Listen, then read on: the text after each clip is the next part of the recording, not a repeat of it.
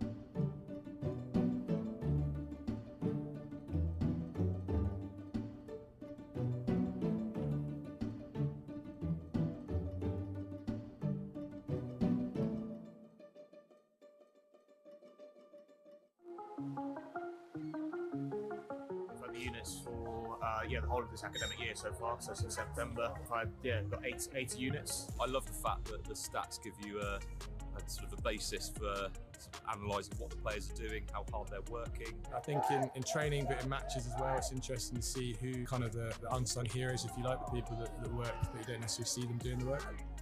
So the students have, they have real kind of responsibility to do all the uploading of data themselves. All I have to do, look on the cloud sort of platform, and then I can do my analysis from there. Yeah, it's been really interesting. I've enjoyed seeing how far I was running as well as my max speed. It's been great. I mean, it's been really fun having competition within the squad. see who's run the most, who's the fastest. This is one really good thing about the app. So each player will have an app. It's great for the rugby school community, so they can compare themselves against each other, and get leaderboards for each metric, and yeah, certainly breeds that area of competitiveness. Everyone's like putting their best teams out, working hard, and never giving up until the final whistle. So when you come out here and seeing, everyone, all the big schools and the big names, and putting ourselves up against it, it's really good. It's been brilliant. We love coming down. We're lucky enough this year. It's our 200th year of rugby, so we're celebrating massively this year. I think the standard's been really high. We were here last year. 12 months on, the girls' game has exploded, and we've had 3 really tough games today. It's been a great tournament, great standards, and nice to see how we mix some of the bigger schools and the bigger names in rugby.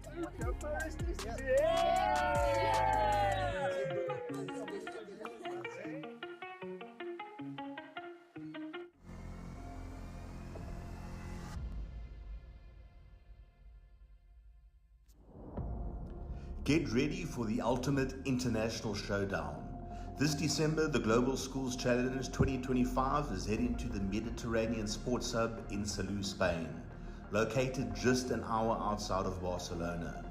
From December 14th to 19th, the world's top student athletes will compete in rugby and a range of new sports. Hosted at one of Europe's premier facilities, you'll experience world-class pitches, state-of-the-art equipment, and a vibrant atmosphere designed for excellence. Off the field, explore the beautiful coastal town of Salou, enjoy golden beaches, and take a trip to Barcelona for iconic landmarks like the Sagrada Familia and the Nou Camp. Every game will be streamed live by Next Gen 15, bringing the action to a global audience. Don't miss your chance to be part of this incredible event. Register now at globalschoolschallenge.com and rise to the challenge.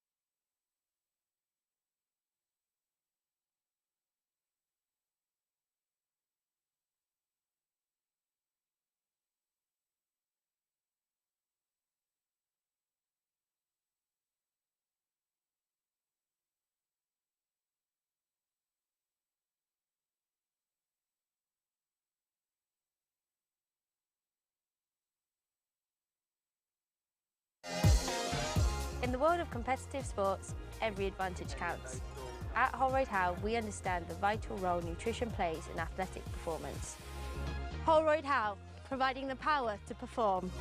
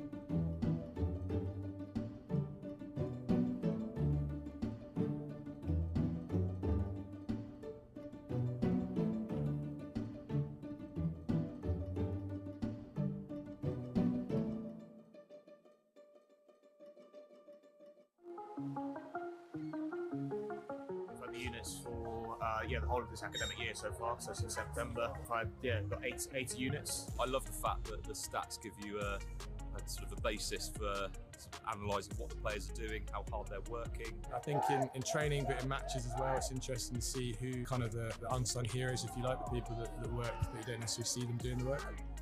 So the students have they have real kind of responsibility to do all the uploading of data themselves. All I have to do, look on the cloud sort of platform, and then I can do my analysis from there. Yeah, it's been really interesting. I've enjoyed seeing how far I was running as well as my max speed. It's been great. I mean, it's been really fun having competition within the squad. See who's run the most, who's the fastest. This is one really good thing about the app. So each player will have an app. We've created a rugby school community, so they can compare themselves against each other and get leaderboards for each metric. And yeah, it certainly breeds that area of competitiveness. Everyone's like putting their best teams out, working hard, and never giving up until the final whistle. When you come out here and seeing everyone, all the big schools and the big names, and putting ourselves up against it, it's really good. It's been brilliant. We love coming down. We're lucky enough this year. It's our 200th year of rugby, so we're celebrating massively this year. I think the standard's been really high. We were here last year. 12 months on, the girls' game has exploded, and we've had 3 really tough games today. And it's been a great tournament, great standards, and nice to see how we mix with some of the bigger schools and the bigger names in rugby.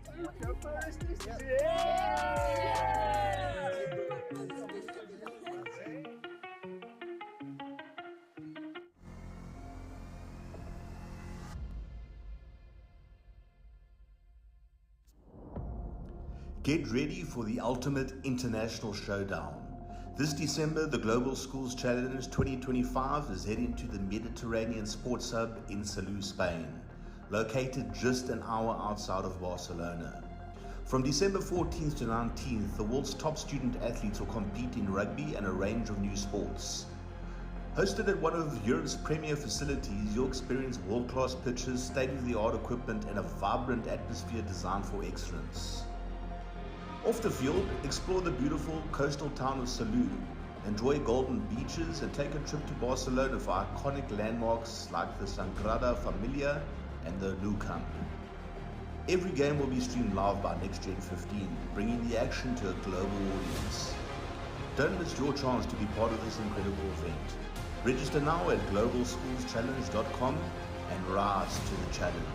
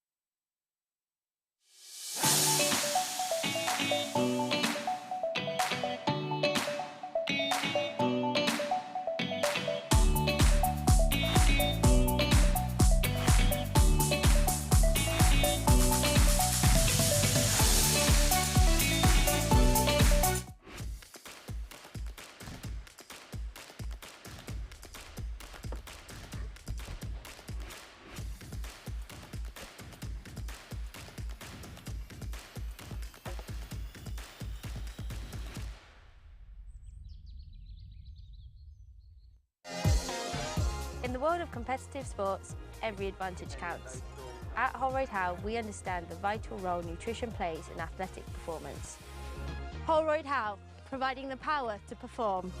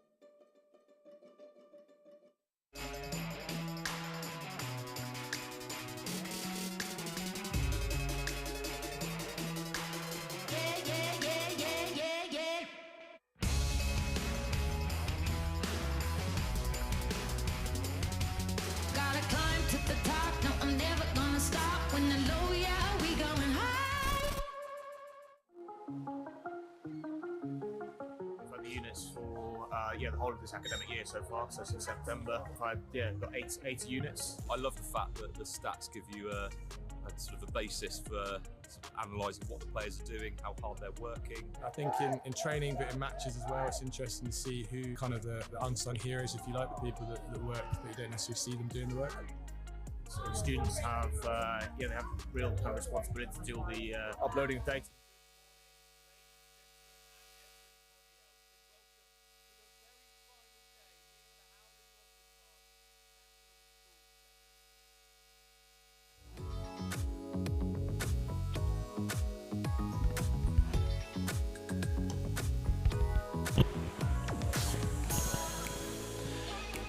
Well, I hope you're hearing me now. We'll give that another crack.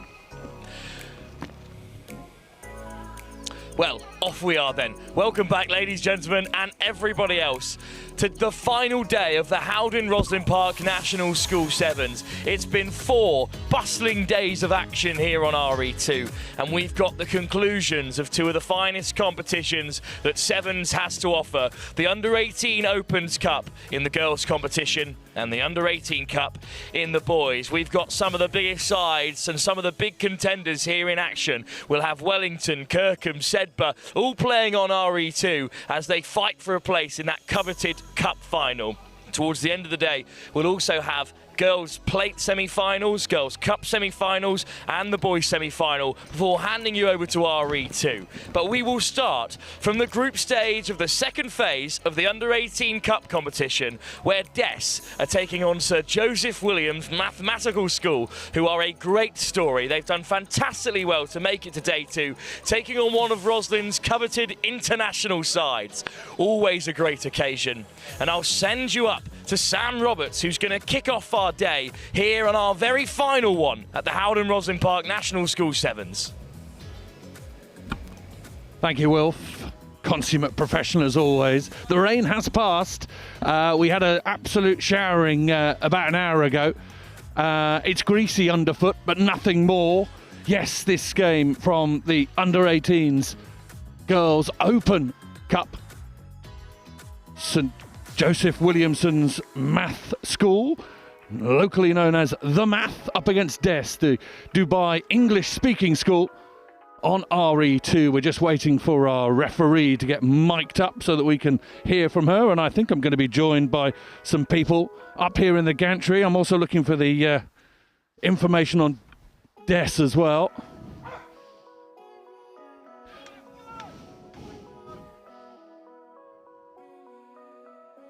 We are still just waiting for the referee to join us.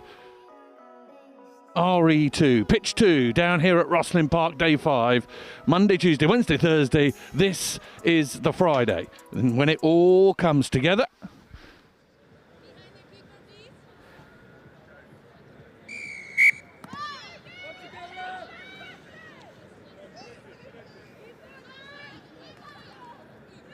We are underway. Des have the ball. Having received the kickoff, and I'm going to try and make it work. We will see a fair bit of that this morning. It is a little bit greasy. The referee says play on. Des try and swing it into midfield. That's their own 22, but this being Sevens, there is no need to do anything other than just hold onto the ball and try and find a bit of space. Des down this left-hand side. Tackles need to be good. She evades one. Covering tackle coming across. Hauled down, just short of the 22. Math School are going to have to work hard to get away from that. They get a penalty, and I'm joined in commentary by Kira, one of the players from St. Joseph Williams Math School.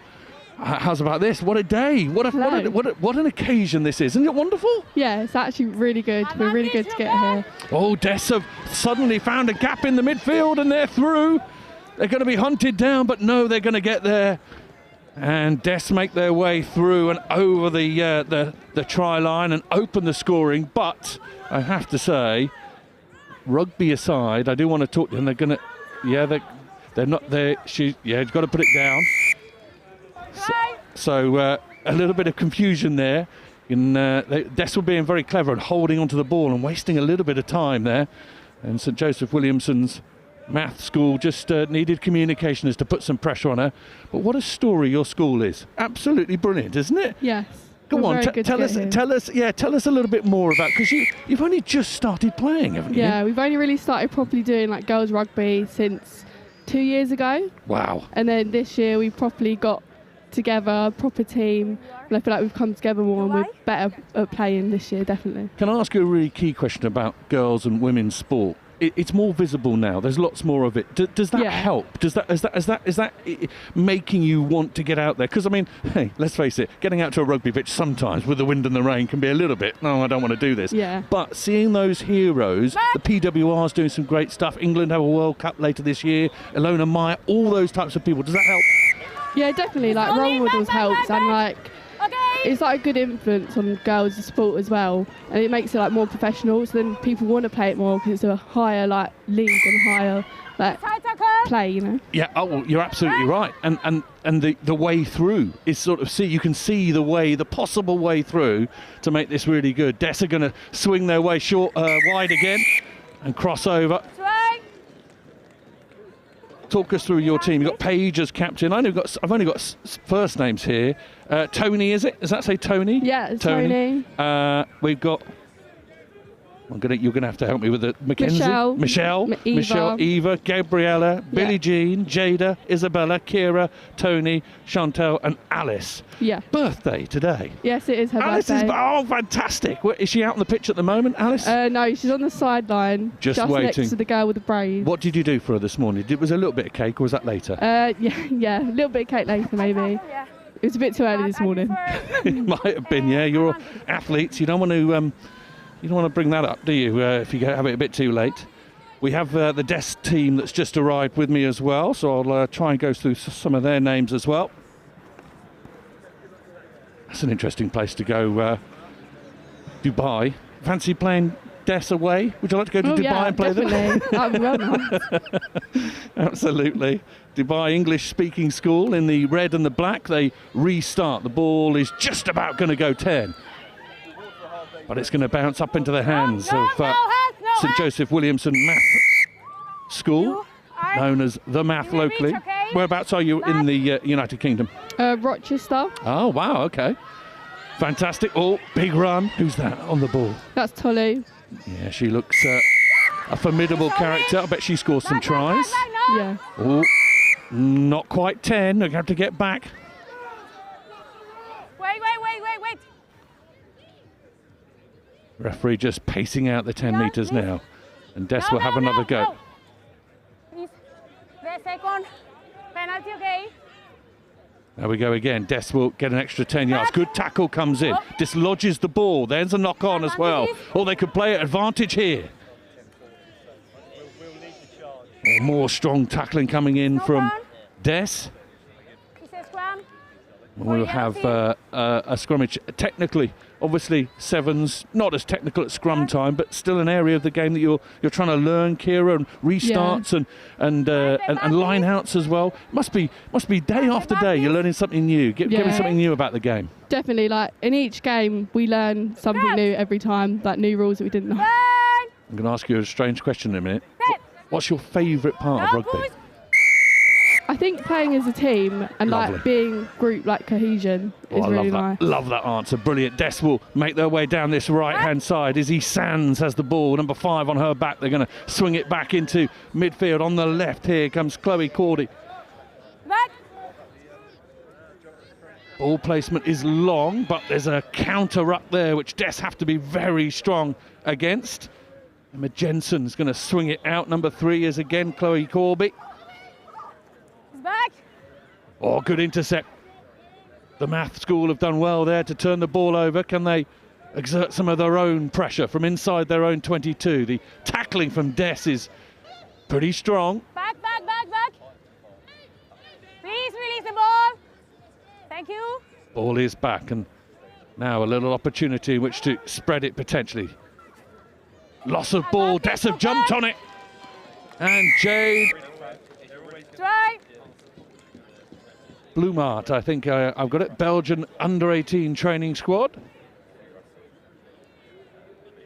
Has snaffled up the ball. Did you must have stayed down last night and enjoyed yourselves? You can't, or did you come here this morning? Oh, we came in this morning. Did you? Yeah, we weren't expecting to get through, so we wasn't too sure. Yeah. So we come back this morning. Fantastic. You mentioned the camaraderie there. Some good characters in your squad, people who keep the energy flowing. Yeah, definitely. Like Gabriella, Paige, Eva, like everyone keeps it going. Yeah. Motivates. Anyone, you know, always up to something, playing a few tricks? Not that I can think of. Oh, that's what rugby is all about, getting the different personalities involved. And 15s as well. Do you have a go at 15s at the wider game? Yeah, we have. Yeah. And you enjoy that just as much, I'm sure. Yeah, definitely. Sevens is definitely more running. Oh yeah. There's more space. You've got to cover it, haven't you? Everyone feels that this week. Lots more space to cover. Des have gathered that ball really, really well. They come back across into midfield. Some good, sharp running. Now the awareness to give the ball away. Knock on, says the referee. An advantage will come back. And we'll have half-time. The Dubai expats team are in front at the moment. Another look at the mini break there. Des have capitalised on things. But at the moment, I'll say thank you to Kira. Good luck for the remainder of the day. I hope you go really well. Enjoy it, yes? Thank you very much. Thank you. Thank you for coming along. Thank you, Kira. Brilliant work. 17-0 at half-time. All rugby on its way.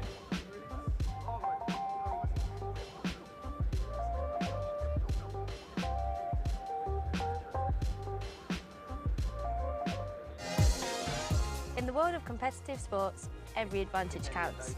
At Holroyd Howe, we understand the vital role nutrition plays in athletic performance. Holroyd Howe, providing the power to perform.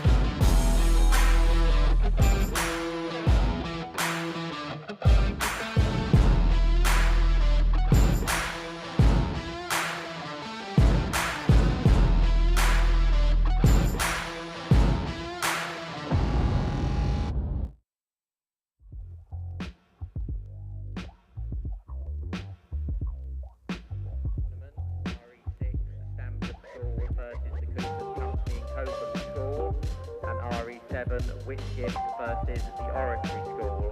Those matches due to get underway at 10:20.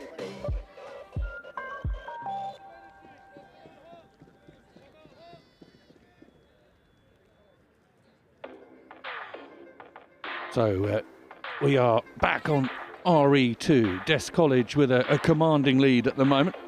3 tries to the good against St Joseph Williamson's Mathematical School. Math School down in Rochester.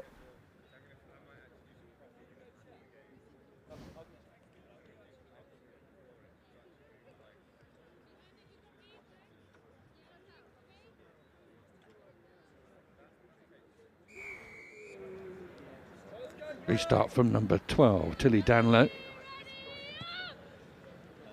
Left boot gets things underway. A good take from the St Joseph Williamson Math School. They come forward with the ball. Turnover is excellent. Now Des swing it to the left-hand side.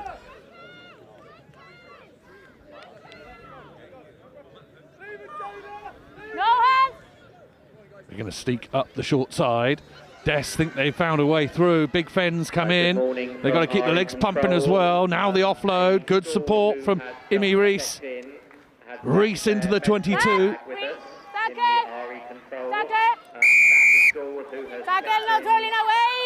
Not rolling. St Joseph Williamson Math School are going to be penalised. Des will try and recycle the ball. It's not 10. Not 10, says the referee. They'll go quickly again. Or Up towards the line goes Blomart. Scored in the first, and all of a sudden the door is open. They suck the players in, and Chloe Corby, wearing 3 on her back, scoots around the outside of the posts and continues to add the points for the Dubai English-speaking school. You're the captain.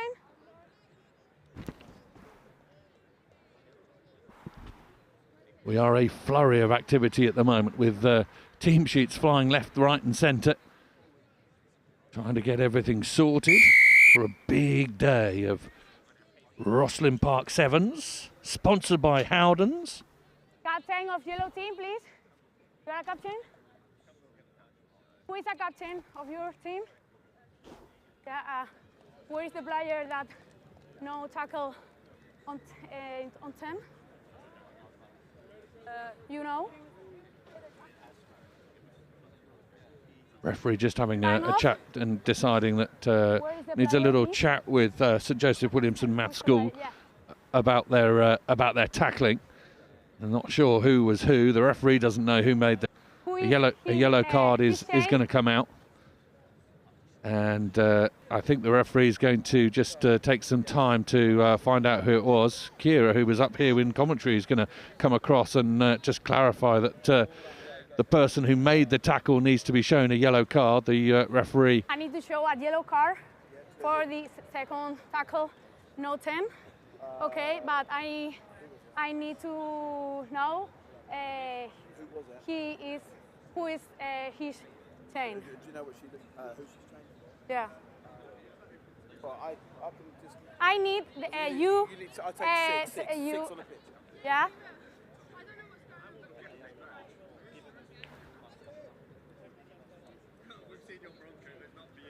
Time on.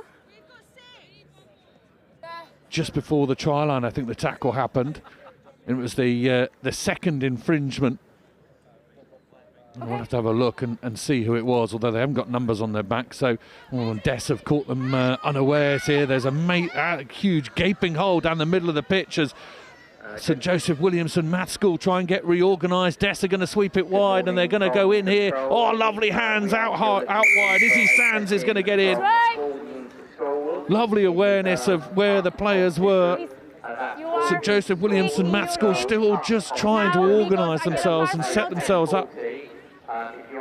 Referee punishing them with a yellow card. And they're down to 6 players. Conversion is going to be a tough one from out wide. Tilly Danlow is going to try her best. It's a decent kick, but it's not quite enough to get all the way through. More substitutions being made by the Maths School. Just a reminder that these girls played, just started playing just over 2 years ago.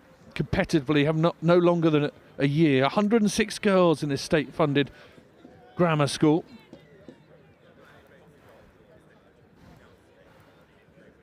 Yeah, that could be the tackle that was the problem, but moment has almost passed. The referee confused and couldn't find it out. No 10. 11 of these girls are year 13 from only 50 girls in year 13. That's not a huge amount to choose from. Brilliant to see them here. They are doing exceptionally well, and this is really ultimately what Rosslyn Park is all about, getting these new schools involved in this experience and trying to come again and go again. Next year we want more of these, more people, more youngsters, boys and girls coming down and experiencing rugby for the first time. That's a huge tackle that comes in from Des, and there's half a gap here. Another way they go. This could be brilliant. So Joseph Williamson Maths School are going to score on RE2. Yes, brilliantly done. That's right.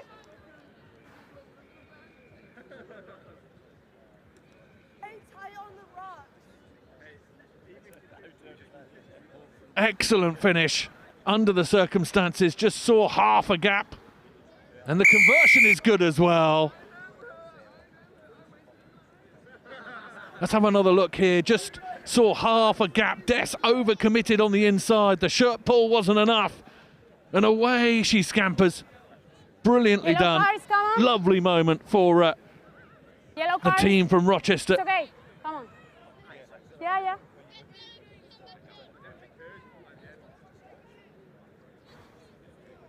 Back to 7 with the yellow card reversed. Restart. Difficult one to gather, and it has been a little greasy. And an hour's worth of rain before you joined us here on RE2. Tackle, no rolling away. Back, please. 10, 10, 10, 10. No. No. Yes. Des come forward again, exploiting the way that St Joseph Williamson didn't get back 10, and Des are going to canter home again.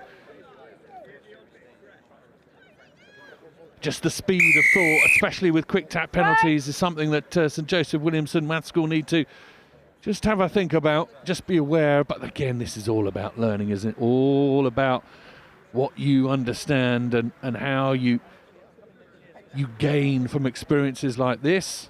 And hopefully St Joseph Williamson Math School are going to continue to enjoy their rugby and push on with getting girls and boys through their system to try and give it a go.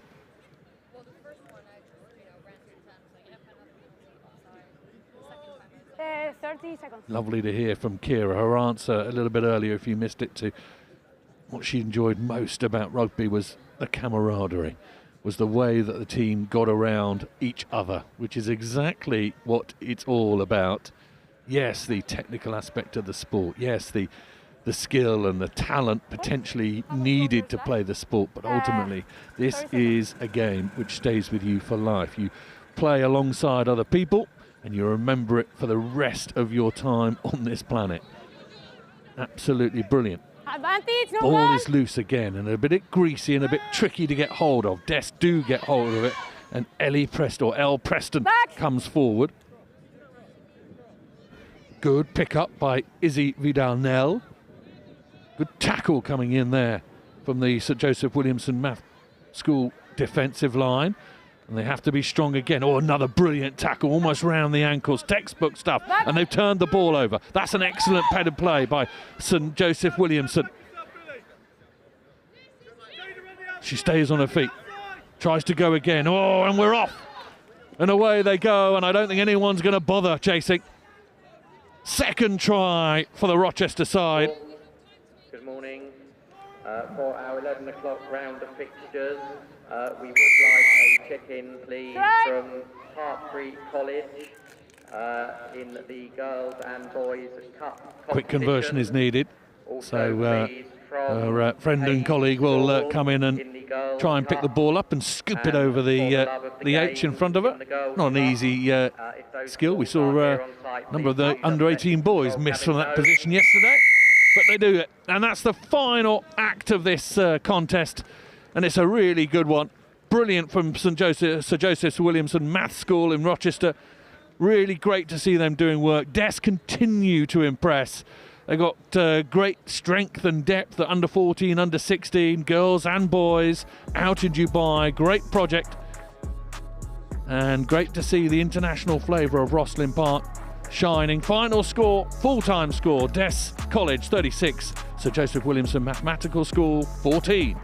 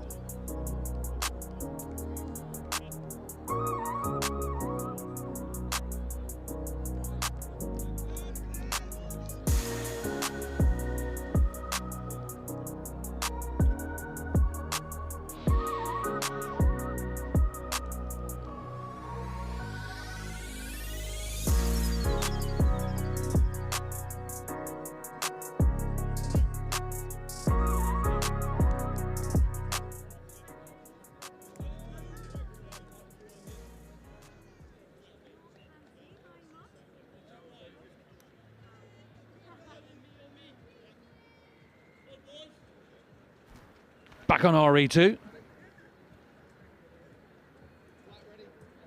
Abingdon to take on Dulwich. Abingdon in this rather fetching pink garb. Dulwich with the restart, and both these schools know their way around this particular part of West London, and they will break down the right-hand side. Will Dulwich? Good offload. Fantastic work. Tackling the man on the floor. That man there, over there. Referee says penalty to Dulwich, and they'll swing it all the way onto this left-hand side. Examination down this left-hand side. Good fend. Away from the tackler. Has to be good. Dulwich are going to scamper clear. Good morning from control. The juniors tournament. Dulwich with the first try. We are looking for a check-in, please, from Bradford Grammar and Caterham School. That's Bradford Grammar. And it's a tough start for Abingdon. Dulwich get in front. Been joined by some Abingdon lads. Thank you, Abingdon, for scaling the scaffolding. Take your life in your hands. Who have we got here? Introduce yourselves. Barney and Jago. Barney and Jago. Well, tough one for you to start with there, Dulwich, but you knew they'd be good, eh? You knew they'd be good. You play them on the circuit? No, they're not a normal fixture, but to be honest, we're just pleased to have gotten through today too.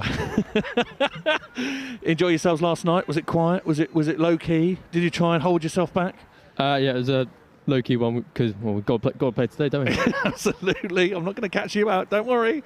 I am a big fan of your pink kit. This is lovely. I really do. I think you win for me the prize for best kit. How's about that? Well, it's iconic, isn't it? Someone's got to win that one, don't they? Absolutely. All backwards. Play on. Ball is going to go backwards, and it's going to be fed across. Big boot number 14, George Bottomley, manages to push the ball wide. Counter ruck from Dulwich, asks a few serious questions. Again, the boot goes in. Dulwich have turned the ball over. Dulwich are going to sweep on this left-hand side again. This threat wearing number 3. Once again, the tackles from Abingdon aren't quite as good as they could be. And Dulwich are in again. Barney, Jago, what needs to happen? I think I know what the answer might be. Go on. Just completed tackles there, one-on-ones. Got to get them right. What about you, Joe? I think we just need to stay composed. To be honest, I think we're feeling a bit flustered to start with. So if we just calm the nerves, I think the way we played yesterday, especially towards the end of the day, I think we can really pull this one back. Trust your processes as well. Who did you have in your group yesterday? Do you remember? We had Clifton College, Hartpury College, Cardiff and Vale, and then Bedford. Bedford as well. How did you get on about those boys? We won 2 from 4, beating Clifton College 40-7. Yeah. And then Cardiff and Vale 21-5. Good. And then the other 2 were relatively close, but get the timing right. Not too bad. Great to be back here on the second day and experiencing everything that comes with it. But the competition just gets harder and harder as more good teams come your way. It's going to be tricky, but we'll see how we can go. Abingdon will now piece themselves back together and look to get offensive, having put in a couple of defensive shifts against Dulwich and seen them score 2 tries. Ball out the back. Got to be a little bit careful with it. It's a little bit greasy. Out on this left-hand side is Bottomley again. Angus Gore, I think it is, who attempts to go through the gate rather than around it.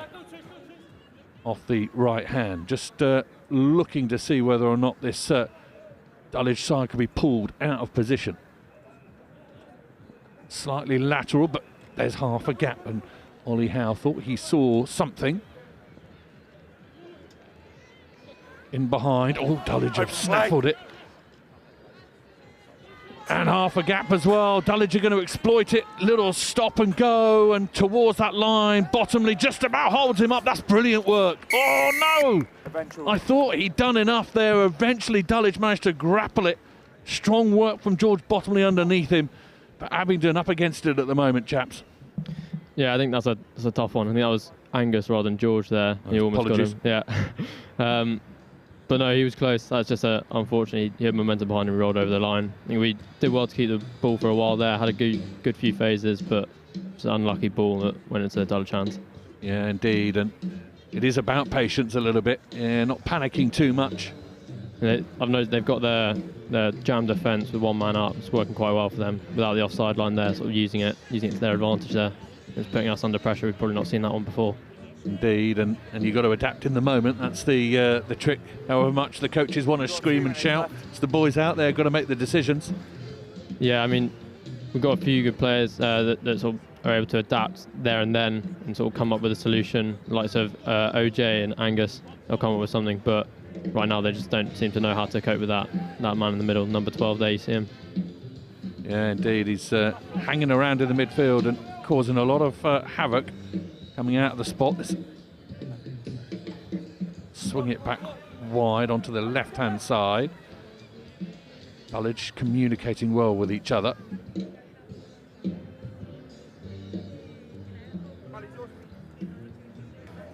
Almost a blitz in midfield, which makes that secondary pass a little bit more tricky.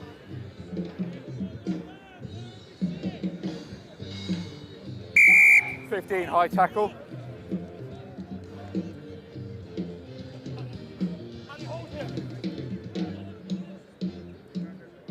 Switch, and the tackle comes in, and does well to Never hold on to the lift. ball.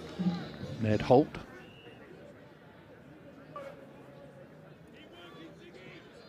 Dulwich at the moment, just pinning Abingdon into their own 22. Another high tackle. Referee will be having a chat about that. Not 10. Well, this is something that perhaps Abingdon can fellas on the work with halfway here. line. Dulwich coming up on the wrong side of the referee's whistle. Yeah, moving up the pitch. I mean, another few penalties, we might be on the receiving end of a sin bin, which would do well for us. But there's there we a go, gap. it's Luke through. Yeah, there we go, streaking away. This game can suddenly turn. Nice work from Luke Morris. Saw half a gap and Dulwich just caught out. And yeah, 3 tries suddenly becomes 2 try difference. And it's not lost at the moment, is it, Jago? No, yeah. I mean, Luke was one of our star players yesterday for sure. And I feel, yeah, with that try, I think we can carry a bit of momentum into this second half. Hopefully turn the tables a little bit and potentially come back.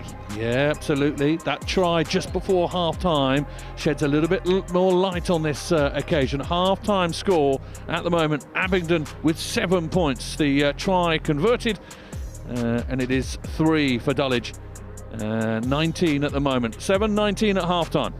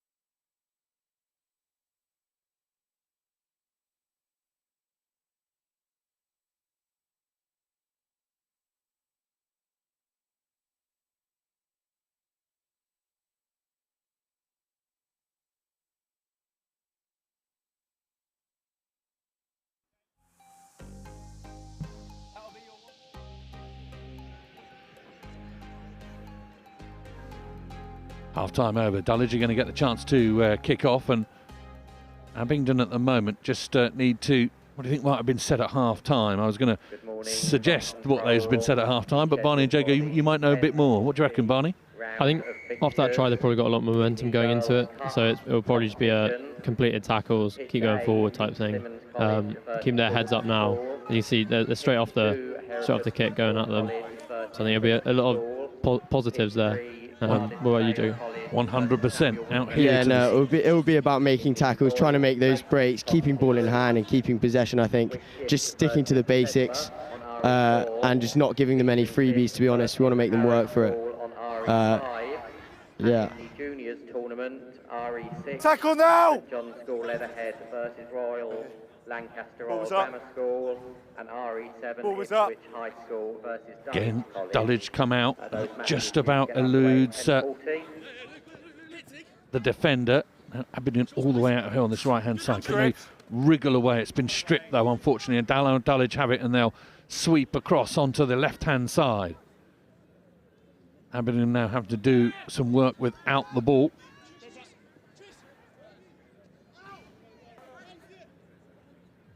Dulwich, of course, with the ascendancy on the scoreboard, can potentially just take their time and try and see half a gap. We might see that the cleats that have been so popular the last few days with it really dry. I'm not sure where the long studs have come in, but it is greasy. Out to the left-hand side, the try scorer of the first half is going to try and make his way. Good tackles come in from Abingdon.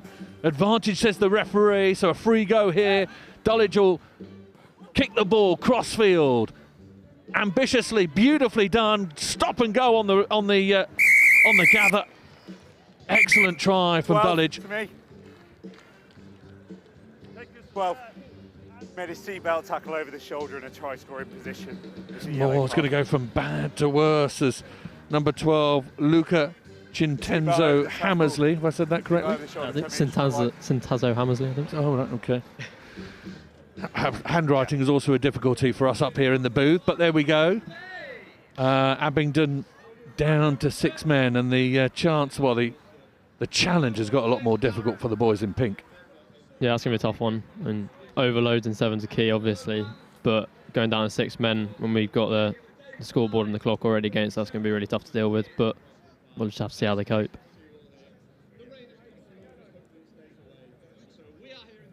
Dulwich, beautiful crossfield kick, really beautifully gathered, and then the stop and go on the outside. Just give him half a yard. Over he goes. Dulwich looking in the mood at the moment. He's off now. Restart is hoiked upwards.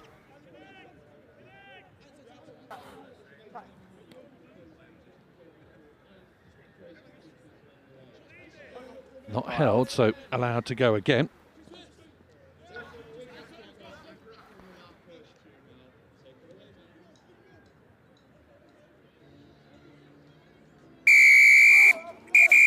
Time off. That's the 3rd high tackle in the game. Off you go. Number 14 from Dulwich. That evens things up, boys. Yeah, that gets rid of that overload that they had.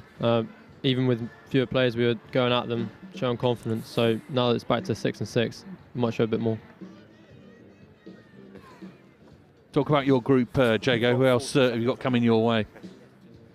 We've got Woodhouse Grove, and then we've got Trinity School Croydon. So I think they'll pose a good challenge, but I really feel that, you know, we can come back from a tough start, and I think we can really pose a challenge and win those 2 games and potentially be the best runners-up. Yeah, need to finish well in this game, certainly. It's not quite over. Seen stranger things in 7s than this sort of turnaround in the time that we have. 2 men in the bin, 1 for either side, which makes this big field even bigger. How can Abingdon exploit it? They crawl over the 10-metre line and then fire the ball out. Yeah, I think we're just going to have to rely on fitness here. I mean, obviously we're still moving pretty quickly. Yesterday would have been tough on that, but we're still going at them. We've retained the ball. We've made it up from the 22 to around their 10. So we're going forward slowly. We're just looking for that half a gap, that break to get through. Swung wide onto the left-hand side. The dummy inside is going to be picked off, and all of a sudden Dulwich have the ball back and a broken field in front of them.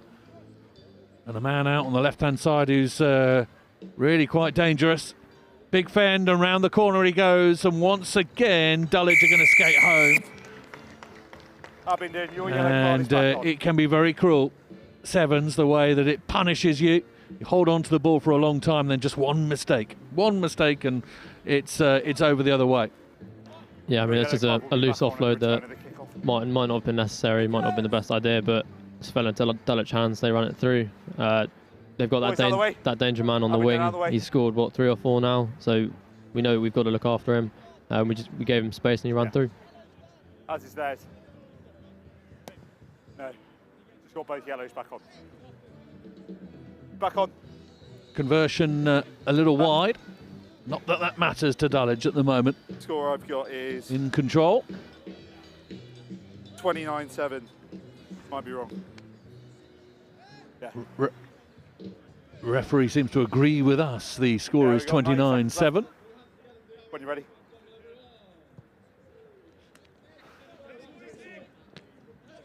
Decent catch under the high ball. Sun has poked out in West London. Good defensive pressure again from Dulwich, who've done some really good work without the ball, and again they're going to be rewarded. You've gone in front of the mark. Come and retake it back here. That blitz defender in the middle again, Just in causing front us of the line, problems. boys. We saw it in the first half. We didn't know what to do, and there he's just seen the pass and gone for it. Going to make their way right. Little dummy. Door opens and over Dulwich go again. Well, this is a loss, and they say what you're going to learn from a loss. What at the moment can you take into the next match from this? This is a difficult question for you, Barney. Right in the eye of the storm. What are you seeing? What can you change? What can Abingdon improve? Well, I think firstly they've done really well to try and retain the ball when they've been put under pressure. I think that blitz man in the middle, I've said it a couple of times, he's been causing a lot of problems, and so I think learning how to cope under that pressure is going to be really useful going forward. The calibre, the size that we're going to play against will probably have something similar up their sleeves. So learning how to sort of see that in the first few phases and take notes from that and go over it is going to be something that's going to be really important for the rest of the day. No ball. Yeah, Dulwich do look strong. Yeah, this will be last play. And Abingdon have been found out a couple of times. And as you say, still games to go, Jago. Still bounce back ability. That's what you'll need today. Yeah, no, I mean, especially with yesterday, we started pretty poorly and we came back very strong. So I think coming back from, I mean, this is a difficult one to take for sure. But I think we can definitely come back stronger and win the next two. Restart from Dulwich is hanging high in the Rosslyn Park sky. Abingdon just being penned back in. That looked a little high shot, that shoulder, and again there's going to be another yellow card here. And then onto the head. Immediate response from the referee. Abingdon with a numerical advantage at the moment. Half away from the tackler. How's this name? Jimmy? Johnny. Out. Other way. Johnny knocked it. Wearing 6 on his back, and again more good tackles in. Edward Draper is foiled. And immediately the ball is going to be turned over to Dulwich. The sun is quite warm in the sky. Could have a good Friday. Could we have an absolutely cracking Friday down here at the Howden Rosslyn Park National School Sevens? My gut says yes.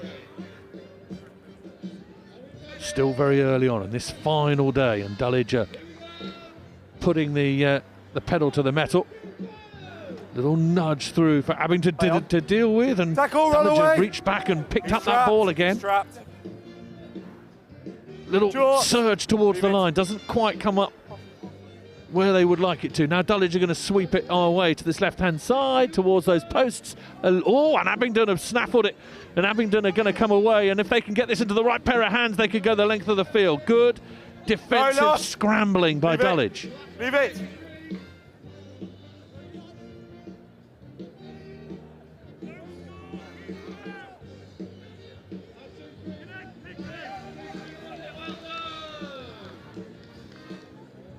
Bounces away from the first tackler. Is there space on the right-hand side? A Fenn could do it. Brought down well by the Dulwich defender. Right here. Half a gap, sees it. Sideline, however, is ominously close. Now Abingdon, can they end on a high? Pump fake in the middle, then the ball over the top. Bit of space. Super tackle comes across and dislodges the ball. Lost forwards, that's the end of the end. And that's what we'll say, end of the game. Dulwich confirm their superiority in this group, and they will be a tough game for anyone this afternoon. My thanks to Barney and Jago from Abingdon School being alongside me. Good luck today. I hope you enjoy it. If nothing else, make sure you enjoy today and have a good time. Abingdon, good luck to you. Thank you, boys. Thank you very much. Cheers, have a good one. Pleasure to have you alongside us. More rugby on its way, but at the moment, it's Dulwich College who imprint a large say-so on this group. Abingdon 7, Dulwich 34 at full time.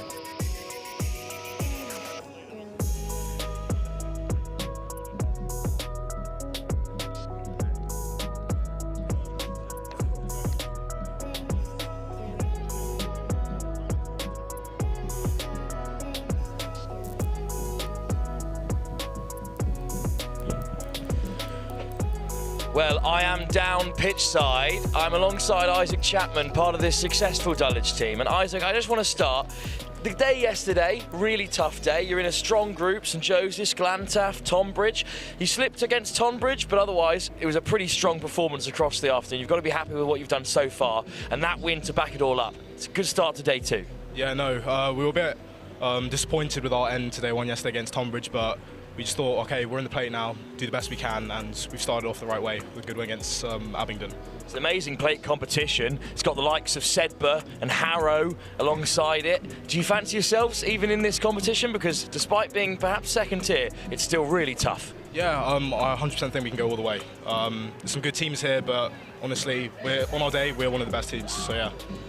Well, it's a physical Abingdon side you've just played. It's a physical task of endurance to last so long at Roslyn Park. Do you think this pretty young Dulwich side can hold up physically, as you have already so far? Yeah, no, I do. We've got some big guys on our team. Michael, one of our wingers, exceptional athlete. So even with the bigger teams, I'm 100% sure we can, do a good one, do a good job. Well played. A great start. Isaac Chapman from Dulwich chatting to us here. I'll let you join the rest of your team. I'll send you back upstairs to Sam Roberts, who's got more action. I think we're now into the Under-18 Cup competition where Trinity are playing. Yeah, Trinity involved up against Hereford Sixth Form College in the Girls Under-18 Cup competition. And this could be a coming together. Some decent talent out there playing a lot of different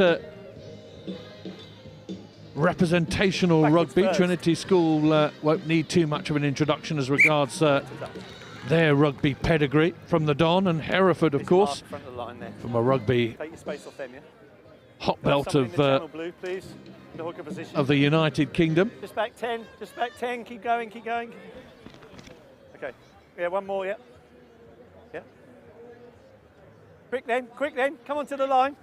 Let's go, let's play. Back, please, back, thank you.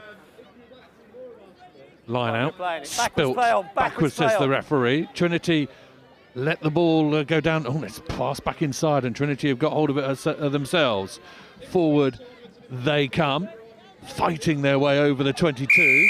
Yeah, and unfortunately, we're going to have a situation where the person who was trying to make a tackle got tackled. So a bit of a strange one, that. Number 10, Hebe Robinson, is going to get a go down this left-hand side, or the knock-on. Unfortunate. Good work by Robinson to see the space. The little note against her name is so laid back, she's horizontal. And this was written by the coach, so if the coach is seeing it, it's a good quality to have, especially in the maelstrom of the Roslyn Park Sevens. Fine. Set. We're going to reset that.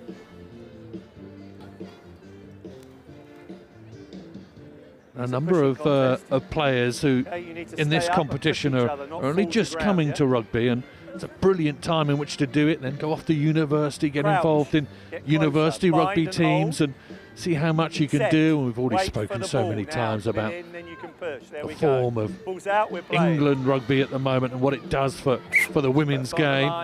World Cup later this year will be huge. And more heroes will start to emerge. Hey, it needs to go 5. Yeah? Let's play.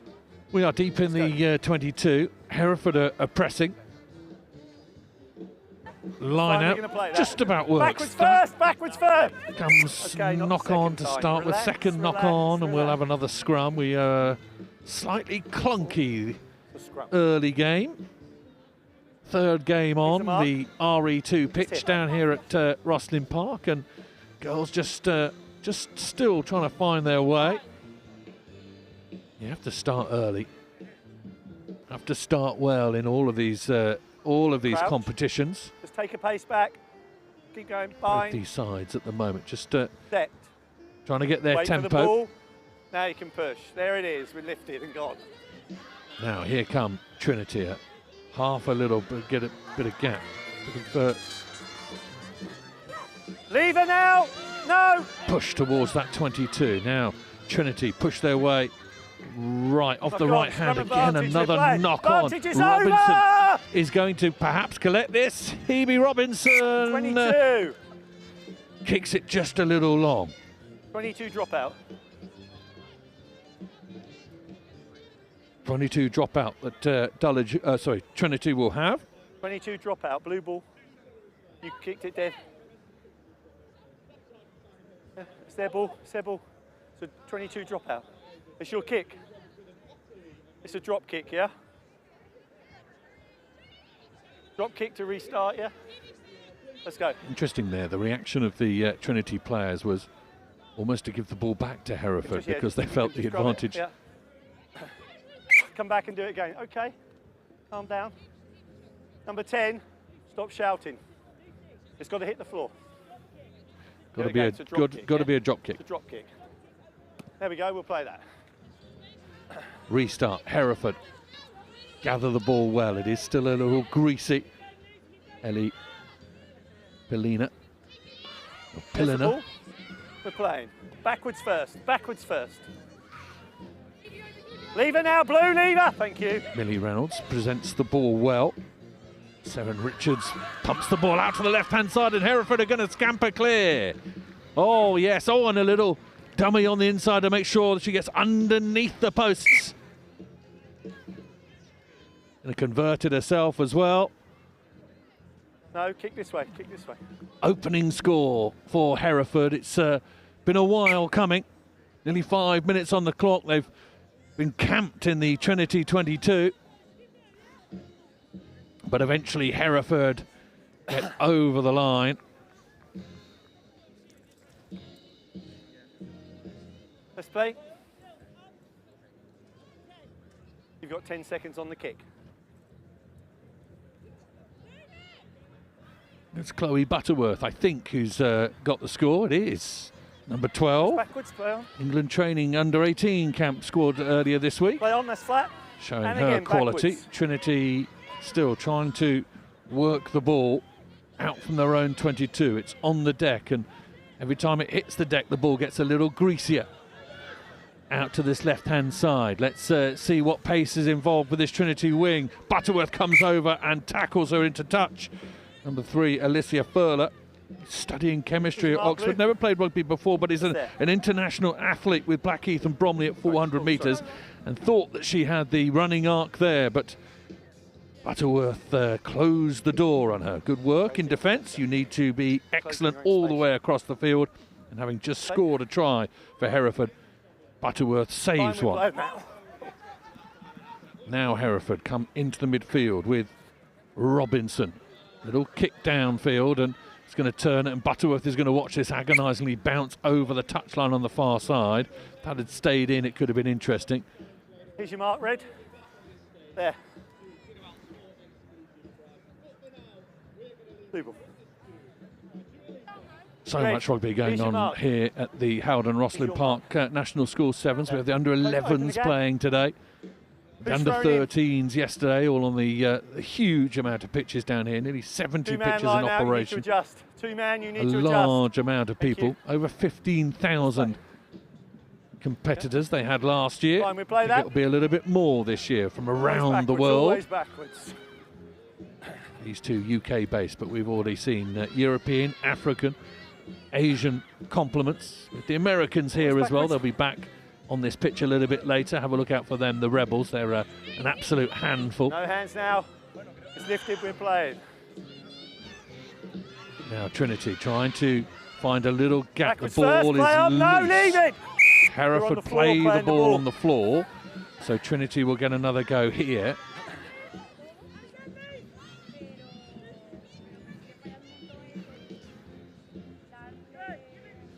Trinity down this shorter side. Need the ball to be played back inside, and Furler is there to be on hand. Last feet. Lifted and played, thank you. Away Trinity come. Good, into the Hereford half. Players are with her. Dummy half makes that little break. Izzy Trainer. Onside, counter ruck is legal, play on! Really decent counter ruck, but there was no follow-up from Hereford, so Trinity were able to get the ball. First person pick up, 10. Yeah, Robinson has done well.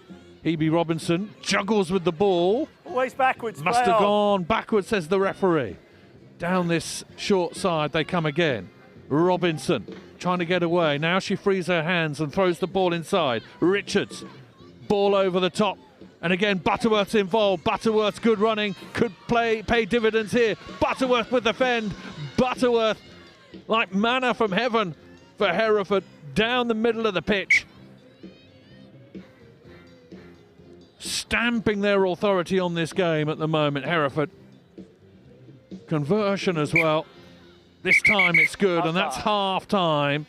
Hereford, and in particular, Chloe Butterworth, really doing the damage down the middle. Trinity clasping at thin air. Good afternoon. Butterworth 2 tries, Trinity 0 at half time. It is Hereford 12, Trinity 0. Millfield School versus RGS Guildford, and RE2 Hartbury College versus Tonbridge School. Over in the Girls Cup under 18.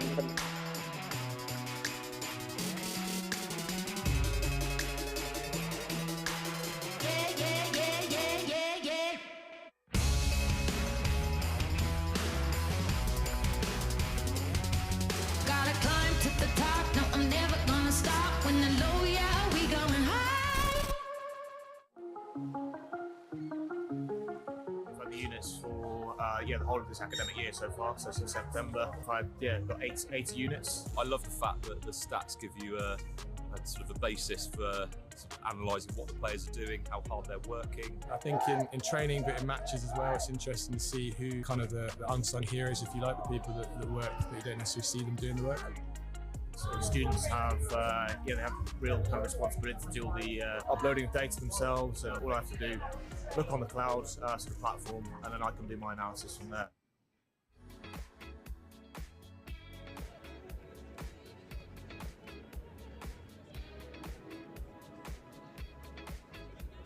Back on RE2, the Howden Rosslyn Park National School Sevens. Welcome to you if you're just joining us. This is the Under 18 Girls Cup competition, and it's been fiercely contested, as you can see from that restart.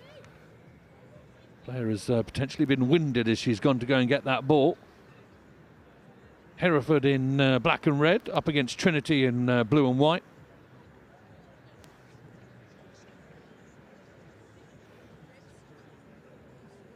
We'll have a little break in play as this player gets a little bit of attention, or she's going to get back to her feet.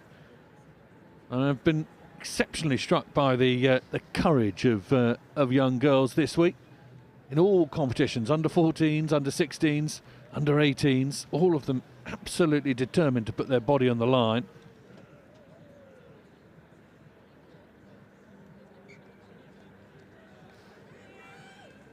A little knock on and have a put in here to Trinity.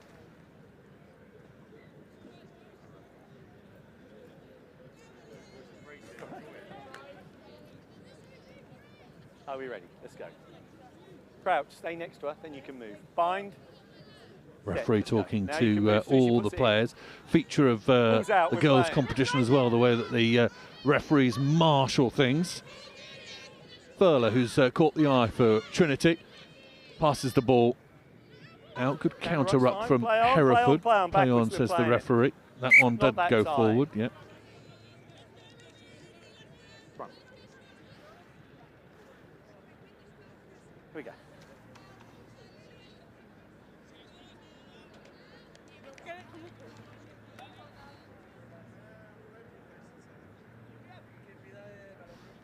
Are you 9? Just come and stand here. Crouch. No, stand here. You've got to start here, then you can move. Crouch, bind, set. Now you can move as soon as she puts it in, yeah? Go. It's out, we're playing. It's always backwards. It's always backwards. Not that time, so knock on. Let's play the advantage. Stop appealing, please. Hereford are going to come away with the ball. Robinson's going to Advantage is over. find her mate on the left-hand side, and there's a little bit of space here. Big space as well for Nikki Davenhall. Davenhall's going to streak away. Trinity are going to try and hold on to her, but they can't prevent her from scoring a lovely try down this left-hand touchline. Nikki Davenhall, a girl of South African heritage, and it says lightning quick. She's lived up to her billing on RE2. Just please stop appealing, Tanya. Yep.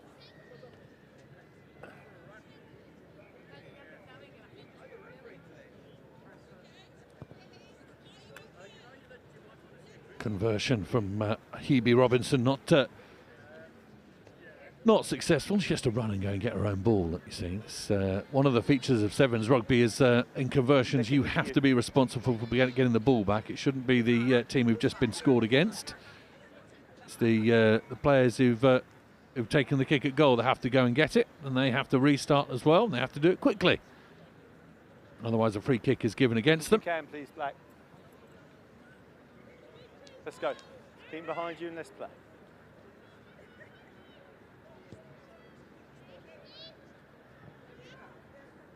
Ball is going to bounce into the hands of the Trinity players, and I think it's number 16, Lily Evans.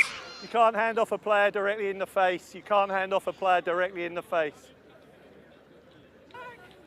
Trinity going to be penalised, and Hereford are going to come away with it, and I think Robinson's going to get another go to pull the strings away here on this left-hand touchline again.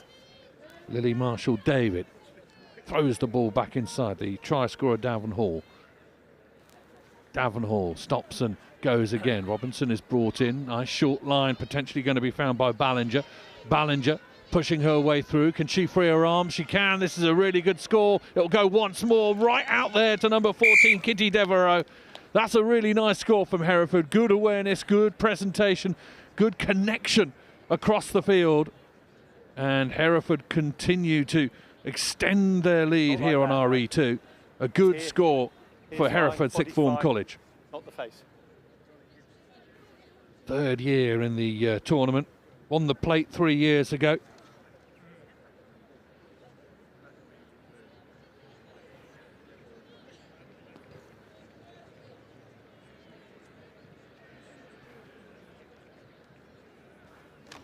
Conversion isn't good, but it was a tricky one. Another look here. Have a look at the handling and the awareness as it goes across this back line from Hereford.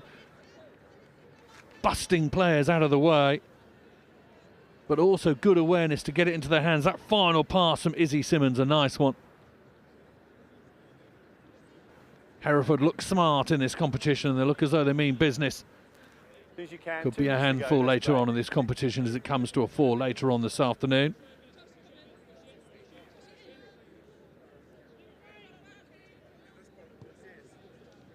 Restart is decent from Robinson. It's going to give her side someone to look at. Lovely work from Chelsea Lane to offload. Lily Marshall-David down that short side. Once again, Ballinger is involved. Ballinger pushes her way into the 22. This is decent work. Hereford again. Offside, says the referee. Backwards. We'll play it. Number 19 is Mo Molina. Once again, one of the try scorers, Nikki Davenhall, is going to curve and arc her run round. She stops and almost dummies, putting the ball down, and brings Trinity out of position so that she can go underneath the posts. Good awareness. This is a good Hereford side that are just get on with it. Offside, you can't be in front of the ball. Really exploiting the way that the heads have gone down from Trinity. Conversion is good. Davenhall drop kicks another 2 points. Hereford in the ascendancy in more ways than one. Have another look at Davenhall here. I like this little moment at the end. She dummies, almost putting the ball down. and skirts back inside because the conversion's so much easier from underneath the posts.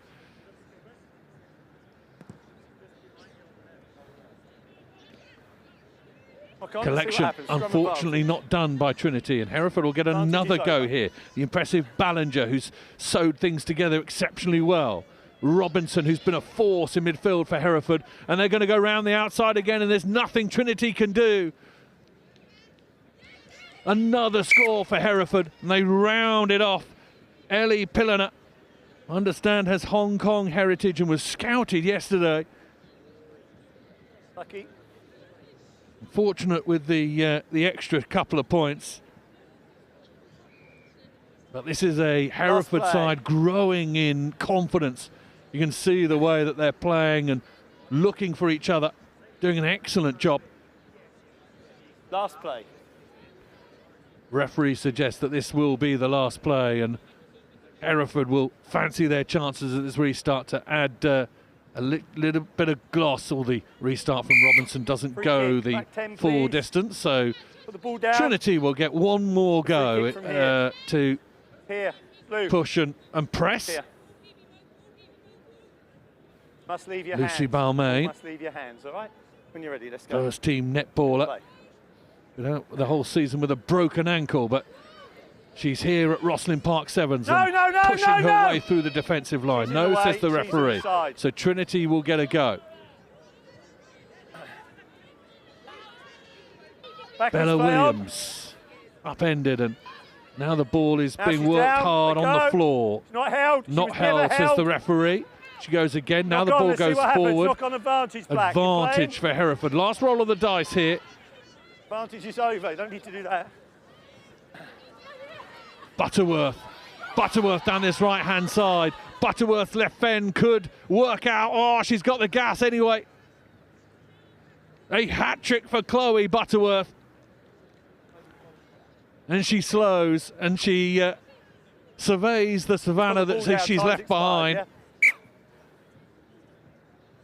Chloe Butterworth does add the cherry on top of the Hereford Sixth Form College cake, because they have won and won well. 41 points to 0.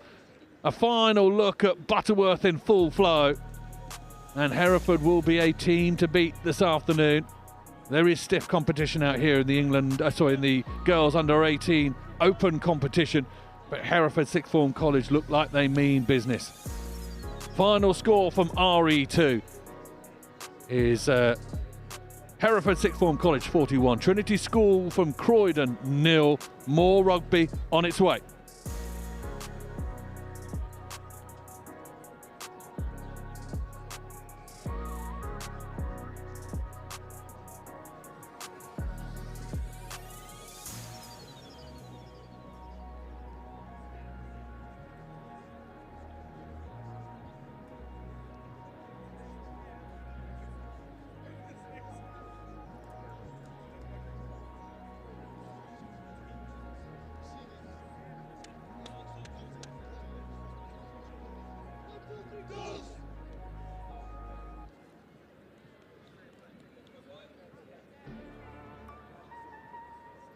Welcome back to RE2.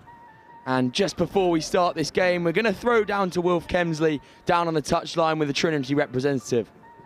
Sam, yeah, I'm here with Stasha, the head coach of Trinity's girls under-18 side. I was just chatting to the rest of the Trinity staff on the sideline, and we were just talking about how great it is that a school like Trinity, which has got such a rich rugby history, now has a women's programme that's thriving here at Rosslyn Park. Yeah, it's kind of come out of nowhere, really. We only have girls in the sixth form, so it's really hard, you know, to get girls that haven't played rugby before to start playing at this age. But what's great is that we've got real athletes at the school. So we've got girls that play multi-sports, netball, hockey, football, cricket, and it's just brilliant that we can give them the opportunity to try a sport that a lot of them have never tried before. So we've got one girl that had played last year, two that play outside of school, and the rest have never played before yesterday.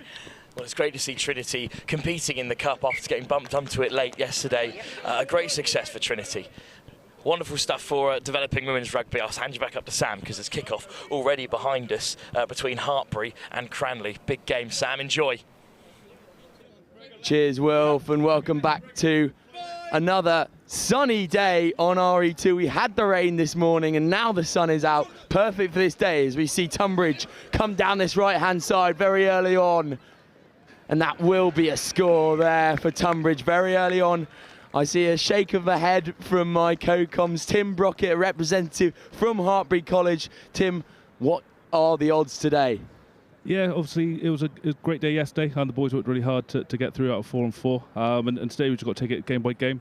Obviously the key thing in sevens, you know, is keeping possession. And obviously we didn't get hold of that kick-off there, and it's always going to be tough.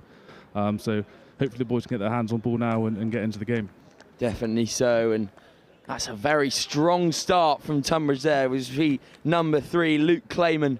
As we hear there, Hartbury going 4 from 4 yesterday, much like their opposition here on RE2. Tunbridge going 4 from 4, not being covered obviously on here on RE2, but on RE1 a big game against Dulwich yesterday, and that was a cracker.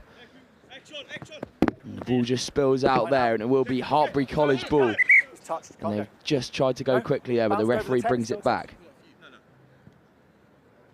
Obviously, this Hartbury side, a lot of youth involved, all of them, apart from one under 18, who is Tom Hamble. Obviously, I've just heard that Hartbury, the year 13s are going to South Africa in a couple of weeks on their big tour that they do yearly. So this side all filled with lower 6 boys. They'll come down the touchline here. Little stutter step, and that's fantastic from the young Hartbury man. What a try that is. Theo Rogers, the scrum half from Gloucester, representing the Gloucester Academy as well. Wow, what a try, Tim. Yeah, not bad. As I said, obviously making sure you got ball in hand, and then you're in a dangerous position, aren't you? Yeah, he's a nippy little player. Is Theo. Good with ball in hand and always a threat. Yeah, definitely, as we'll see the kick go over, and that will be a full complement of 7, putting Hartbury into the lead now. Wow, what a try this is. Great move off of the set piece, just to come back inside, and then the stutter step down the touchline, leaving his man on the floor. I believe that's what you call broken ankles, Tim. And great try for Hartbury there, putting them on the board and putting them ahead in this game. Really, really well contested game so far. Both teams scoring early as the ball goes high into the sky from Hartbury, straight out. So we'll come back for a Tunbridge penalty on the halfway line. The ball is just recovered here. Tunbridge obviously not as big of a name, but slowly coming into fruition now. And playing very well yesterday as they'll slow the ball down here. Now the spark comes. That's a good move onto the touchline. He's got a man outside. Can he beat someone on the outside? Good fend. Will come back now, stepping inside. Chooses to go outwards again onto the blind. Well contested at the ruck from Hartbury, but no go. Now Tunbridge will move the ball. 4 matches in the boys under 18. Can they try something here on this left-hand side now? Berkhamsted School versus Ipswich School. Here we go. RE2, Tunbridge, the ball just coming out a bit loosely now. On RE3, breaking through the middle. Good offload off the deck. Ball being worked well onto the outside. Steps in, steps out. Carried out well by the Hartbury men, but managed to get the ball away. Girls under 18 place match. Hands here again, and Tunbridge could be on if they use the ball well. Just tries an offload there. Brought down well by the Hartbury man. And that is a penalty for rolling. Tackle's been made, obviously can't do that. But Hartbury win the ball back. Tim, how impressed were you with that defensive set there? Yeah, there's been a massive emphasis on that in terms of staying in front of ball, okay, working hard, staying connected, and then you get fruition from it, not biting and giving the opposition opportunity. So that was a great set again and shows kind of the work rate and the want from the boys. Yeah, there you go, and Hartbury could catch out Tunbridge here. They've got a man on the outside. Does he have the gas? Little stutter step, chooses to cut back inside. Well met by Tunbridge, but he'll carry on his feet. That's number 12, Luca. Oh, I can't read that name. Lucas Stickens. Lucas Stickens there, who will carry on and give off to his number 13. That's Alex Ora. Oh, God, these names. Alex Orahawa, I think it is. And they'll give again and go again, and a nice little offload out of the back. Hartbury with an impressive period of play. Number 11 will strut under there, underneath the post, and dot the ball down, surely for a full complement of sevens. Wow, impressive from Hartbury College. First of all, the defensive set to soak up all that pressure, and then, as Tim said earlier on, you reap the rewards. Much like a game of tennis here, just waiting for that mistake from the opposition. Men's tennis is all about kind of forcing the other man into making a mistake, and you see this here with this seven side. Obviously two very well matched schools, but Hartbury just defending in that way, waiting for Tunbridge to make a mistake, Tim. Yeah, Tim Stevenson and Josh Gray worked a lot with the boys about talking about patience. Again, not trying to force anything and allowing those opportunities to occur. Obviously, defensively staying disciplined, and ultimately then trying to force that error from the opposition rather than giving them another opportunity. And when we've got ball again, just staying connected, staying in support, keeping ball, and then I say especially on day two, there's going to be cracks somewhere because there's going to be a tired body. So it's really important to stay patient with it. Yeah, definitely. As Tunbridge will attack again now, though, but good tackle from the try scorer. Held and brought to ground. And he's just been brought to ground there, so no offload and another Hartbury penalty here. Tunbridge just trying to get back into this game, but Hartbury still standing strong. As we see there, brought to the floor, no offload will be allowed to come. Time if you want to. And a big boot there. And it will make touch. That's a fantastic kick there. Not the most conventional sevens play there, I don't think, but It's a penalty. It's brought us upfield, and obviously in the position we are, it allows us to buy a bit of time before half time, hopefully. Yeah, definitely. And you see the tactics coming into play there. Obviously, Tim's had a word with the boys. They wanna play this game at their own pace. Obviously, Tunbridge having a few good ball carriers and a few good, nice little tricks off the set piece. But game management is what Hartbury are all about.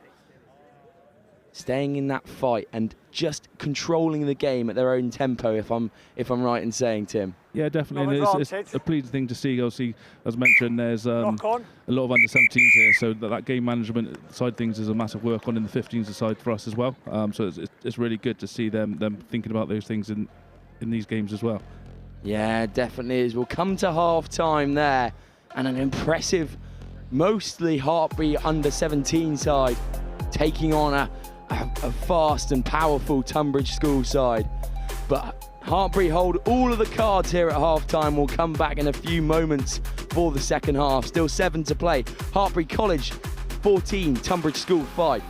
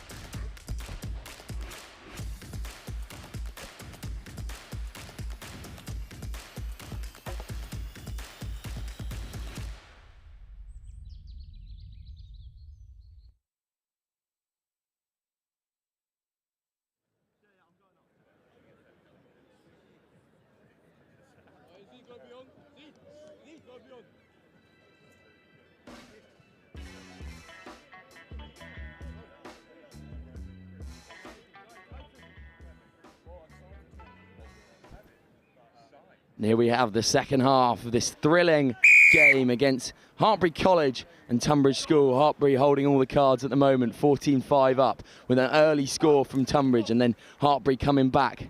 I've still got Tim up here in the gantry with me, joining us for this second half of what will be a fantastic game. And that's a high tackle there, so Tunbridge will get a penalty.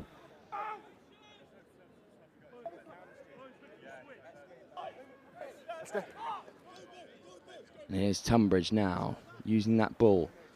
That will be number 3, Luke Clayman, the try scorer. just coming into a bit of traffic there, and there's no 9 at the scrum for Tunbridge. 3 round the side. Just in the side there, bit of ill discipline from Tom Hamble. Yeah, discipline's a big thing, as we mentioned in the first half. Obviously, if you keep giving away penalties, you give them opportunities to get their set plays into it. So it's really important we stay disciplined, to stay in front of ball and trust our D. Yeah, definitely here. It's Tunbridge, the ball spill out. Now can Tunbridge play? Big runner, number 11. That's Freddie Starber. And now Tunbridge, do they have a way in here? Good feet around the outside, and it will be a score for Tunbridge School. Zuriel Nwogwu, I think I've said that right, not too sure. Again, handwriting being my worst enemy here on RE2. But great score there for Tunbridge. As we said, a bit of ill discipline, allowing Tunbridge to get in. And we said that just in the first half, Tim, and it's, I mean, do you have a crystal ball or something? I mean, exactly what we've said.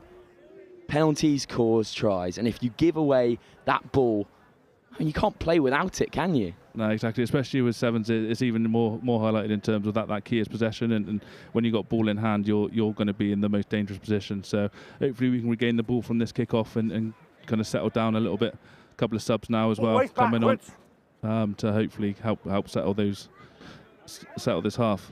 Yeah, definitely. And Tunbridge just coming within 2 now, obviously not having scored their first conversion. Oh, it's a big shot there from the number 10 from Hartbury. That's Ifan Williams. And now Tunbridge can play. They hold on to the ball very well. Popped off to the sideline. Good tackle to hold on to the man there, not letting him round the outside. Tunbridge, wide set. Hartbury spilling out like a red army, coming to collect the ball, but it's a good show and go there from the try scorer, Clayman. Don't chat at me like that. Another penalty there, a bit more ill discipline. It's just starting to seep through now as Tunbridge are getting a hand on this game. Yeah, and that's the challenge. When you get tired, you sometimes kind of throw your body in, or you try and try something quite quickly rather than having that mindset to stay patient. So hopefully, let's say the boys, we got 3-4 minutes left. Hopefully the boys can stay in it, keep their heads, and now we've got a bit of ball, can keep possession for a while. Yeah, and we'll see that from the Hartbury contingent as Tunbridge tackle well. No advantage. And we'll come back for the penalty here. Oh, it's a tense match here. I'm on the edge of my seat, even though I'm not sitting down. And wow, Hartbury just displaying their maturity, even though it's mostly an under-17 side. Just as we said in the first half, game management is what Hartbury are all about. Playing clever rugby, playing the rugby that they want to play in the tempo that they want to play. Set. Here's the Hartbury ball. Tried to get hooked by the Tunbridge man, but it will work out well. Good tackle there and a big counter ruck. Ball and off feet from the Tunbridge man. So Hartbury will play. Break in the middle there and a great offload there. Can Hartbury make something of this? Swarmed by black and white. Oh, Hartbury, but now they will go, stay on their feet. And stacking this right-hand side now are Hartbury. A good ball over the top. Here's the try scorer, number 9 for Hartbury. Theo Rogers, that is. And now they can play. Great ball onto the width and fantastic hands there on the outside. Hartbury will go in for the score. Christian Gordon Aysbury, Leicester Tigers winger. And that was very impressive. Fantastic pass onto the outside. But especially with a bit of a dewy, we've just had a bit of rain, dewy ball. And he's reaching out and he's been able to grab that just on the fingertips and collect it and then go in for the score on the touchline. Very impressed him. Yeah, it was a great pass from Luca, and obviously Christian did very well to gather that and score in the corner. So a great score from the boys. Just keeping hold of the ball for a while, retaining it. You'll get opportunities. So hopefully again now with our kickoff, potentially we can regather this and hopefully try to see out the game. Yeah, definitely. Want to highlight actually again Theo Rogers, the try scorer at the first half. He's just making Hartbury tick over. Standing in the middle of the pitch, always receiving the ball, always got velvet hands, and just making this game tick over for Hartbury.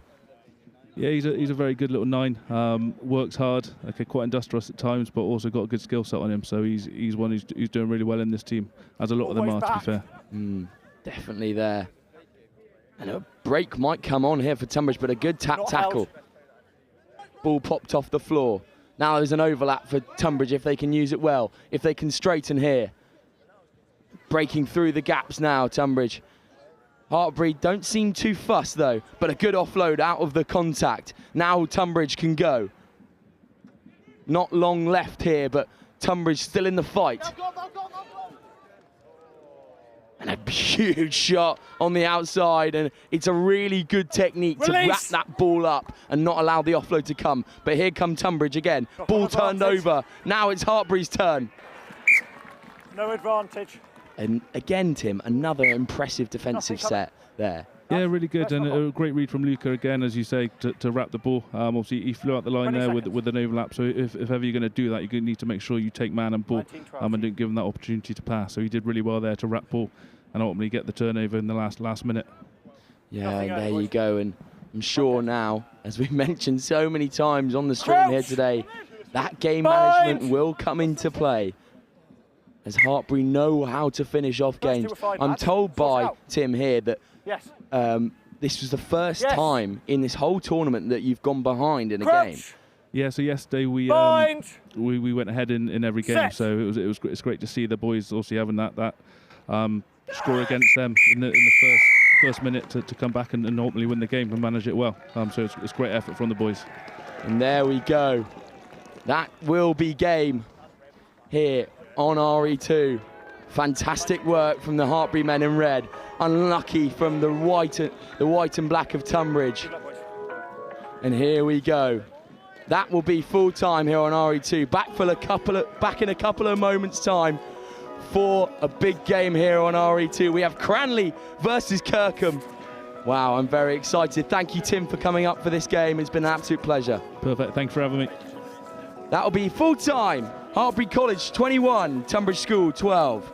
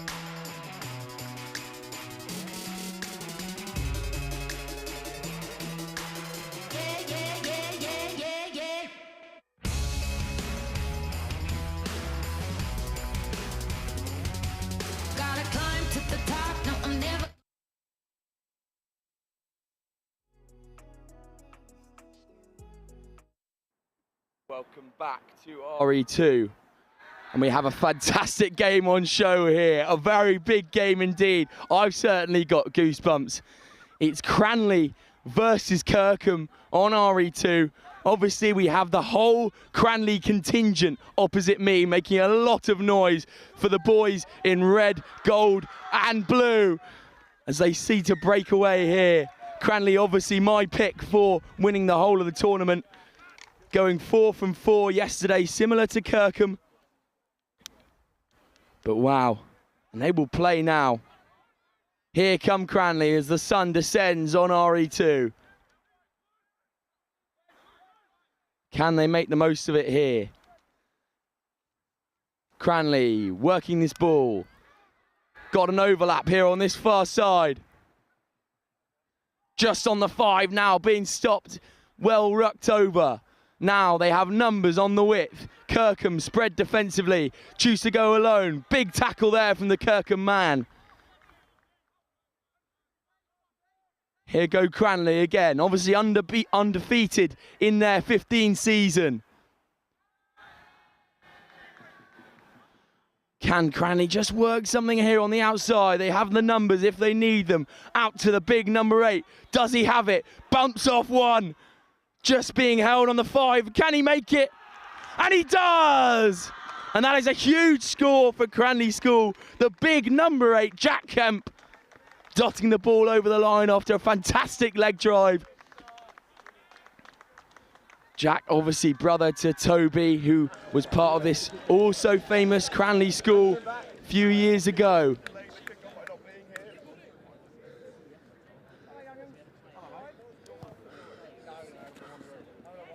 And the kick is good as well, and that will be a full complement of 7 for Cranley School. Just working this ball very patiently out to the touchline were Cranley, and they had the numbers. Or they didn't actually have the numbers, but Jack Kemp said, I'll do it by myself. Bumps off one, hands off another. He's got 3 hanging onto his coattails, but manages to get the ball down. Fantastic work from young Kemp there. Big kick into Kirkham territory. Now Kirkham using the ball well. Chooses to go alone, does number 6. That's Harry Marsh. Kirkham stacking the odds on the left-hand side here. Can Kirkham create something now?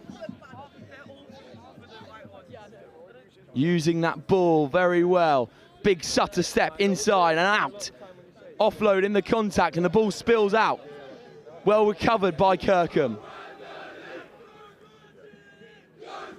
And we have just unbelievable Cranley support out on the touchline, but here go Kirkham.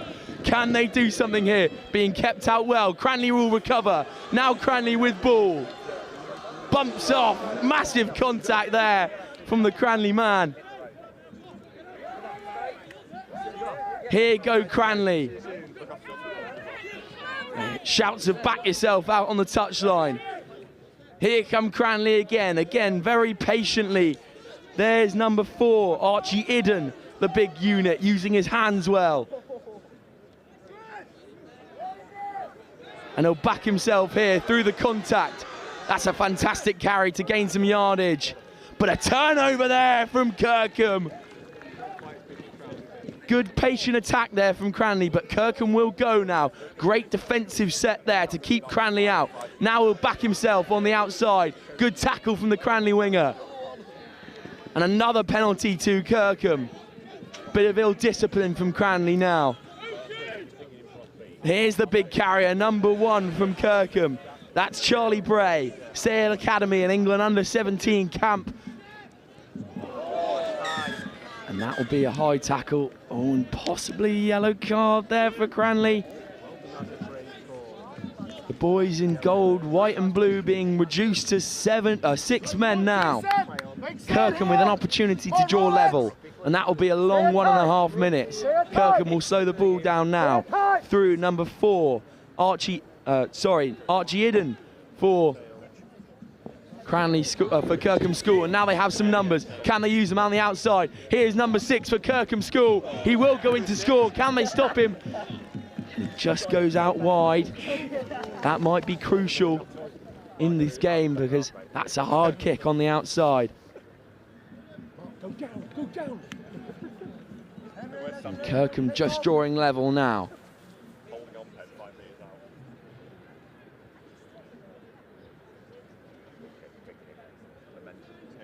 My mistake earlier, I said that Archie Idden was from Cranley School. Actually, number 4 is Henry Pryor, whose brother I interviewed yesterday down on pitch side, who's brimming with confidence.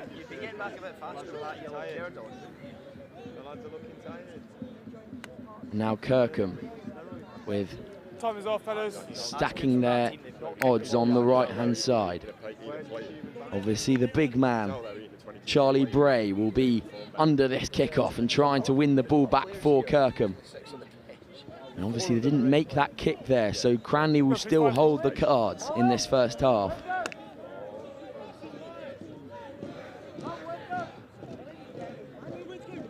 Here go Kirkham, choosing not to use that stacked right-hand side, but then they're offside as well, so it'll be a Cranley ball. 45 seconds left on this yellow card for Cranley. Can they hold the ball long enough to keep Kirkham out in this first half? We have 2 minutes left. Immaterial on the 18, he's going straight to where the ball's Now going. Cranley just holding on to the ball, seeing if they can work something here. Good play on the outside. And now come Cranley, breaking through, one tackle and another, and it will be try time in the corner for Cranley School. Wow, impressive there. Cam Ward making a massive break on this right-hand side and then handing off well to his winger.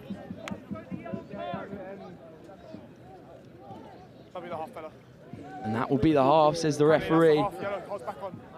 That's the half, and yellow card's back on. And that is the half we'll have there. Cranley trying to make this kick from downtown. And it's a no-go on the kick, but fantastic try there from Cranley. It brings us into half-time. Look at this here from big Cam Ward. Show and go, and then a lovely popped offload. Beats him on the outside, breaks one tackle, and has the gas to dot down in the corner. I think that's number 20, Charlie Long, finishing off there. Well, I like it when a plan comes together. Cranley School, my pick to win the whole tournament, up here on Kirkham. 12-5 the score at half-time. To Cranley.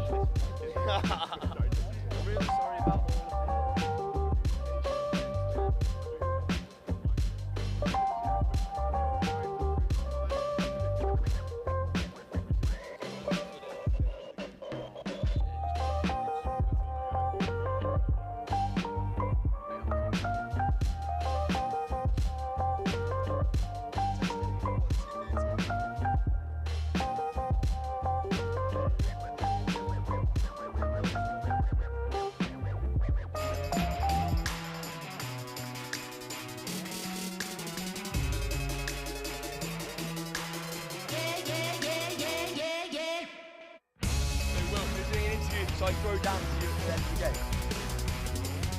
Okay. Gotta climb to the top, no, I'm never gonna stop. When the low, yeah, we going high.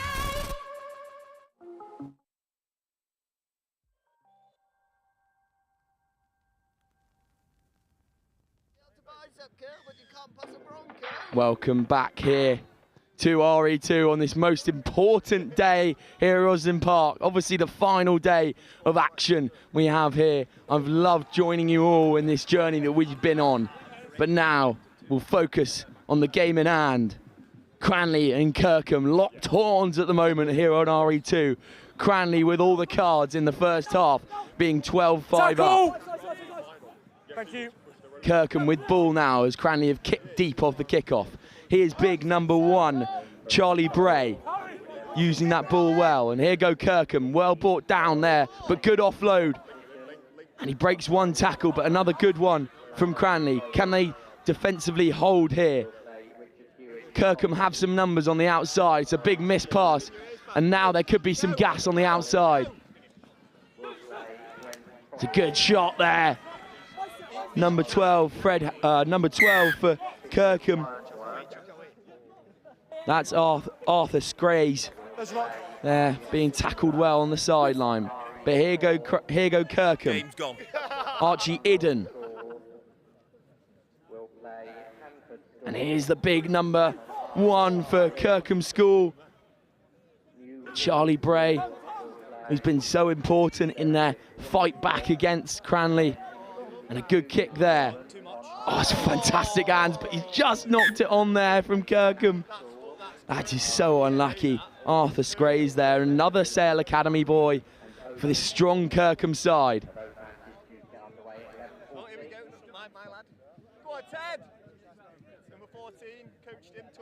And now the both big packs from Cranley and Kirkham will divulge and try and win the ball for their team.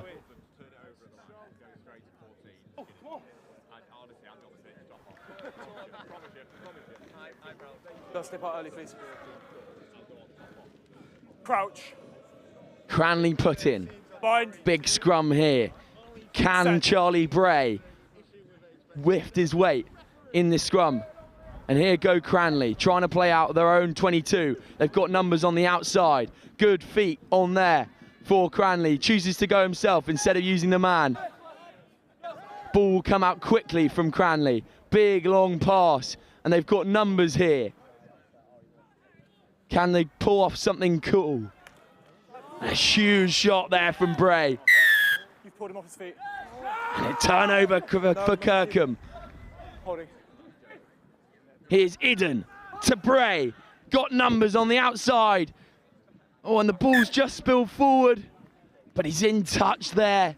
Is the number 3, Harrison Causey. Time is off. Another Sale Academy boy. God, they are stacked here deadline. today.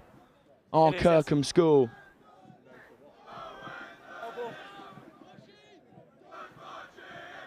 It's your line. Your line. Boys, they're off the pitch. Are we making changes or not? Yeah, they can't put him on now. Yeah. They absolutely fucked by the time he gets up and play.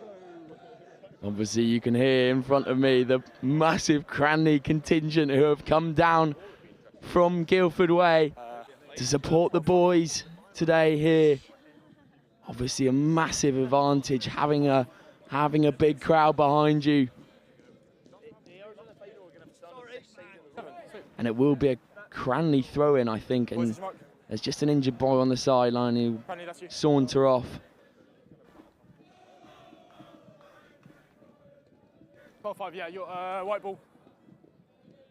No, line out, white line out. Obviously, Cranley winning the cup competition in 2017 and 2018. And winning the plate last year, having been knocked out in the first day. Here go Cranley. To the back jumper. And now they'll break. Here we go. Here we go. And is that Henry Pryor? It is Henry Pryor.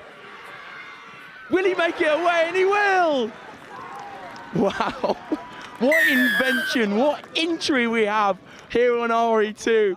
That was fantastic from Henry Pryor. I interviewed his brother yesterday. He said that he was playing well. I didn't quite see that coming though. Henry Pryor scoring for Cranley. And that was very impressive. 20. Wow. The Cranley boys are just loving it here today. That's 10. And can they sink the kickoff? No. No extra 2 points, and that may be important. We'll have a look at this try again from Henry Pryor, showing the gas. The big second row, opening those long legs just to get away from Kirkham. Fantastic there from the big lock. Make a change, please. All right, time is off. Oh, you got 6 on. Time is off. Time is off. And that will leave the scores at 17-5 to Cranley.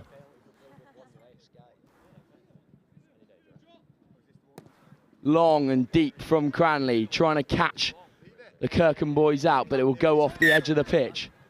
And then we'll come back. Slightly strange decision there from Cranley School, giving the ball straight back to Kirkham Grammar.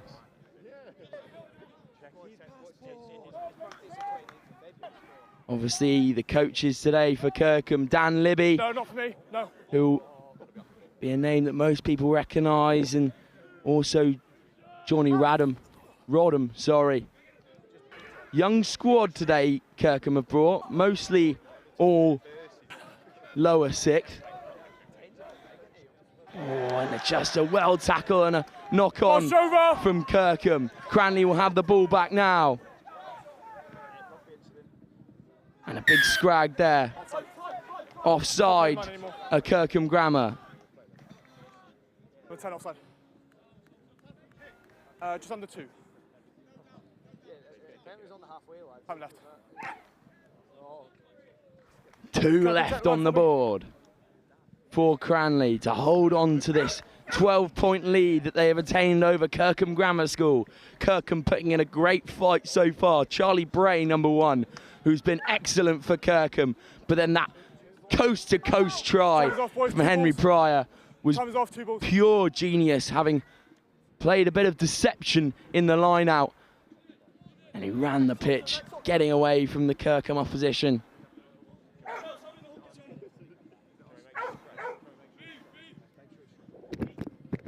Here goes Pryor, up again. Will he come down? He will. And now Cranley can play. Oh, that's fantastic there from the Cranley man. He will go in and score, and he will. And that will surely be the game for Cranley School, taking all the points and all the glory. And that was the other big number one. That was fantastic from Cam Ward, who has been excellent so far across both days. And they sing his name on the touchline. It must help this massive Cranley contingent support today. Surely must do. And Cranley now with a firm hold on this game as we see big Cam Ward take the ball very well. Good stutter step and a fantastic handoff there. Beating 3 players on his way. What a great score there. That's time, fellas. And that is time, says the referee. Can Kirkham conjure something up? Maybe for points difference, this might be important. Kirkham trying to get one more score on the board. They attack well here. No, it's deliberate, straight down for me. And that's deliberate, says the referee, and a yellow card for Cranley. Here's Kirkham again, attacking well. Well tackled, but popped off of the deck very well, and they have some numbers here if they choose to use them. Spread out to the big number 20. I think that's number 20 anyway. But ball carry on for Kirkham Grammar School as they're out on this far side. Ball recovered well. Does he have the gas? Good feet on the inside. Wow, that's impressive. And a great ball onto the outside. Bounces though. Here's number 13 for Kirkham Grammar School. Breaks his way through and he will score there. And that may be important later on in the day for Kirkham Grammar. Will Kelso, also of Sale Academy, dotting underneath the post there and slotting a full 7. That is the game though. Cranley coming out with all the glory and all the points here on RE2. Very impressively.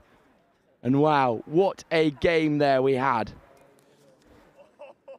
We have a dog on the pitch now as well. Oh, it's the referee's dog, I'm being told. That's quite nice. But aside from that, Cranley School showing up and showing out.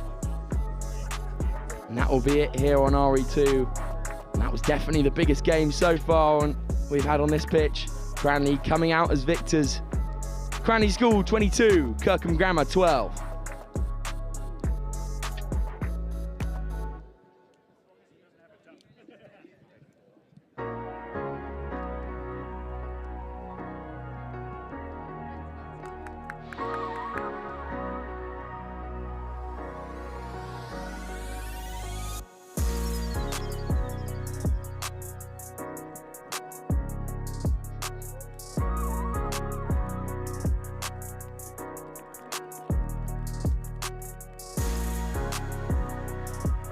And we're just going to swing down to Wilf Kemsley with the try scorer. His brother was interviewed yesterday by me. Now Henry Pryor takes his turn down on the floor. Wilf Kemsley. Hi Henry, first of all, well played. How do you feel? A physical fixture, Kirkham always a good side, but a win on day 1 for Cranley of the second phase of the Cup. Yeah, great win. Did it in front of the crowd as well, which is great. I'm absolutely knackered. It was a good win, big boys out there, so we did well. Well, I was going to touch on the crowd because, well, they're a huge part of Cranley's performances. We see it all over the country, St Joseph's College said, but when you get the numbers down on pitch side, it can really lift a team, and you need that at Roslyn Park. But do you feel like the crowd has really got stuck into to Cranley's veins and really boosted them over the line there? Yeah, for sure. I mean, a good few chants out there. We keep the energy going throughout the tournament. We should be looking good, but it's all about the next game, so Keep the energy up. Indeed it is. Best of luck for the next game. Thank you. Well done, Skip. I'll send you back upstairs because there's a huge game in the Under-18s Cup going on. It's Worthing who are in action. Sam, take us away. Thank you, Wilf. And what a win that was for Cranley. But now we have on this pitch here on RE2, we have Coleg Gwent, Cross Keys College against Worthing College in the girls Under-18s.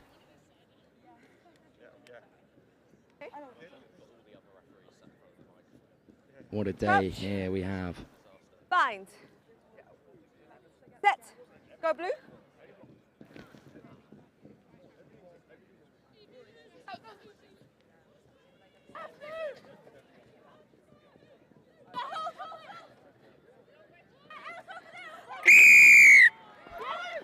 High tackle.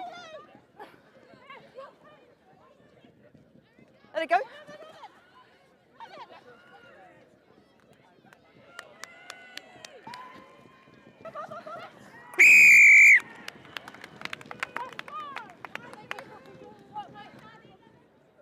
Can you take it from the back? Thank you.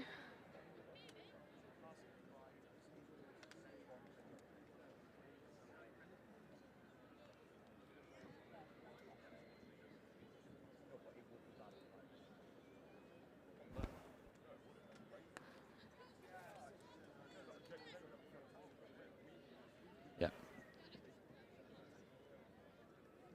And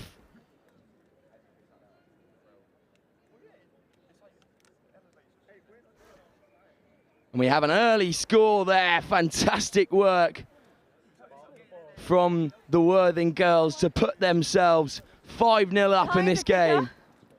Let's go. Fantastic work there. And now Worthing with a big kick and possibly well recovered, but no, Coleg Gwent will be over the ball, but Worthing have somehow stolen it now.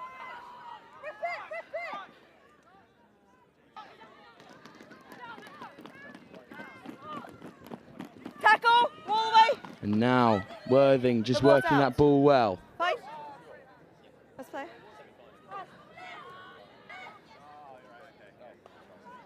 Here's Coleg Gwent trying to play out their own 22. Can they use this ball on the outside? And now they have advantage. And down the left-hand touch sign goes streaming. That's Ollie Morgan. She loves pick and mix and she loves scoring tries as well. That was fantastic there from the Coleg Gwent girl.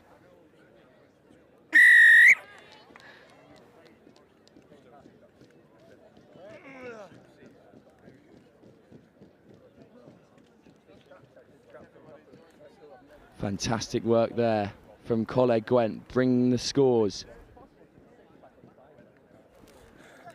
back to level. Should go underneath the post there. Will Ollie Morgan.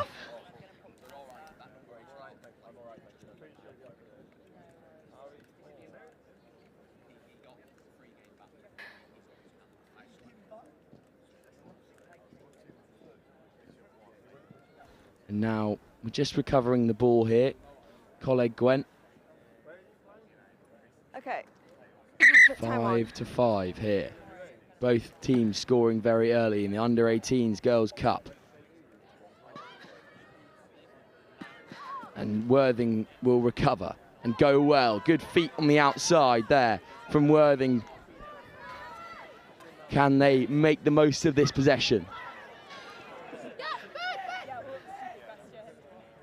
Stolen at the ruck there by Coleg Gwent, but just unfortunately, it is knocked on by the Welsh schoolgirl side.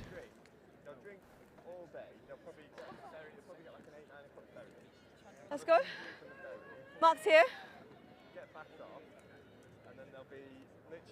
Set up. Crouch. Scrum down here. Set. Worthing ball. And now Worthing will play. Good feet there, fantastic step. High. And a high tackle will come as well. And here go Worthing. Oh, the referee says no more fun for you. will have to come back to the mark.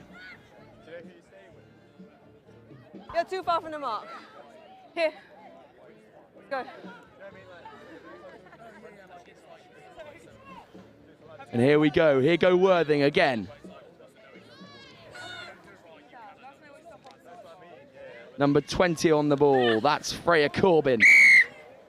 Just throws a slightly loose offload there, and it'll be Coleg Gwent ball. Forward pass.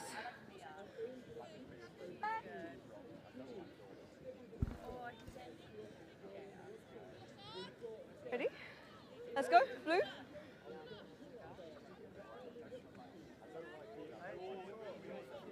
Crouch. Bind. And now, Set. Coleg Gwent seeing if they can up the scores here.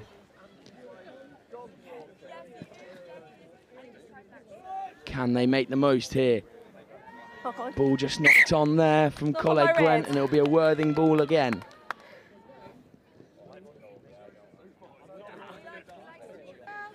Mark's here.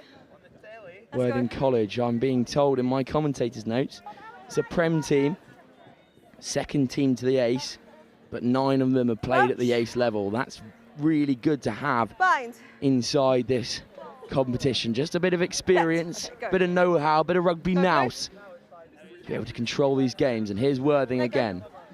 Can they play? Here's the big number 20, Freya Corbin again. Strong, powerful running.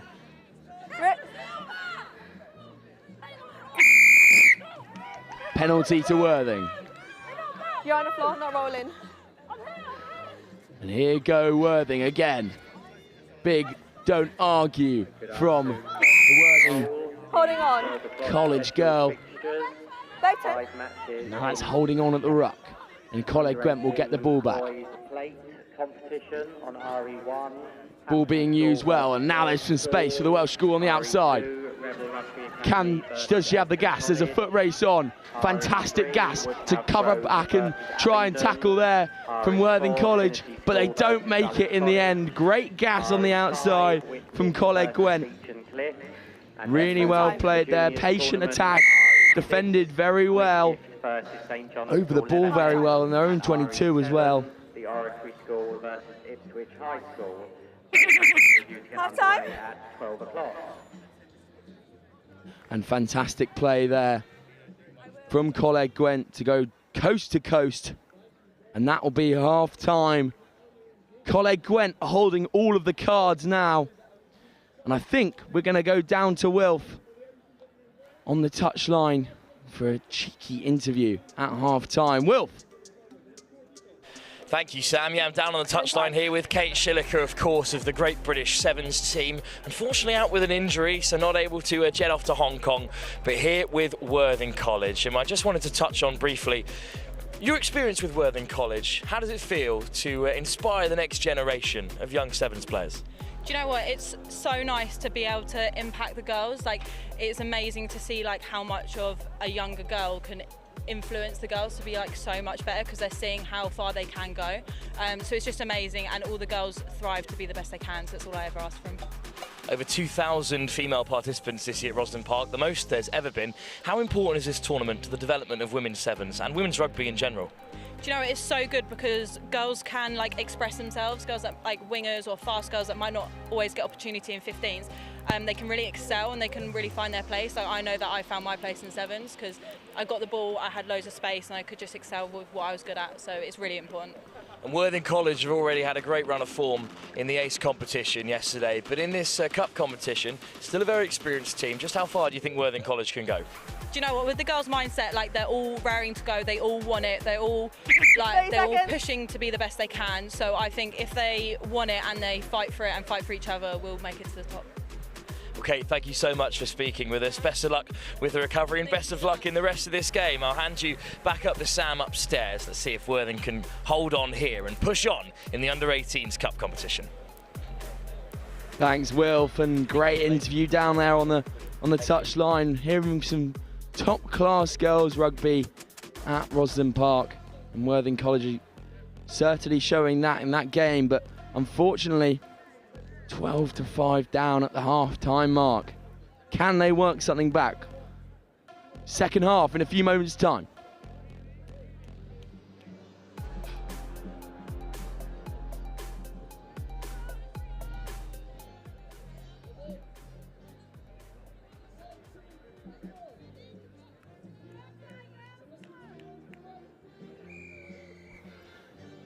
Second half kick-off here.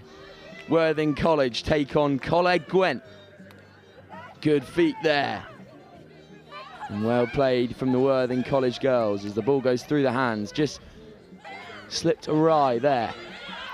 Good tackle from the Coleg Gwent winger. No more, lost, Red, lost. Great rucking to secure the ball as well.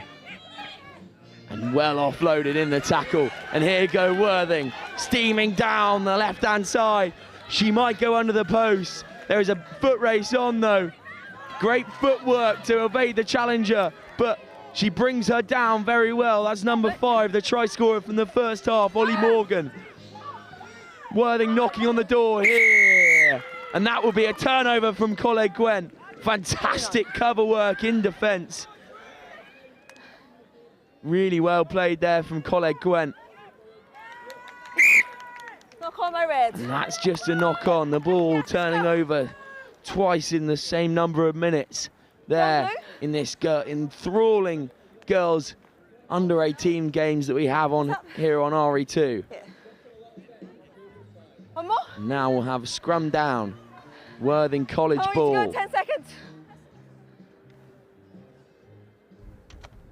Crouch. Bind. Set.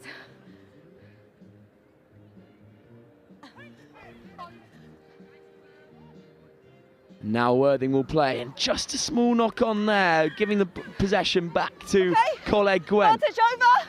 Can they use the ball now? Knocked on again there. Let go, Blue. Roll away, Blue. Comes the call from the referee.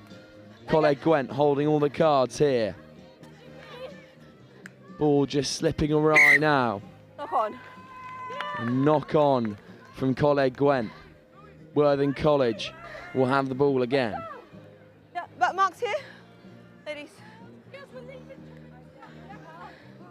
Okay. Ready. Crouch. Bind.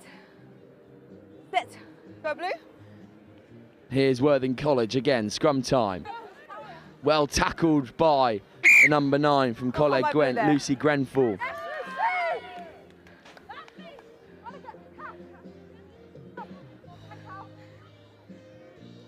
Again. Back 5, back 5. Very happy to be joined by Wilf Kemsley here up in the booth. Crouch. Wilf, great to see Bind. some real high-class rugby from these girls. Go Red, go. Yeah, of course. Thanks for having me, Sam. It's a strong coaching setup here at Worthing. They've obviously got really strong ace side, and then they've got over 50 girls in the year willing to play a bit of coach. So, Let's go. yeah, it's great to see that they're able to submit 2 sides into the competition. It won't be long, hopefully, Sam, until we've got an under-18 Girls Cup and under-18 Girls Vars, where most teams on the stronger end of the women's rugby spectrum are able to put 2 sides together. Bind.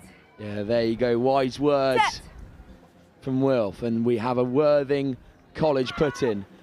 Well tackled again from number 9, Lucy Grenfell, but Worthing will keep the ball. Knock on advantage over.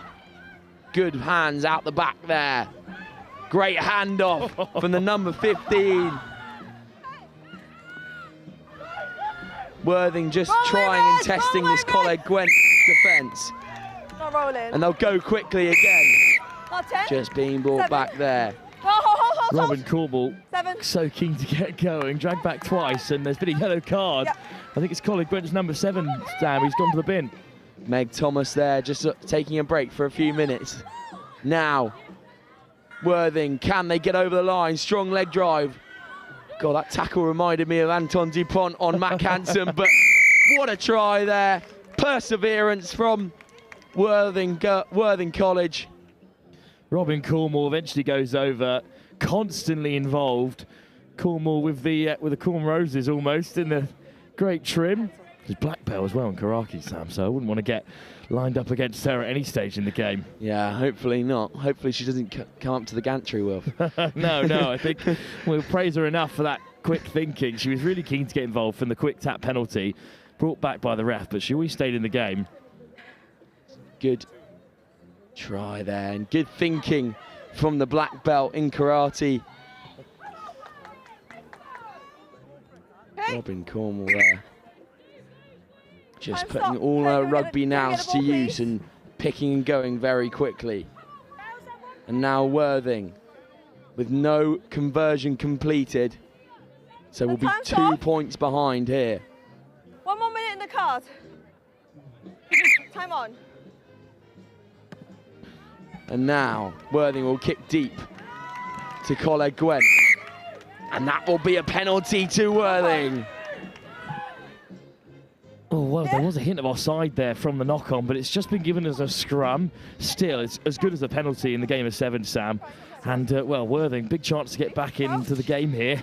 These Welsh sides always bring such strong women's divisions. We've already seen that with Llandovery winning the under-16s competition. But Worthing really very much in the contest. Yeah, and a fantastic platform to play here if they can do something.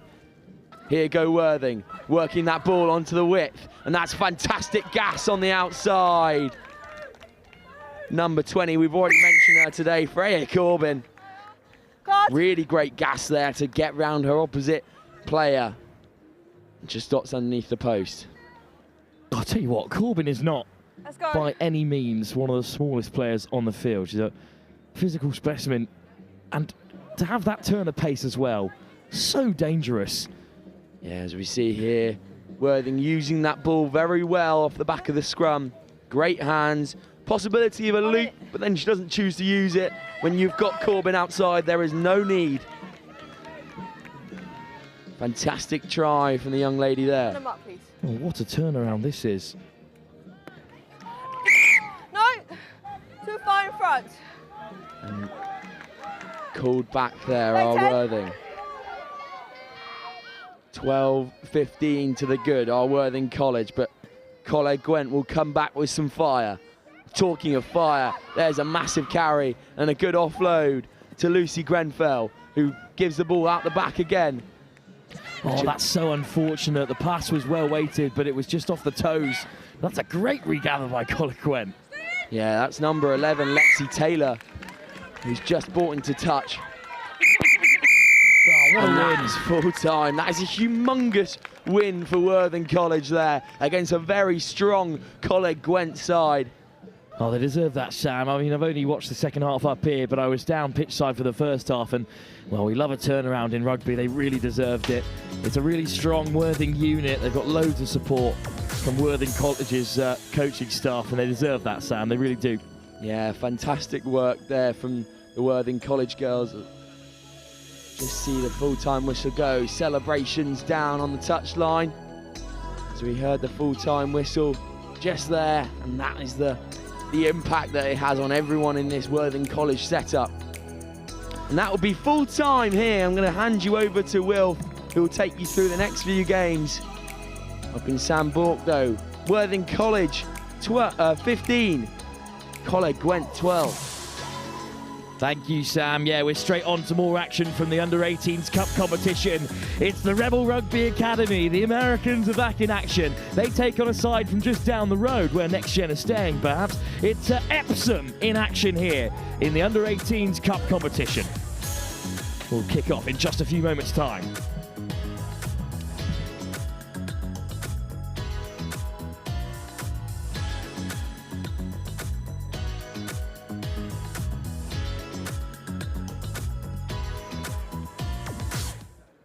Freddie.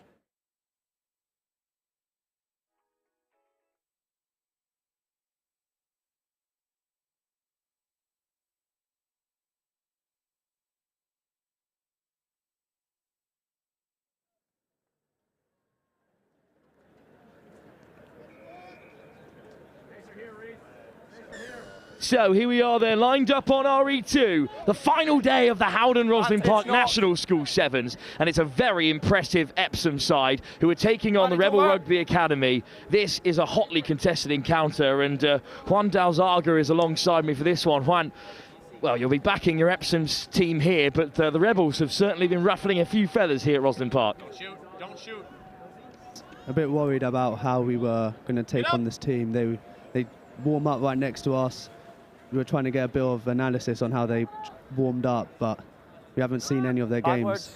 Well, this is a plate competition, but it's a really impressive one as well. Warwick are in this group alongside Hampton. Hampton beat the Rebel Rugby Academy earlier, just 12-7. Epsom were victorious against Warwick by 21-19, and it's a bright start for Epsom here. It's Ollie Waugh, the skipper, who's going to race away from Caleb Ray, and it's a perfect start for Epsom, looking to go 2 wins from 2 with Hampton on the horizon. They currently face Warwick on RE1.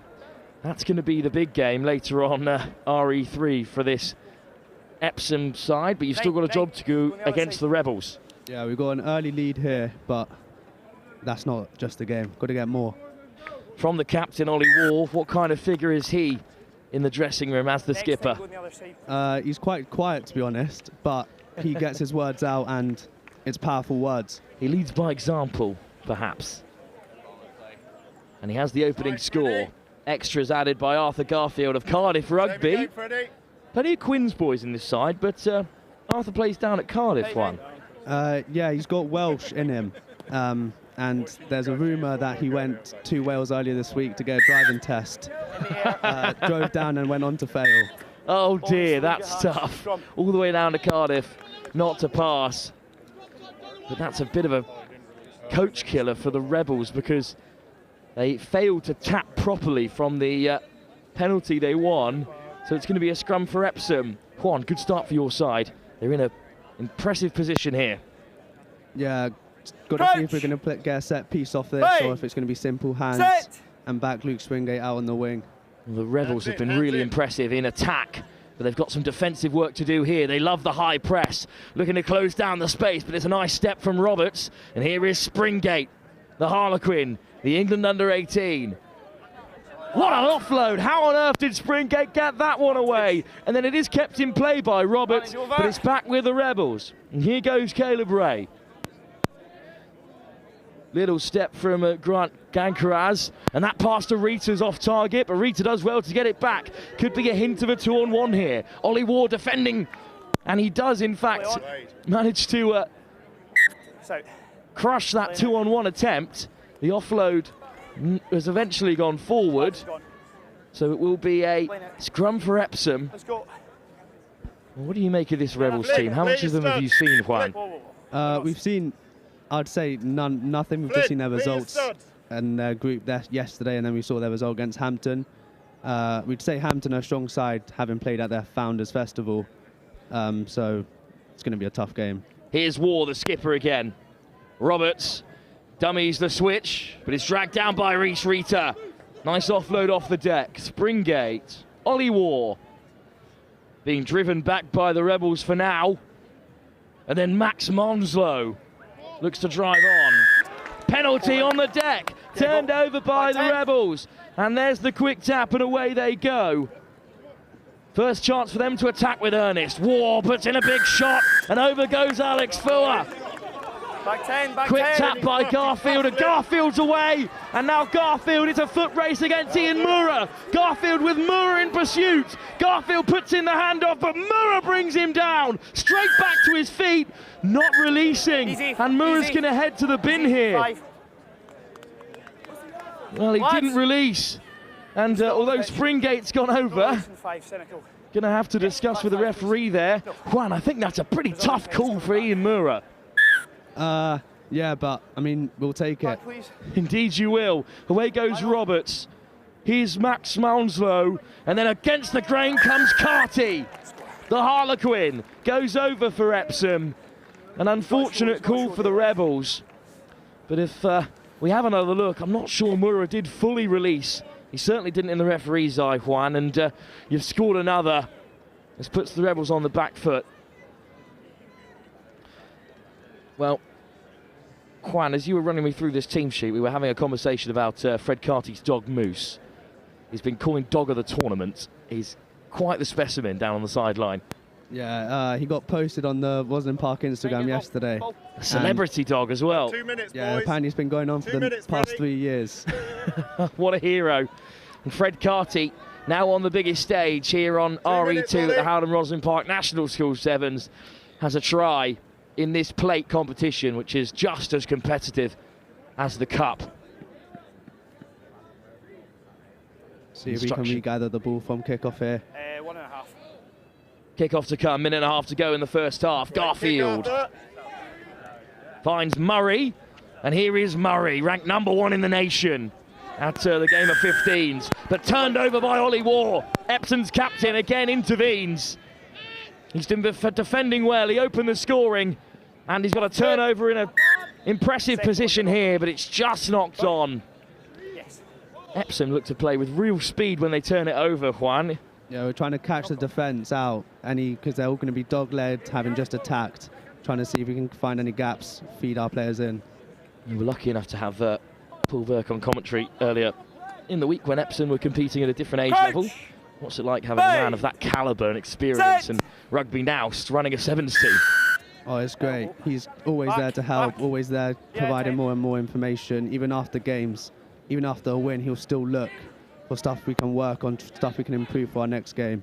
Well, Murray with a bundling carry through Waugh. Great counter, the breakdown by I've got it. Epsom, but the penalty for a high tackle there goes the way of Rebel Rugby, and off to the races goes Caden Boyer. Ball's put down, clatters off the hand of Springgate. Oh, and the yellow card for kicking it away this time for Arthur Garfield. We're into overtime at the end of the first half, but a chance for Rebel Rugby to get on the scoreboard before the break. Penalty. A little bit cynical from Garfield. So both sides have been reduced to 6, but just as Rebels are returned to a full complement, Epsom down to 6. Nervous times, Juan, for your side. Yeah, try and not get them to get a try here. Put them on a positive foot for the half-time. Little knock-on from Waugh, but not enough to draw a penalty from the referee. So here come Rebels. It's a maul, and they have killed it.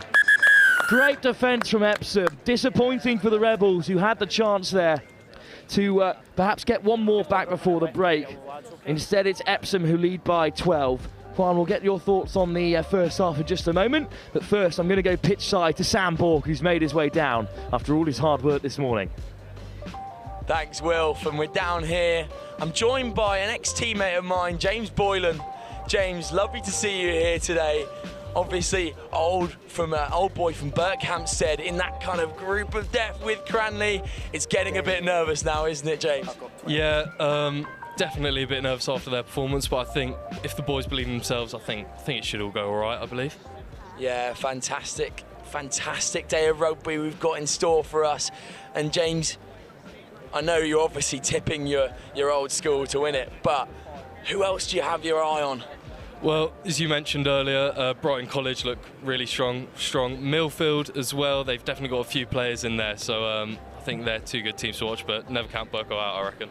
Never count Berkhamsted out. And obviously, James, you're now at Exeter Uni. How are you enjoying that in that setup?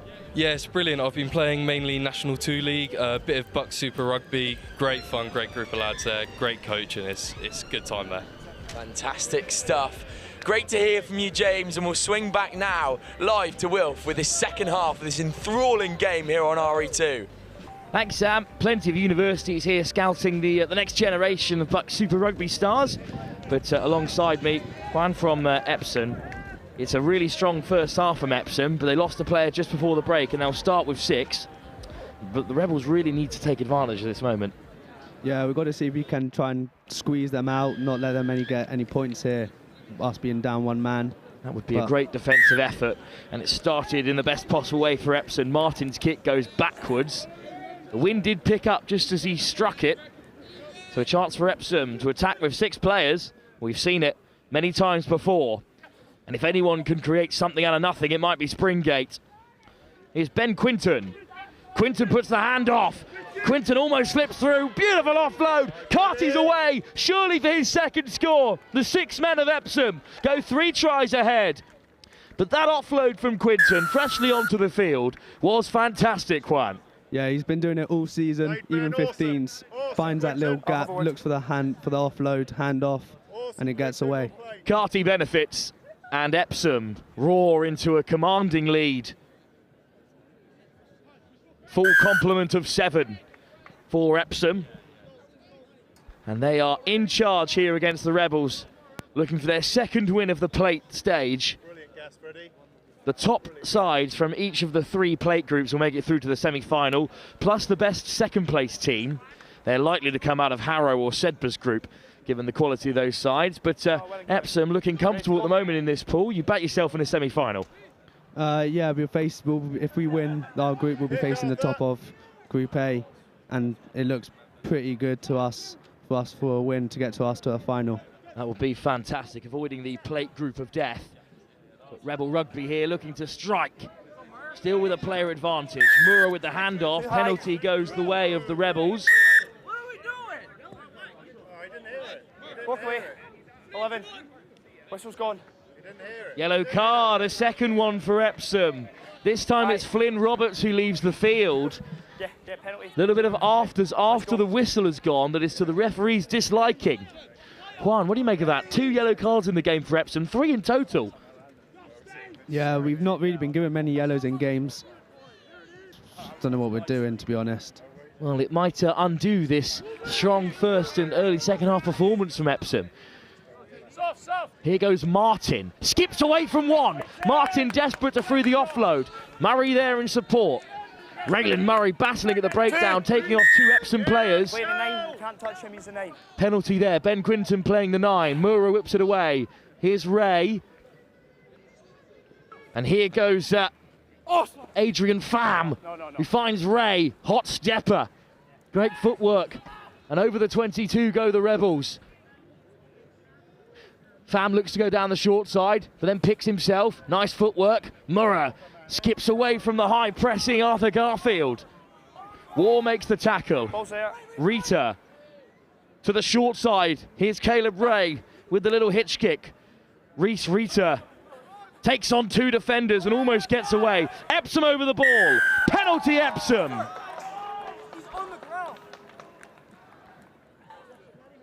Yeah, and that is a great turnover, Juan. Yeah, massive turnover. Big defensive set. Still down a man, trying to see out the game. There's the tap from inside the 22. Epsom indeed could see out this contest with 3.5 minutes to go. Springate breaks the tackle, and now Luke Springate's got a long way to go. He's got Reese Rita chasing him down, but the under-18 England starlet will take it home. Epsom score another. Luke Springate, a game breaker, and he's shown exactly why having players of that calibre are so key in the game of 7s, Juan. Yeah, he's been doing it all season, 15s, gets a handoff, goes around the outside, and his pace gets there. Great finish from Springate, 95-yard running. Full complement of 7 again for Epsom. These tries under the post are just killing the Rebel Rugby Academy. Yeah, now we're back also onto 7 as well, trying to see if we can get even more points in case we go down to points difference in the group. Well, you've got that huge game against the top side in the group alongside yourselves, Hampton, later on. Looks like that's going to be key for your side, Juan. How are you feeling against the side you know well, Hampton? Epsom and Hampton play each other often. Yeah, it's going to be tough. Know a couple of them, they know a couple of us. Got to just play our own game, not let the occasion get the better of us. Excellent read! Flying out of the line to make the tackle was Ben Templey, the Dutch under-18 international. Let's go. And he's drawn a penalty as well. Here goes Templey. Almost an interception, but instead a nice offload from Swinho. Gets Paddy Purves up over the halfway line. Coleman. Nice wide pass from Bird. Here is Tane Bird. Brought down. And Epsom being marched back by the Rebels. This is more like it from the Rebel Rugby Academy, who have turned it over at the breakdown as well. Well, they might not have time to get back into this game, but a score would do them a world of good after an early loss to Hampton. Strong clear out. Gankaraz, Martin, Pham. Here goes Boyer. Looking to get away from Epsom, but Templey brings him down. They're over the ball again here, but it's played away. Martin at first receiver. Gankaraz. Here goes Kingston Hawkins, the son of the former US international. But a big shot comes in to dislodge possession, and it will be a scrum for Epsom. Well, Epsom's attack has been great in this game, obviously scoring that many points, but Juan, the defensive effort to shut out a side as electric as the Rebels, really impressive stuff. Yeah, we've worked a lot on our defence. We'd say defence, like, if you don't have the ball, you're defending all game. You can win the ball back very easily off kickoffs. It's vital. Let's come at the same tunnel. Reset. We'll have a reset at scrum time. One more play perhaps left in this fixture. Epsom know that victory here will set them up nicely when they play Hampton later on. And how can they seal victory here? Well, two Epsom players just collide. Coleman on the wraparound. His pass hits the deck. Springate. Oh, this time it's Templey, the Dutch under-18 international, looking to get away. There's two Rebels there in support. In the end, he's driven into touch. And that will bring an end to this contest that has been dominated by Epsom from start to finish. A complete performance by the side from just south of Roslyn Park, here on the Wimbledon Commons extension. This is the final act, really, for Epsom that sealed them the game. Field length finish from Springate. Juan, you can be pretty proud of the effort that Epsom have put in there. Yeah, great from us. Great performance all round. Not conceding a single try was good. Now on to Hampton, which is a must-win as well for us to get us into the semi-final. Best of luck in the next game, Juan, and thanks for coming up into the commentary box with us. It's been great to have you. Thank you very much. So Epsom go marching on with a group decided to come against Hampton. We return to the under-18s girls competition, where the Canadian side, for the love of the game, are in action. That next game will be live here on RE2 at the Howden Roslyn Park National School Sevens in just a few moments' time.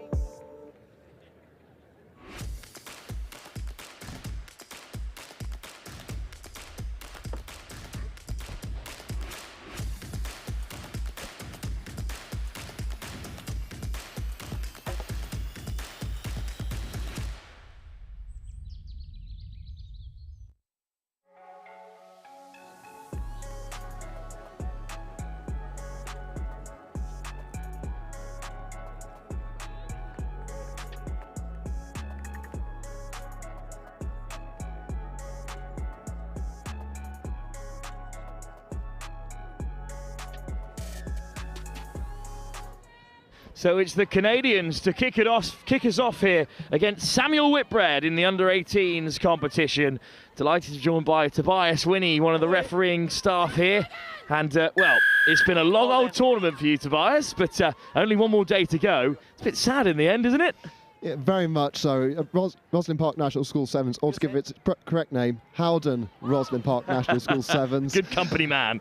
Is one of the best weeks of the year for all the refereeing team. We all thoroughly enjoy coming here year in, year out, from London, from around the UK and abroad. It's a fantastic event to be a part of. So both these sides victorious in their opening games in their second day cup groups against Welsh opposition, Cardiff and Vale College and Colleague Camoid. Both by big scores as well. Samuel Whitbread put 33 points past them. For the love of the game, 35. Another international contingent, and they're off to the races here. That pass has just found no man's land, but good support. And now they move round the corner. Here goes Theo O'Hara. O'Hara goes down. slow ball for the love of the game. Lord finds a good pass, and there's the double handoff, and away they go to score. Great start for this Canadian misfit side. Yeah, 2 lovely hands off there, really good. Palm out, straight to the chest. Really lovely finish. Yes, please. Sorry. But once they found that field possession deep in the 22, they were always going to convert in the game of sevens. It's often just about field possession and keeping hold of the ball. Yeah, very, very much so. To continue the international flavour, referee for this game is Eduardo Casillas from Santander in Spain. Oh, beautiful little coastal town.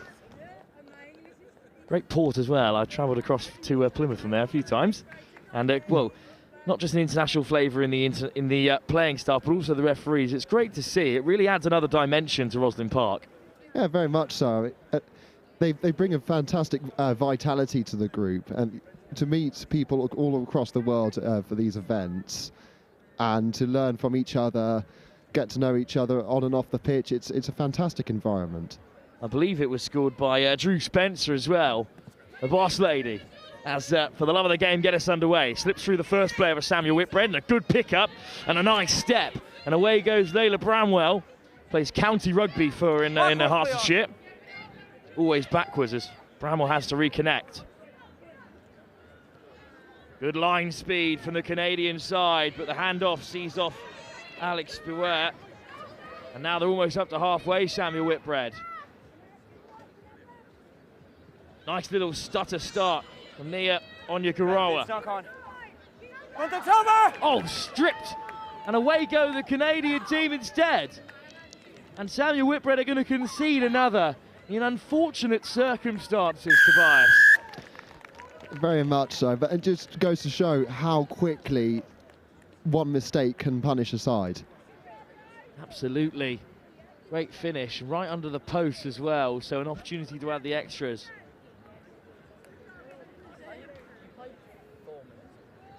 And this is perhaps the group decider. Both these sides victorious in their opening games.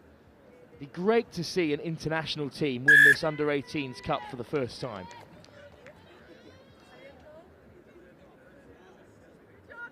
Offload inside. In the end, just pops up kindly for the love of the game. And Teni Eramolu had the pace to finish.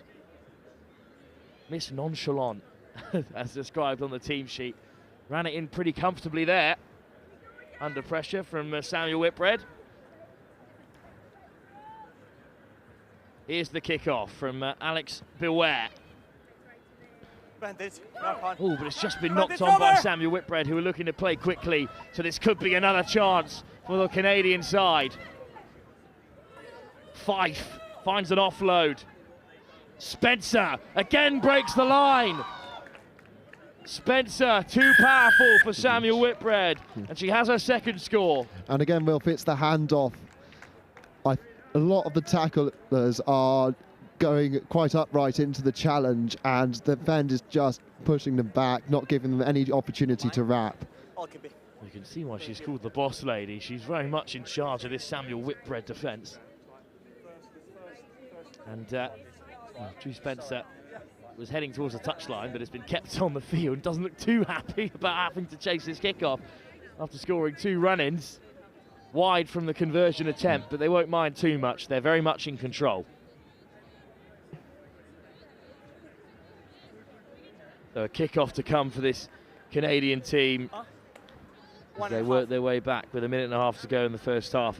Speaking of international flavour, Tobias, you recently had your second Test match appearance as a referee, which is a great story.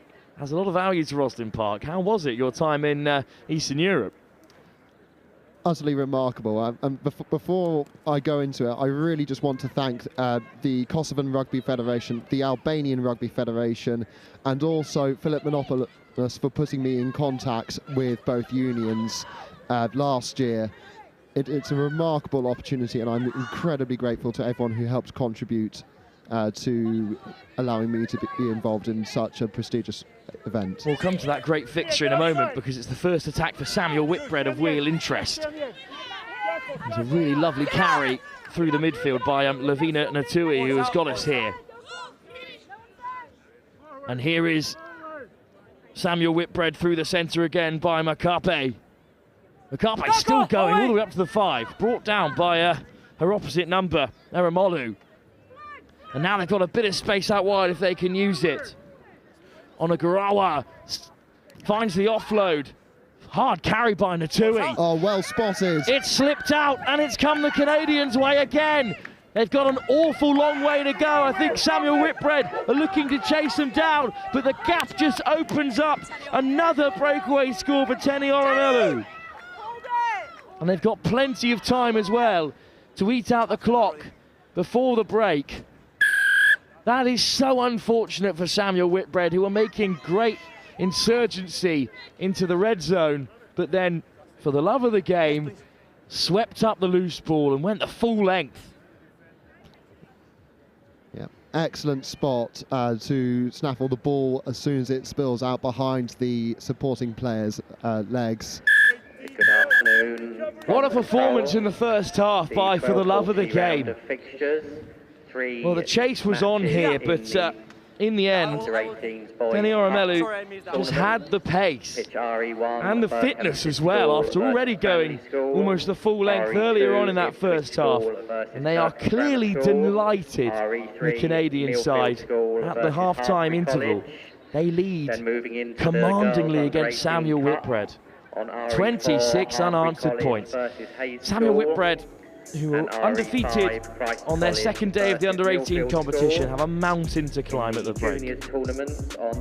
So Tobias, with the Rebel Rugby Academy from America having played before, now the Canadians, the Spanish referee, and yourself, Tobias, having spent some time in Albania.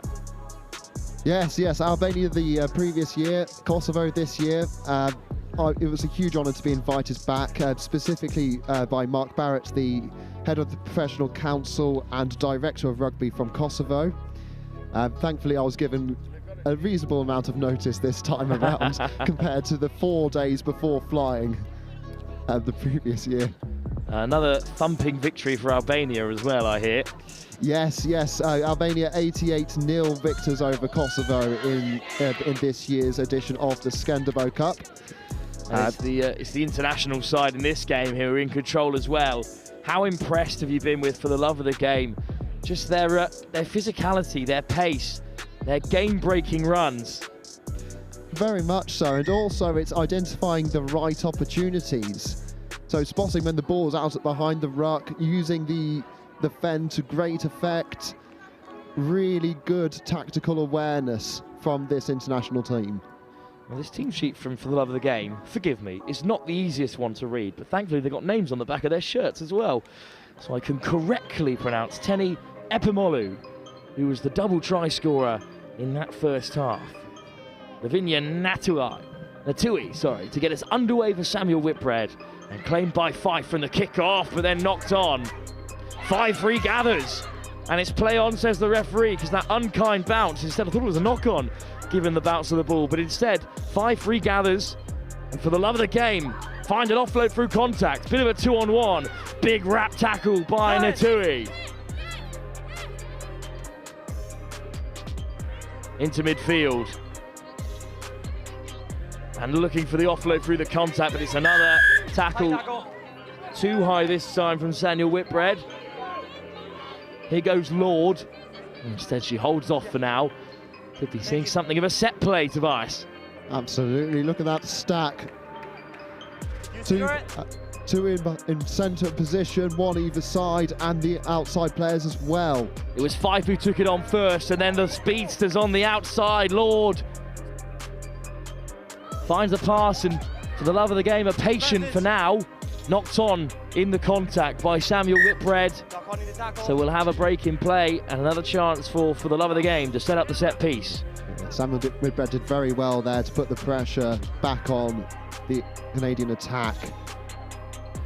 Forced the error. Unfortunately, just couldn't quite make it count as they knocked on as well. So a scrum to come, but it will still be in the Canadian possession. They've got plenty of width and depth in their attack. Free kick at scrum time. Hooker's foot just came up too early there. A very good spot from Eduardo there. Very good. What a carry! Big bumping run up past the 22. Over the ball goes Natui. But it spits out the way of the Canadians. It's a 2-on-1. Lord finds the pass. Into the corner they go. Thumping tackle comes in to deny the Canadian side from Bramwell. But they keep it alive and they move it from right to left. They've got a bit of space in the corner. Little stutter. But over they go.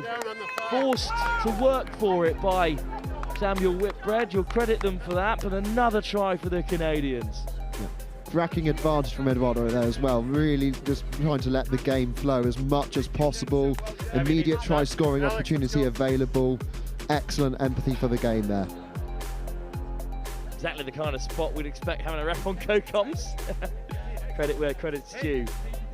Just the scale of the referees in this competition as well is just, well, almost unfathomable to people watching on RE2 here. 10 seconds only. Yeah, so today we have...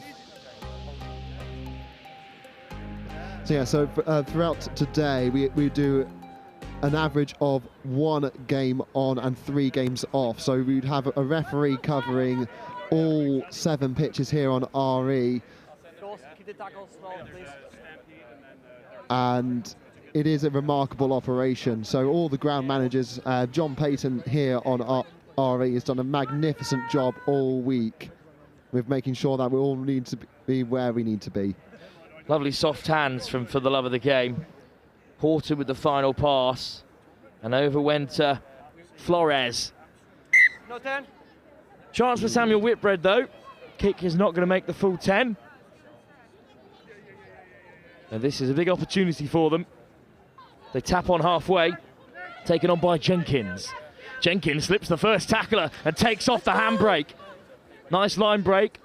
But look how quickly the Canadian side regather and they counter-ruck and they steal it. And now they've got numbers on the left if they can find them. The ball goes down. Samuel Whitbread eventually regathers. Space out to the left. Here is Jenkins. Oh, the pass is just beyond their top try scorer, Nia Onagurura. But a nice handoff from Jenkins. Away! And Natui there in support. Here's Duke. Fends off one. Bundles through another. Lovely offload from Duke. And now surely there are numbers there. Here goes Bramwell, who goes herself. What a pickup. And Samuel Whitbread are over. Lovely to see some fantastic flowing rugby there from Samuel Whitbread. Excellent offload, came at the right time, and brilliant handling skills to make sure the pickup doesn't go dead. Extras converted as well from Lavinia Natui.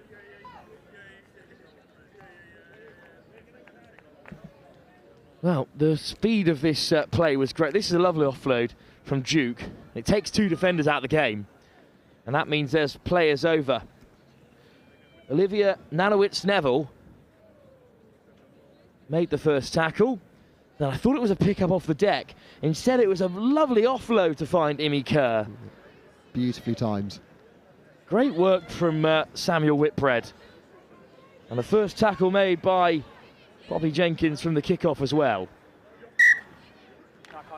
Knock on the floor. Another chance for Samuel Whitbread. They might not have time to get back into this game, Tobias, but this is a better performance from them in the latter stages of this second half.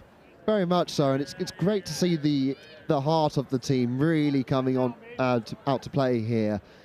Never giving up, never say die attitude. Crouch! Really positive attacking spirit. Fine. Our next game live here on RE2 is the big clash between Ipswich School and Kirkham, who were both defeated by Berkhamsted and Cranley respectively in their first games. But here it's the Canadians looking to go 2 wins from 2 against an undefeated Samuel Whitbread side.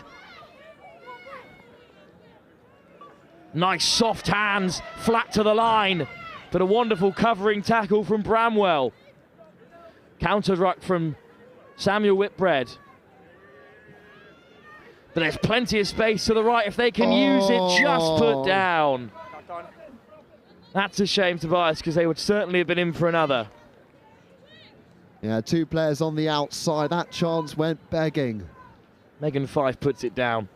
Apparently she's literally the same thing every day, Megan Fife. Unfortunately unable to keep a hold of that one. It would have certainly been another try. Fine. But interesting diet for an athlete. Sit.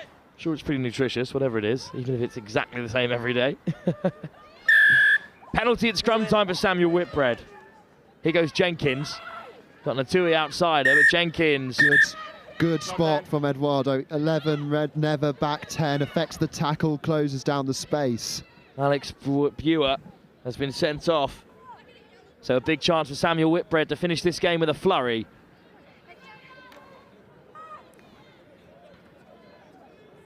Onagarua goes down. Natui plays 9. Jenkins delays the pass, draws in the defenders, and then the hole opens up for Imi Kerr. Second try for her in this second half. Yeah, and very well deserved. Very well deserved. They have controlled the second half very nicely, Samuel Whitbread. But the 6 women of the Canadian Misfits have secured victory in this game regardless. For the love of the game, 2 from 2, having beaten the other undefeated side, Samuel Whitbread. Their place in the Under-18s Cup semi-finals may all but be secured, and they deserve it, Tobias.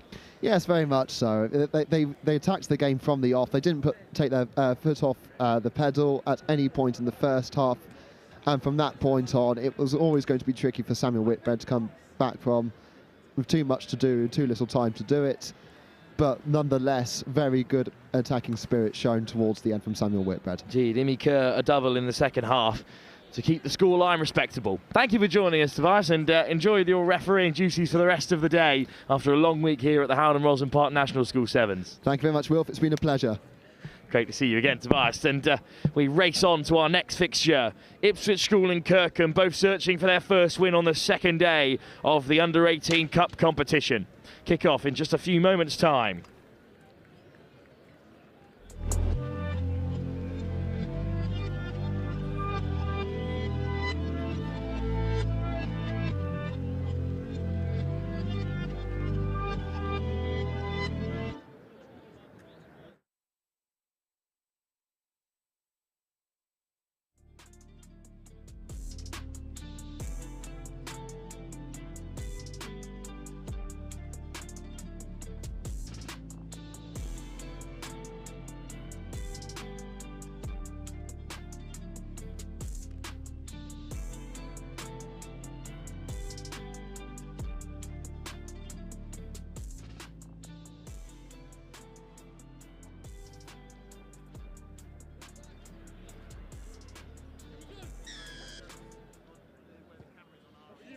Well, there's the kickoff. It's Kirkham who take it and tap it back for Ipswich. Ipswich came through a difficult group on day one, under real pressure from the Rebel Rugby Academy through to the plate. But they are looking to get their first win of day two after defeat to Berkhamsted. Kirkham beaten by Cranley in a pretty horrendous cup group. They're all unbelievably difficult, but it's Kirkham with a bright start here after defeat to Cranley, looking to turn things around. We've got Dan Bibby in charge of their 7 setup. They'll be in action in Sedbergh. Both these teams actually will be at Sedbergh 10s this weekend. So still looking to play a little bit more rugby before then. Nice footwork from Todaro, the Italian age grade international. And then Ipswich are on the run here. Again, they're a really strong side, Ipswich, with their own 7-starler Ethan Waddleton running the programme. So a nice little internal rivalry in this game. Get back. Here come Ipswich again.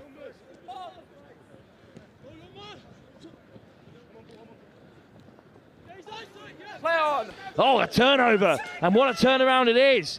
From the breakdown, it's spat out and Kirkham go over for their first try. What an excellent start to the game for them.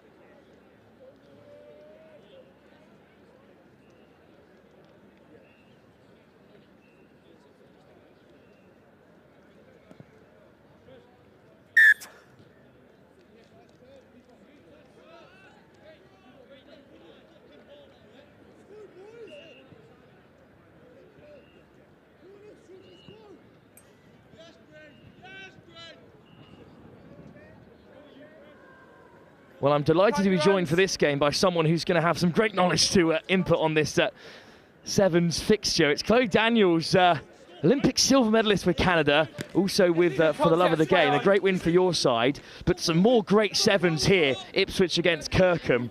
How impressed have you been with the standard of rugby on show here at Roslyn Park? Awesome to watch. Tons and tons of teams. It's quite the show here today, and everyone's turning up, so it's been absolutely awesome. The largest sevens tournament in the world, as we like to say, and Ipswich are looking to equalise here against Kirkham. What a start to this game. Both sides desperate for a win after defeats in their opening game, and I'm sure it's been explained to you, Chloe, just how ruthless this competition is. Only the very best sides make it to day 2, and then from that, only the top side are guaranteed a place in the semi-final. So both these sides need a win. Yeah, for sure. It's pretty competitive. We've had to remind the girls every time that every single minute of every game matters. Indeed it does, as Ipswich score their first. If you're wondering what you can hear in the background, it's me fingering through piles and piles of team sheets. And I finally picked out Kirkham, so glad to bring them into the game. But Chloe, this Canadian team, we need to touch on them. For the love of the game, the Canadian Misfits. How have they come together, and how much rugby do they even get to play together before tournaments like this? Yeah, the team's really only had about, I think, 5 days with a couple sessions each in them, so they're quite fresh together as a group, but they're eager to learn. It's been an awesome group to coach, so each game you can see the improvements coming along. Here goes Eduardo Todaro, the Italian international, finding a pass. Ipswich looking to charge over here through Chapman. Ripped out the breakdown. Back down the short side goes Ipswich through Bradley Boma. Todaro slips through his fingers. Great defense by Blue. And what a transition as well. Good turnover, no advantage. As you said, Chloe, great defensive work from Kirkham. You're absolutely allowed to refer to them as blue and black. There's no way you'd know all of these different schools. Kirkham from up north and Ipswich from East Anglia. But a great defensive effort from Kirkham, as you highlighted. Yeah, for sure. Some awesome grit out there. Grit and physicality, certainly on show. It's a really physical Canadian Misfits time as well. Spencer, with those huge bundling carries early on there. She's a real unit for this Canadian team, and we're looking forward to seeing them later on. But for now, it's Kirkham going their own way about things, and Archie Iden of the Sale Sharks is up past the 22. Kirkham defeated by Cranley, but it was a thunderous fixture. And they'll be reeling from it, but a line break for Kirkham. They're off to the races again. Their opening try scorer, Freddie Ferguson, the Leicester Tiger, has a double. Awesome finish there. We had some really great pace on show, Chloe, and that is something you just can't replace in the game of sevens. Definitely not a skill to have. Well, Chloe, I'm not sure how much rugby you've been able to watch outside of the Canadian Misfits, but what do you make about English school talent generally? How does it compare to the rugby over in Canada? Yeah, I would say it's been quite impressive. Their skills at a young age, watching some of the younger boys and girls was pretty impressive. And in Canada, we might not start as young, so the skill, we have some catching up to do on the skill, but overall the athletes are there.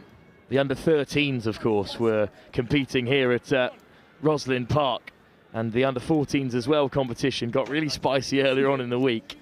Yeah, we were on some pitches yesterday by the younger boys, and it was definitely getting, the tensions were rising between the two. It was quite funny to watch.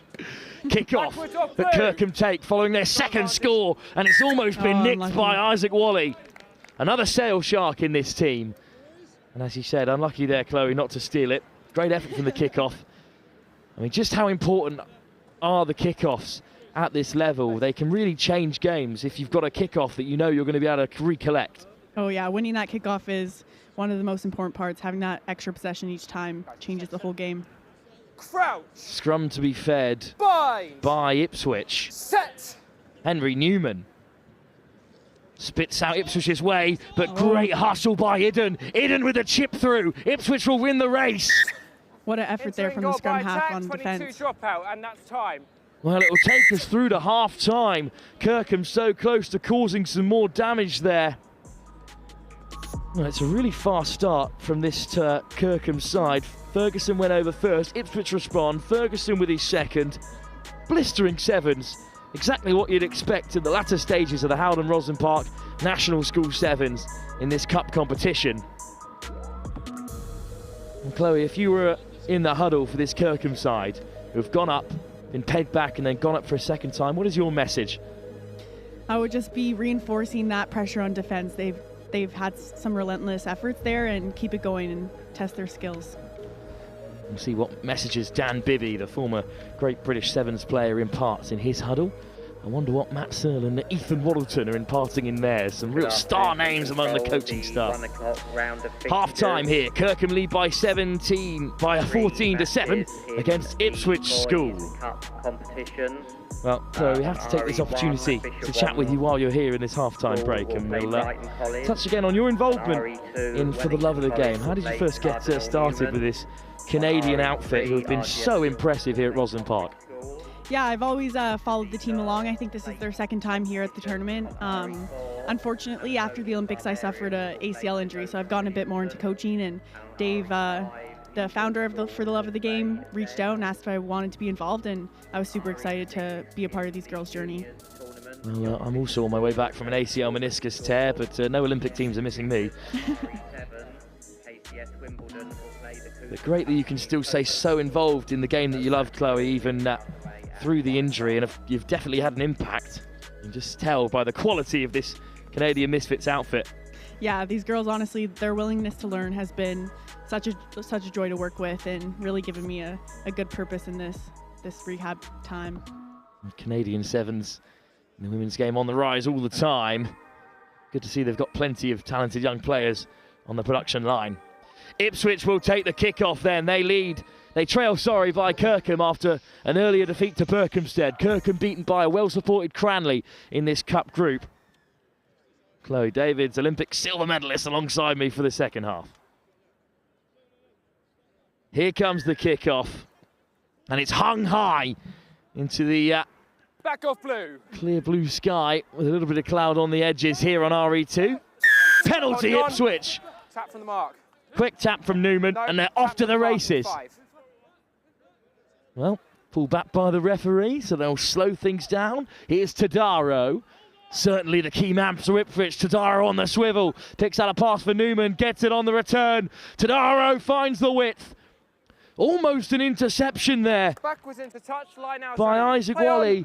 He goes into touch. Quick line out. Newman with the fast feet. Through he goes. Here's Tadaro. Bats off one. Finds the offload. And over Ipswich go. Some fast rugby there, really trying to get the score and catch up here in the game. Relentless from Ipswich. You've got to say, Chloe, an excellently put together attack. And that quick line out, you almost missed it completely. Barely even saw it, it was so fast. Just off the field for a moment's notice. They had the extras as well, so that's an equaliser for Ipswich. What a game we've got on our hands, Chloe. Very exciting stuff. Excited to see who gets one next. Well, this cup competition is sevens of the highest calibre. Certainly the best under-18 rugby you're getting anywhere in the world at the moment. Kick-off to come. Ipswich again looking to win it back as they did so in the previous play. Great kick. Back off blue. It comes back off Kirkham's hands, so they will have possession. Nice change of direction. Some fancy footwork there by 4. And it's created a bit of space out wide for Kirkham. There's the handoff. The final brush off the last defender. Kirkham take the lead again. A try created by Archie Idden, but finished off in the end by Arthur Scrace. The England under-17 and Sale Shark. Scrace with the second score. But as you highlighted there, Chloe, it was all of the work from Archie Idden at number 4. Yeah, he really used some awesome footwork to set his winger free. Let's have another look at it here. Good heads-up rugby.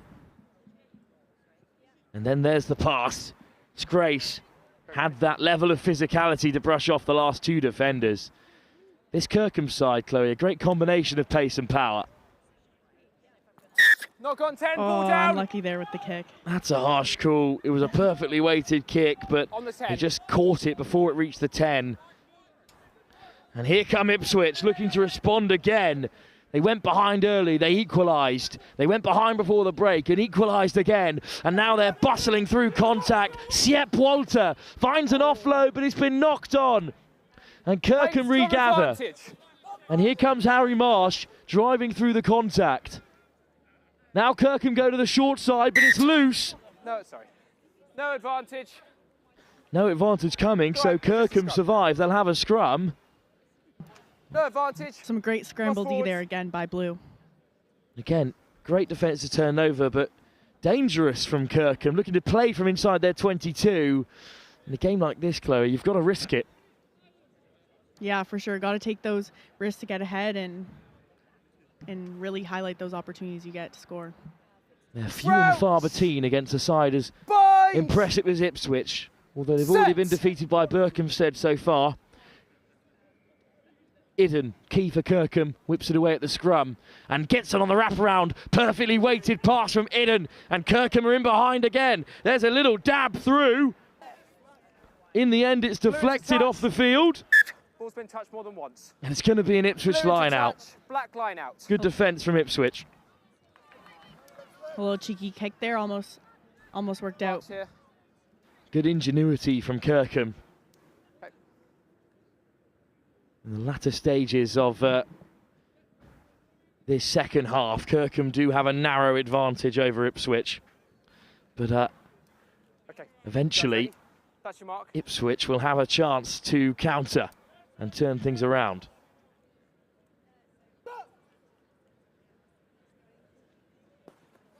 Scrum advantage. Well, that's a little bit loose. But, oh, it's unfortunate there because Ipswich were breaking through. Chapman was off to the races again.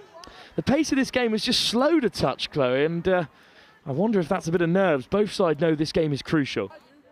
Yeah, lots of stops and starts in the second half here. Teams going back and forth.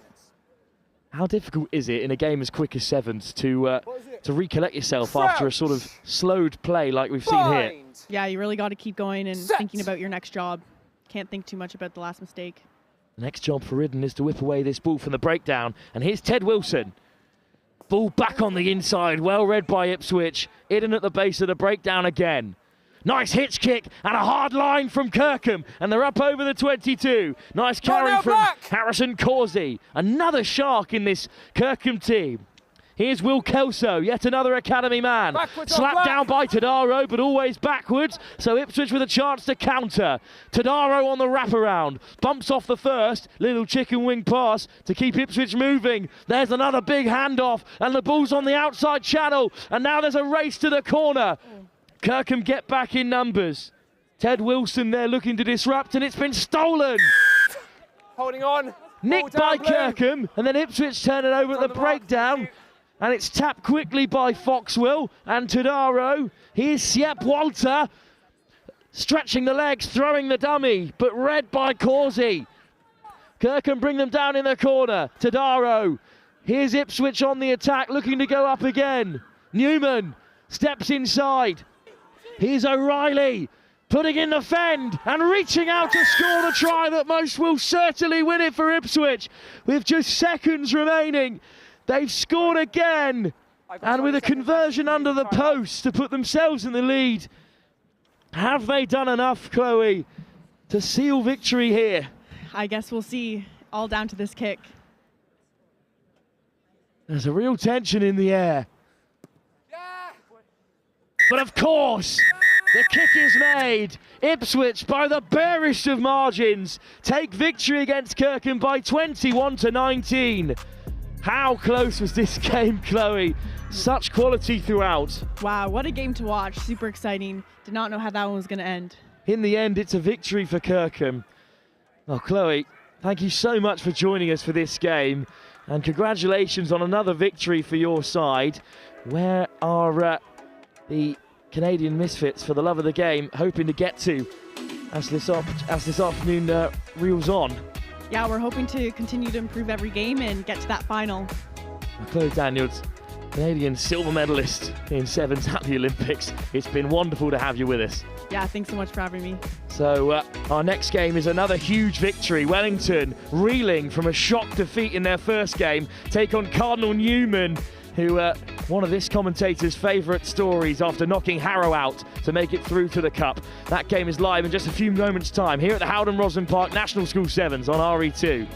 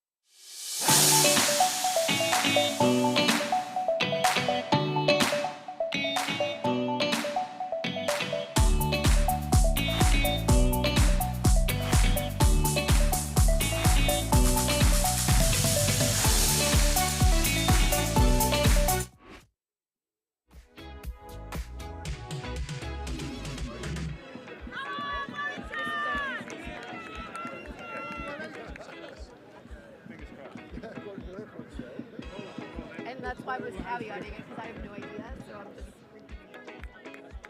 Come on, Willie!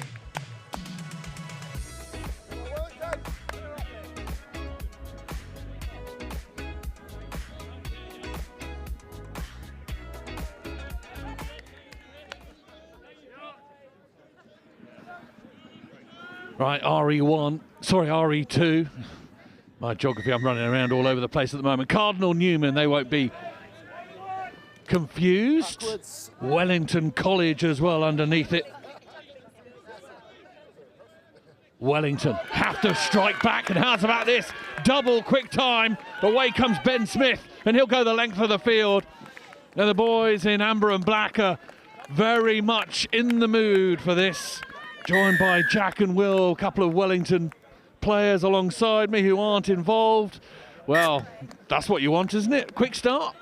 Yeah, what a brilliant start. I mean, Ben Smythe getting it off to a good run. It's just what the boys needed after a shocking loss last game. Yeah, talk us through that. Talk us through what happened there. I think it's just a bit disorganised. We weren't really fully up for it. And now we've just got to work to try get it back, I guess. A couple of big games coming up, so it'll be tough, but we should be able to do it. Yeah, Smythe on the mark for Wellington College, who restart to Cardinal Newman, who sweep the ball away to the left-hand side. Not to be messed with, this Cardinal Newman side. Did an exceptional job on day one, but day two is a whole different kettle of fish.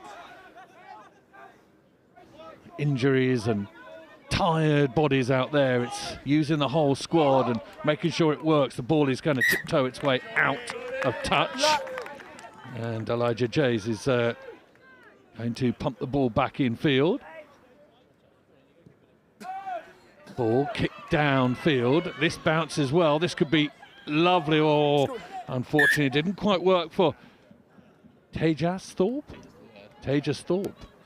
You might have to help me with pronunciation, boys. Apologies if I get that wrong. The handwriting's not too bad. We've had some absolute crackers on handwriting, so this isn't too bad. I like this. But yeah, do help me. Do correct me if needs be. Sprightly start for Wellington, and definitely where they need to go. Just being sent the Cardinal Newman side as well.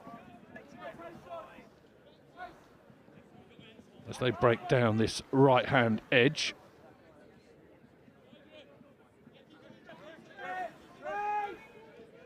Finn Caldwell wearing 7 on his back, out to number 15, Ben Grantham Hill. Down that left-hand touchline. Good tackle into touch by Wellington College. And that will be a fillip. Good support you boys have brought along. Good support. Fair few. Yeah, we've got decent lads down from the school at the moment. Just I think give the boys a bit of extra support. Year really 12, 13. What year are you guys? We're 13. Right. Yeah, final year. So it's getting serious, isn't it? Yeah. Should you not be revising? Maybe. But no, you shouldn't. You should be down at Rosslyn Park. we're always ready to support the boys, I think. Of course, of course. What a competition this is, the Howden Rosslyn Park National School Sevens.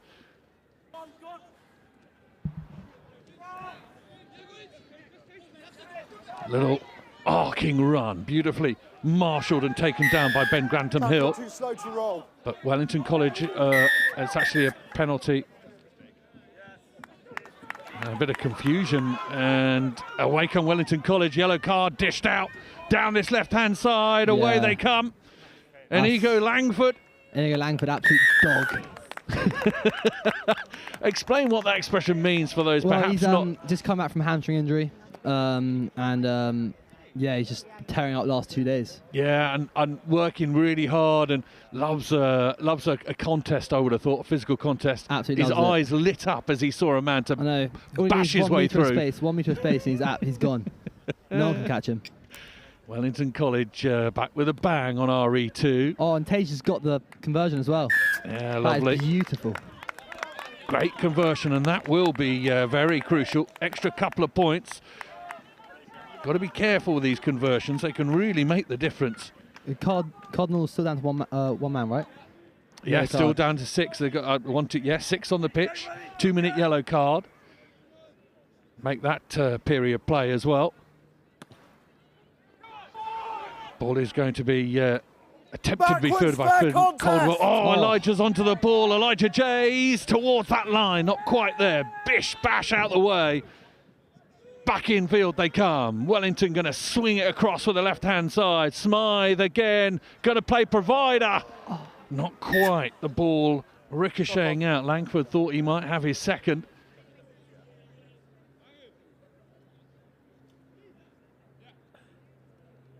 What have you learnt this last couple of days, boys? What's the biggest learning your team has had? Well, I think Seb yesterday was probably the biggest learning point we've had. We were 17-0 down with 3 minutes to go. No. And we put it back and beat them 19-17, which is just stuff of legends. Oh, honestly, you can't write it. Can't write it. Cardinal Newman are going to break from their own 22. Runners around them. Carl Westbrook is going to try and hot step his way through traffic.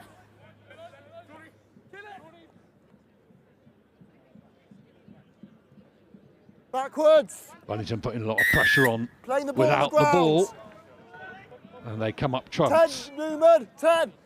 Jays is going to sling the ball. Got Dan Bowden on the pitch now as well, number 12 shirt. Out here on the left-hand side, Watson. Back inside, there's numbers here, lots of players, and they're going to make it pay. Enjoy Bland over try. Wellington, the numerical advantage. All they had to do was find it the right place at the right time to sling the ball wide. Another chance here to build this lead. Yes. And we approach half-time, and Wellington well and truly in control. This is it's going to be a smile on the faces of the Wellington team.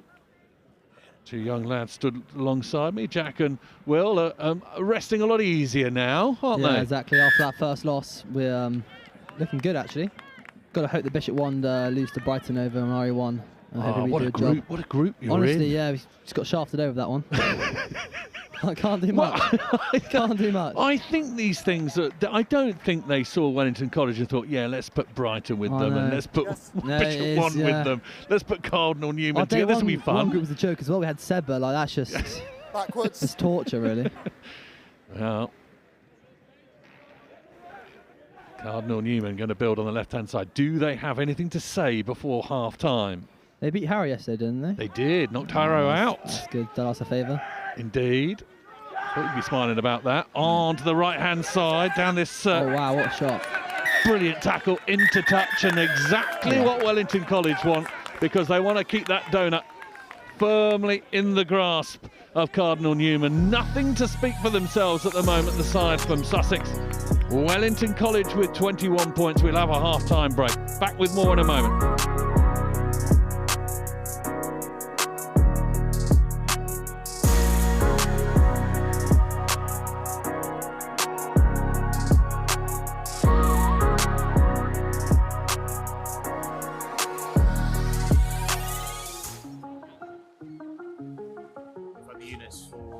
The whole of this academic year so far, so since September. I've got 80 units. I love the fact that the stats give you a sort of a basis for analysing what the players are doing, how hard they're working. I think in training, but in matches as well, it's interesting to see who kind of the unsung heroes, if you like, the people that work, but you don't necessarily see them doing the work.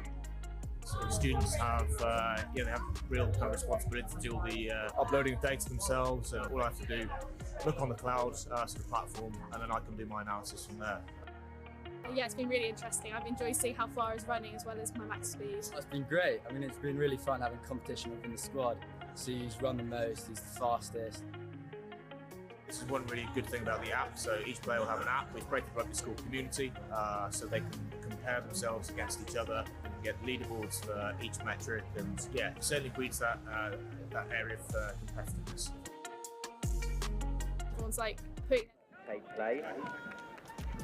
In the boys' place. Back underway on RE2. RE5 would have Sam Roberts alongside a couple of Wellington lads, because their team are well and truly in control of this one. Jack and Will alongside me. Wellington College versus Cardinal Newman. Those matches due to get underway. Cardinal Newman tapped that one down out of the sky.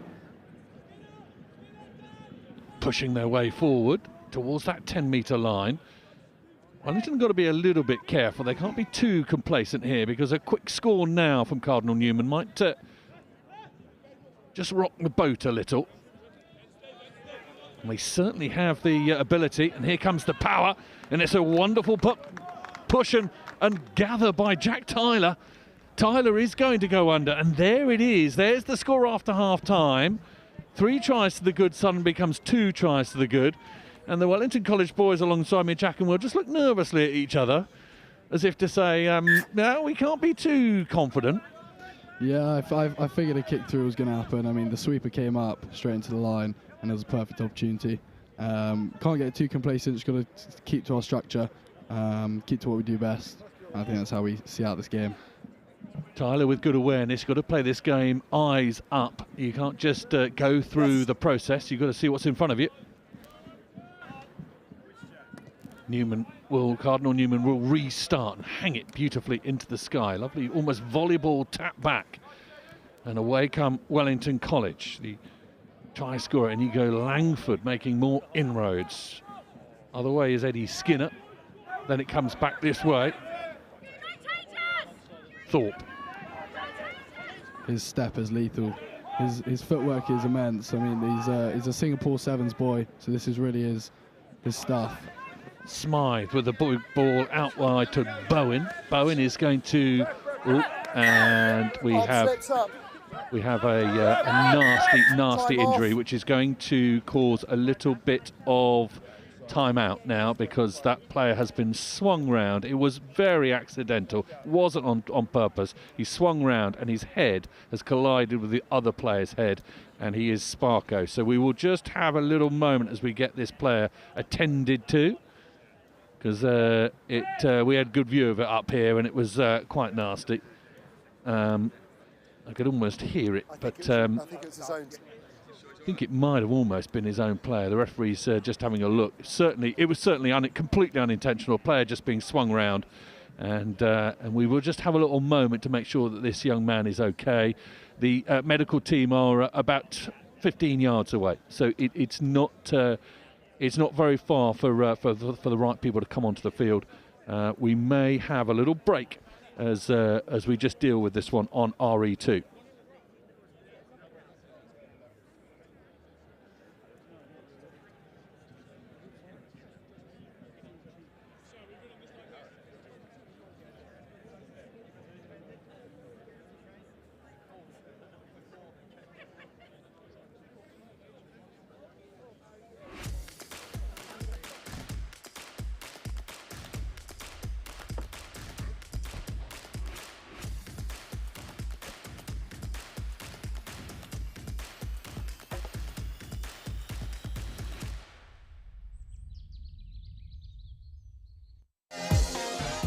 the world of competitive sports, every advantage counts. At Holroyd Howe, we understand the vital role nutrition plays in athletic performance. Holroyd Howe, providing the power to perform.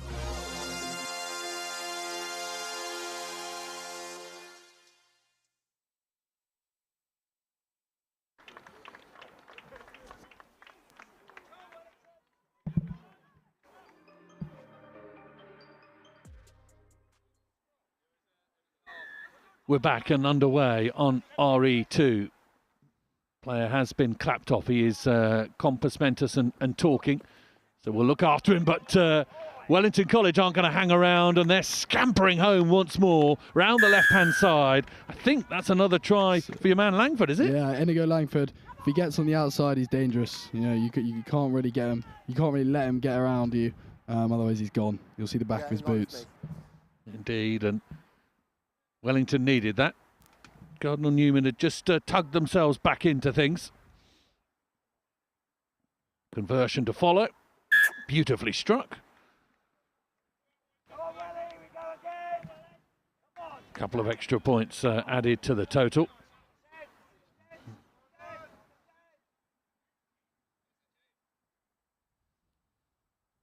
Yeah, Langford just on the outside arc. Amazing how much room there is on that outside corridor. It's only about a couple of yards wide, but so many tries scored on that arc. Just knocks forward off the receiver on the ground. Elijah Jay's just with a knock through there. Elijah, part of the Northampton Saints PDG programme, even though he's a Wellington College boy. Yes, it is. I know his dad. Do you know Elijah's dad? I do, yeah. I think he works for the King, actually.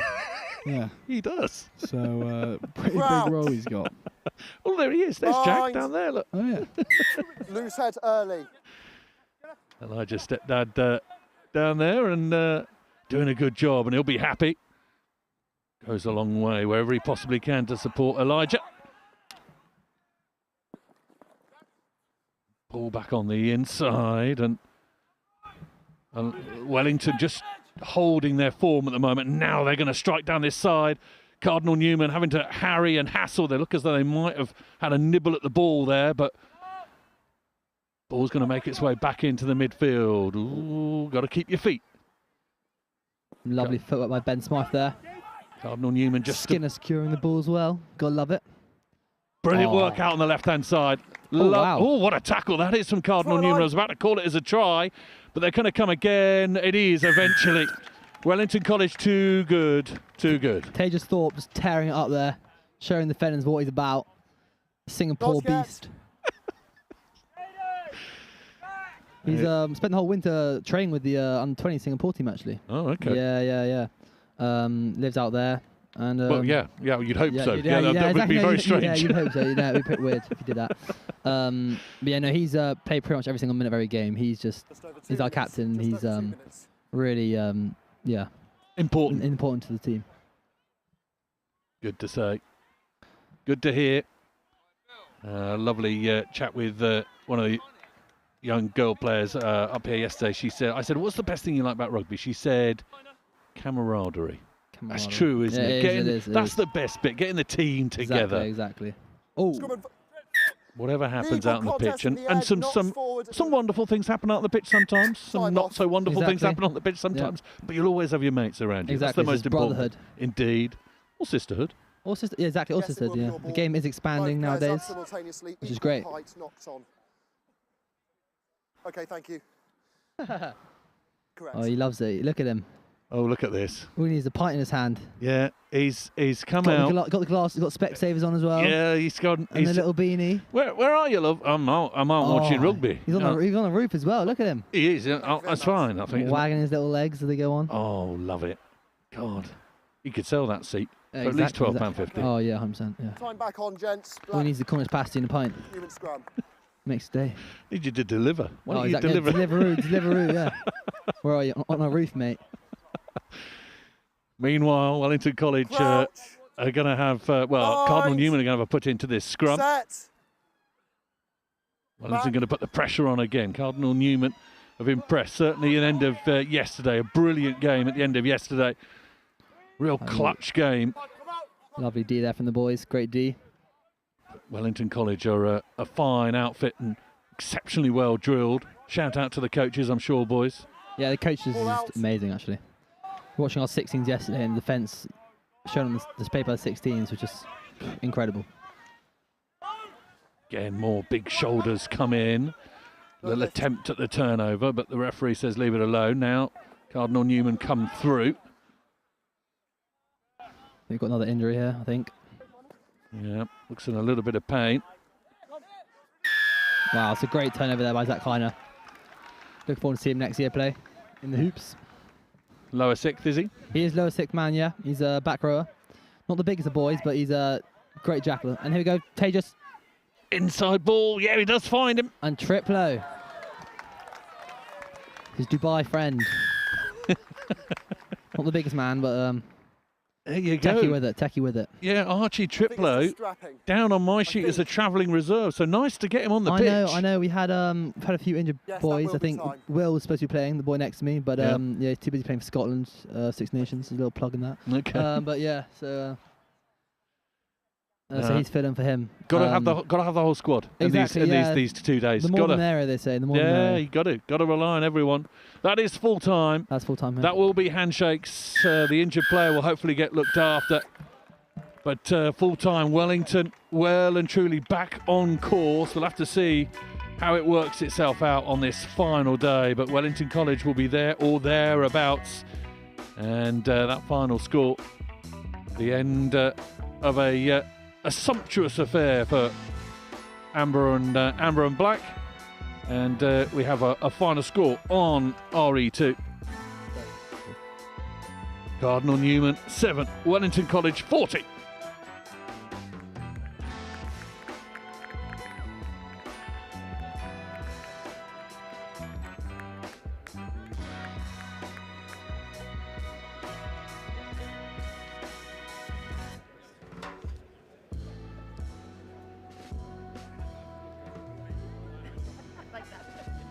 Good afternoon from the RE controls. We have a Mr. Matthew James Harris here on site. That's Matthew James Harris. Please could you come over to the RE control cabin at the side of pitch RE2, please. Thank you.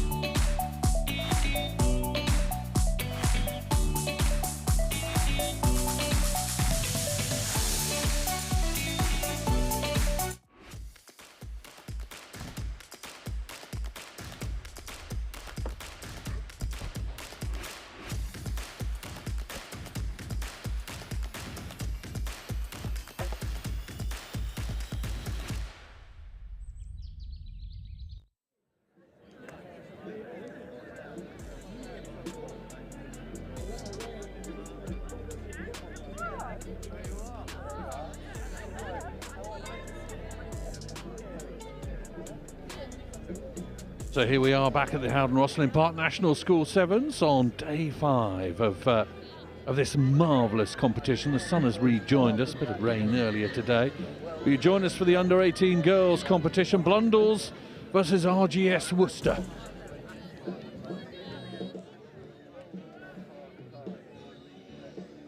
It's bad to call it a kind of southwest derby, I suppose. Worcester in the Midlands. I'm borrowing a little bit by suggesting that they are part of the southwest, but they won't have travelled far. We could call it an M5 derby.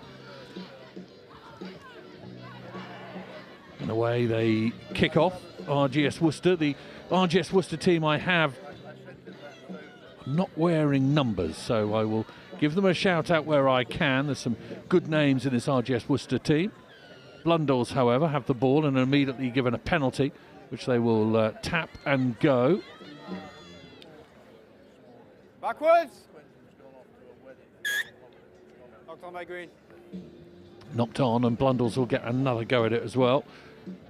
So the RGS Worcester side, Pippa Harlow, Sarah Dudley, Tiana Latui, Aleki Latui's daughter, Emily Walsh, Lottie Nichols, Millie Kane, Ellie Clements, Izzy Hadley, Lydia Hart, Imi Sharp, Jessica Rouse and Fee McGann. A couple of them involved in egg chasers, county representation as well. Head coaches are Erin Cameron and Robert Lewis. Remember that Erin playing for the Warriors. Blundell's pushed out a touch, some good hard tackling happening by RGS Worcester. Your mark, that's yours. I know you're Yeah. Screen ball, screen ball. I need some, yeah, in the channel. Let's go. He's fine.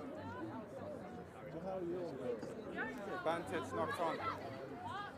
RGS Worcester will sweep into midfield. I think this is Latui. A little shovel pass out to her colleague and a teammate. Blundell's get hold of the ball. Knock on, says the referee, so we'll have advantage, and now we will have a restart via a scrum.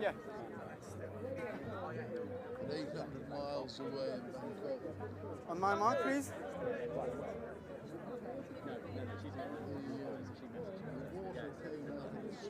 Crouch! Bind! Listen to the calls, please. Listen to the calls. Just bind. Let's go again. Crouch! Bind! Set!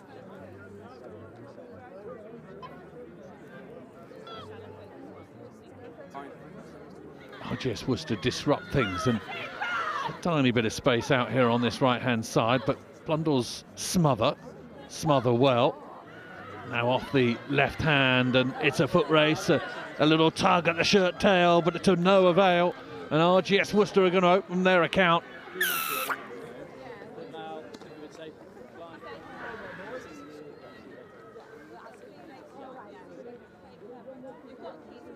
Decent score around the outside.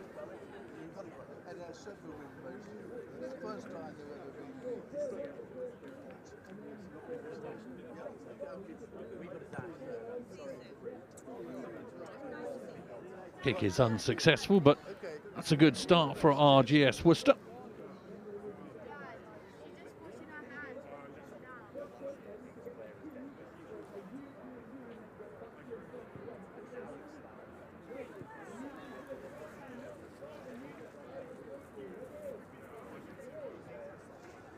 Blundell's need to have some time with the ball. They're the third girls team of the week from Blundell's. The under-14s and under-16s are also here and were pretty darn successful. Mentioned to two of their players, Grace Way and Demelia Short, both missing this competition, one with injury, one's gone to England under-18s, and Blundell's now with a bit of space. Lovely ball back inside, lovely carry. Away comes Bella Commissaris. Turnover, and RGS Worcester are going to be rewarded with a high tackle. Latui, I think, ball over the top. Oh, beautifully done. Worcester now back on the inside, away from the first tackle. That's a decent tackle that wraps up the opposition. I think Lottie Hinterding.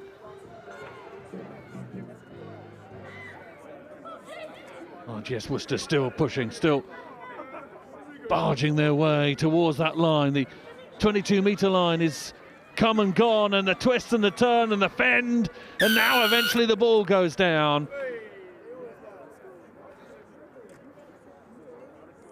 Tackling from Blundell's needs to be a little bit more round the waist and taking the legs up high, and RGS Worcester have the power to deal with those high tackles.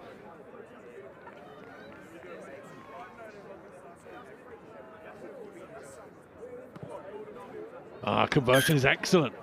Great extra couple of points as well. Worcester are in the mood. Another look at it here as it makes its way. That's a good offload.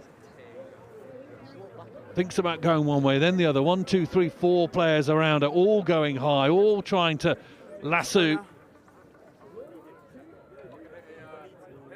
But to no avail. Too strong, too clever with the rugby ball in her hands.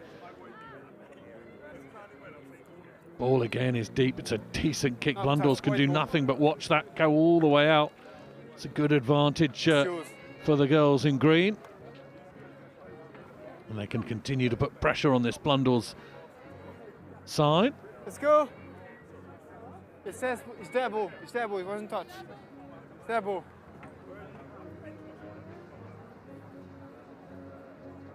Green, I need 2 in the line out. Green, I need 2 in the line out.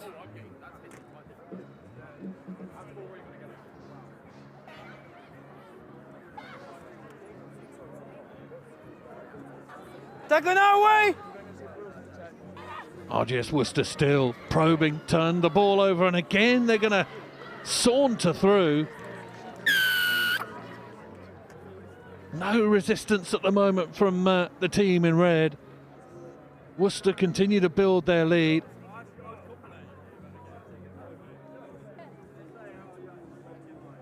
That's half time. Yep. 7 minutes gone. Conversion is another excellent one. So 3 tries, 2 of them converted, and at the moment RGS Worcester are piling on the pressure and the pain over Blundell's. Half-time score, RGS Worcester 19, Blundell's 0.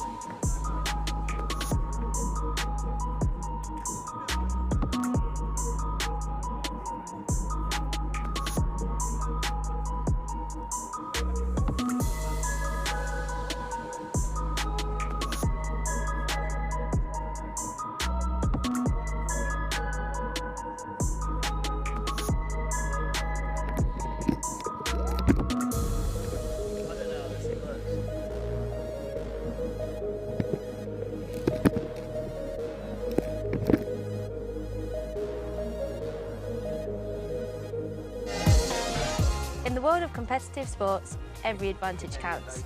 At Holroyd Howe, we understand the vital role nutrition plays in athletic performance.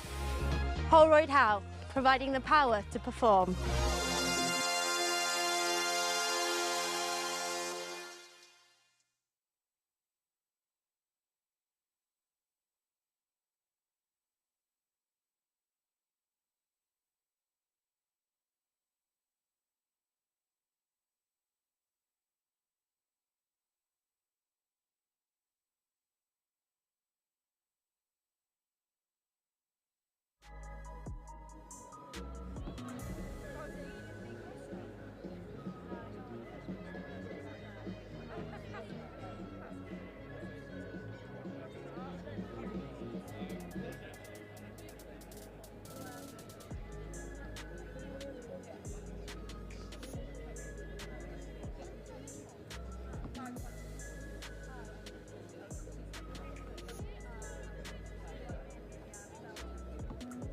Back out for the second half.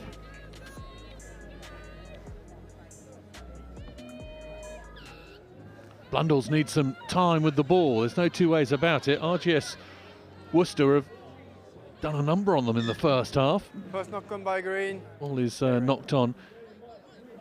You lost the ball right before. You lost the ball before. Knocked on. No. Yeah, no worries. No worries. No problem. Sorry.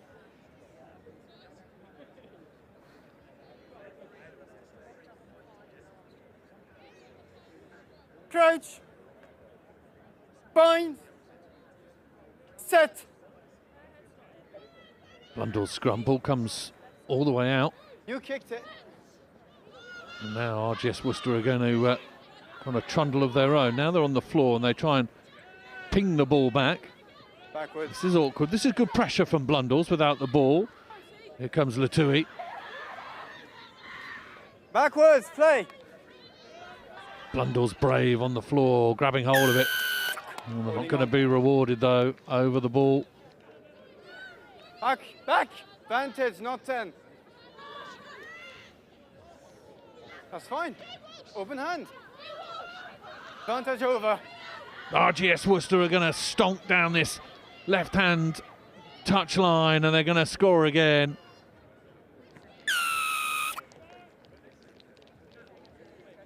Just the mismatch on this flank. Yeah, I know. You kicked it up. The power and pace.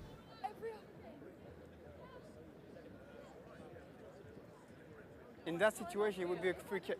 Oh, let's go. Complaints coming in from Blundell's to the referee, but to no avail. Conversion unsuccessful.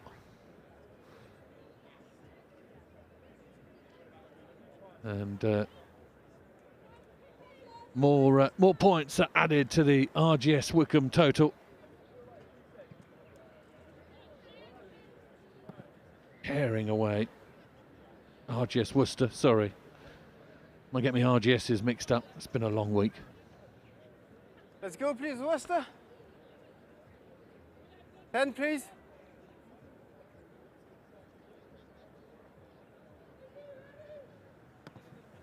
It's a great restart. Hangs really high into the sky. Backwards. Ball goes backwards. Blundell's trying to work out who's going to pick it up more. Good running. Looked as though that might have gone forward. Decent run from Rachel Curtis. Plays for Crediton and Devon. Definitely was motoring well, but then the offload didn't quite work itself out. RE3 Hampton versus Epsom. RE4 Rebel Rugby Academy versus Warwick. RE5 Trinity versus Abingdon. Crouch! And then into Bind. the juniors tournament. Set! On RE6 the Oratory School versus Dulwich. And on RE7 St John's School Leatherhead. RGS Worcester Ipswich High going to School. come forward.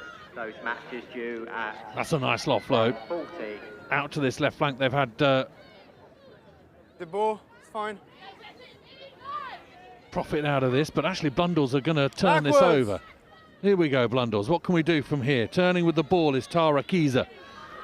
Keyser slightly sideways, hands the ball on to Taylor Saltmarsh, and Saltmarsh is brought down and the ball pops forward and into touch. Hasn't been a huge amount to write home about for Blundell's here. Been a tough examination for them, physically, as much as anything.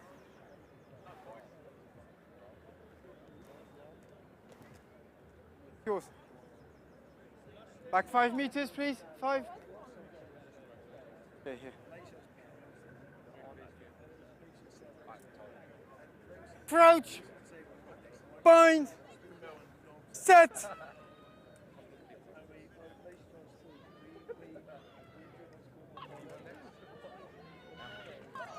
RGS Worcester once again skating through the defensive line from Blundell's. She's going to be chased to the line, but she's going to get there.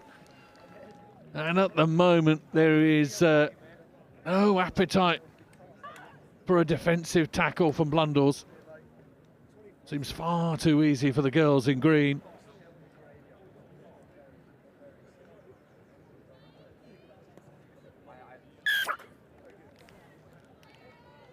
Conversion added. That's 3 tries that have been converted now and 2 that haven't been, but another look here. And, well, if there's a Blundell's head coach watching on, might have a few questions about the tackles that are not being made.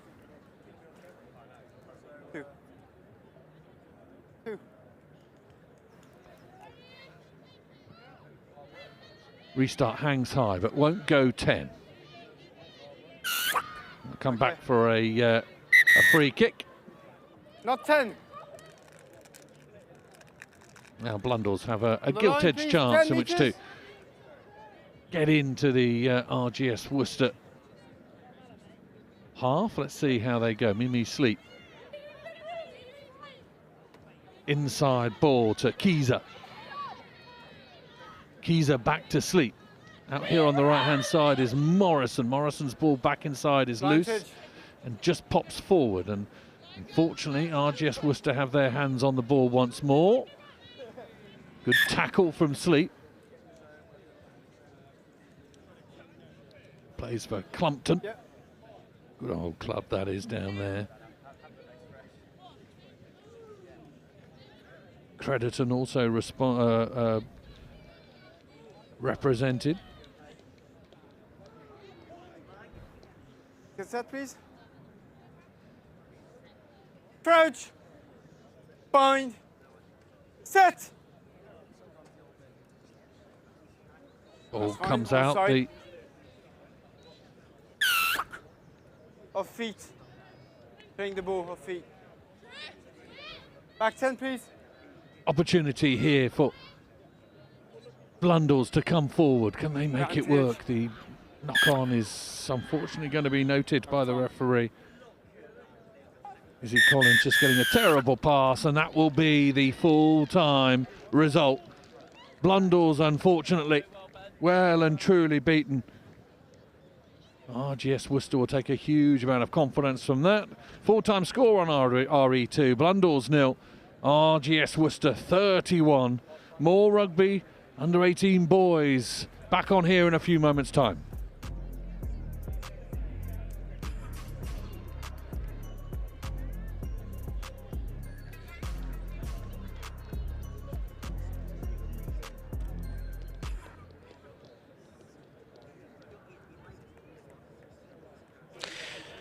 Hi everyone, Wilf Kemsley back with you down pitch side, and I've nicked one of the Berkhamsted camp because they're only staying around the corner. Ollie Smith, the captain. Ollie, it's been a tough day for Berkhamsted so far, but what I really want to touch on is how unexpected the cup has been so far. Do you have any early predictions on how things might go later on? Yeah, so we've won one today, lost one today. As we know, this best second place goes through, so we're looking to put some points on Kirkham and see if we can go through. I reckon two good teams in the cup at the moment. Cranley, who just beat us, they're looking good, and obviously Millfield, a pretty good outfit. So we'll have to see what happens there. Big game for Tonbridge for them. And now just touching on the plate as well. We've got Sedbergh in the second tier competition, along with Whitgift, along with Harrow. I mean, have you ever experienced Roslyn Park in your long schoolboy career being this level of competitive? No, we were just saying with the boys, it's a highly competitive season this year. I mean, as you mentioned, Sedbergh in the plate is quite a big statement. Also to the teams who have made it to the cup, it's telling us how well we've almost done to get there, due to all these teams being in the plate who are historically very good teams. Absolutely, Ollie. Well, thanks very much for speaking to us, and best of luck this afternoon. I'll chuck you back upstairs because it's Sedbergh in action. I think you're with Sam Bork for another thrilling game, this time in the under-18s plate competition. Thanks, Wilf. And we're back on RE2 for another enthralling game here. The boys in brown and white, Sedbergh School, coming up against Beach and Cliff School for Boys. Well, I've got Felix Jackson up here, who is neither from Beach and Cliff or Sedbergh, but he is deputy head of Loveday House at Cranley School. Obviously, Cranley having played here earlier today. Felix, how do you feel being up in the gantry? Yeah, I mean, I'm really happy to be up here. There's an epic view from up here. It's a lot better than the stands. Yeah, ready to watch a good game of rugby. It's already looking like the standard's good. Here we go. Sedbergh down the touchline, and a mic goes flying. Just slipped away from Sedbergh there. Wow, what a game we have in store for us. Obviously, this is the plate competition. Sedbergh coming second in their group yesterday, which is a massive shock to everyone here. Sedbergh always showing up and showing out when they're here at Roslyn Park, but we'll carry on. Sedbergh in the plate here, looking for another convincing win. As we have the feed from Beach and Cliff. They'll play out now, Beach and Cliff. Slowly working that ball to the width. Really good to wriggle out of contact there, and a strong don't argue as well. Now popping off the deck. Here's Beach and Cliff trying to play out. There's the number 21, that's Will Barnard, who will go underneath the post for Beach and Cliff, and an early surprising lead here for Beach and Cliff. Felix, what did you think about that try? Yeah, I mean, it's great. I mean, he just saw the gap, got the fend and gassed it off. flick it back through. Indeed, indeed, and that is a very important score for Beach and Cliff here. I'm just going to have a look at the standings to see how this game affects the whole of the tournament. We'll just see here on the monitor again, after that kick's gone over. Really get great bit of handoff, a great handoff there, and pops well off the deck. Felix, good show and go, and a great handoff there from to saunter underneath the post.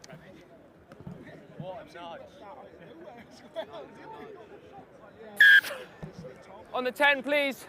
And that will be a full complement of 7 as well for Beach and Cliff.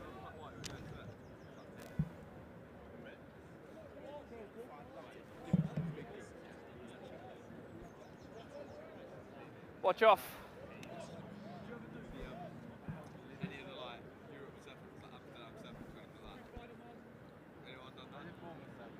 Turn the 10, please. And there we are, Beach and Cliff up by 7 points against a strong Sedbergh side, obviously looking to go out and win the plate. Here come the boys in brown and white. Good switch on the play and a good move out the back. Here's number 5. That's Gus Spencer. Scrum advantage. Knocked on, unfortunately, from Sedbergh there. Just unfortunate there as he knocks that ball on. Felix, it's a grueling 2 days, isn't it? And you have to have a lot of energy and keep your muscles warm, keep hydrated. There's a lot of things to think about, isn't there? Really physical 2 days. I mean, it's got to be up there with one of the hardest 2 days you're going to get. I mean, I know the Cranley boys last night, they were in the pool doing some recovery, getting the carbs on, really getting set for the next day. Yeah, and we'll see Beach and Cliff come at them again, and just a little knock on, and now Sedbergh can play. Oh, they're in here, and they will be. There's a foot race on, though. Will they catch him? And they've caught him just off the 5.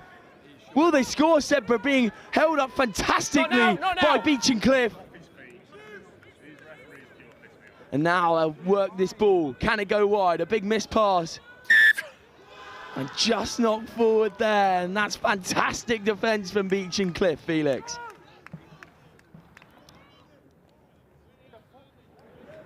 Really just swarming this Sedbergh defence, not allowing them to think in any way possible. Fantastic cover tackle, basically on the try line as well. Really nice tackle. I mean, it's those tackles that really make the game. It's a win or loss situation. Crouch. Bind. Set. And here go Beach and Cliff trying to play out their own 5. Well read there by the Sedbergh 9. Sedbergh 10, sorry.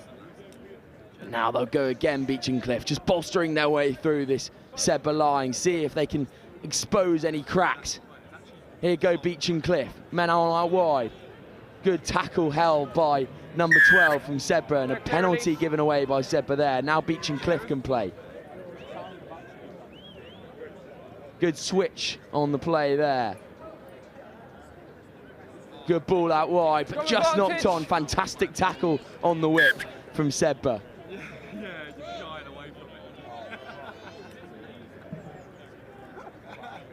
Sedbergh here, obviously competing in Group C of the plate competition.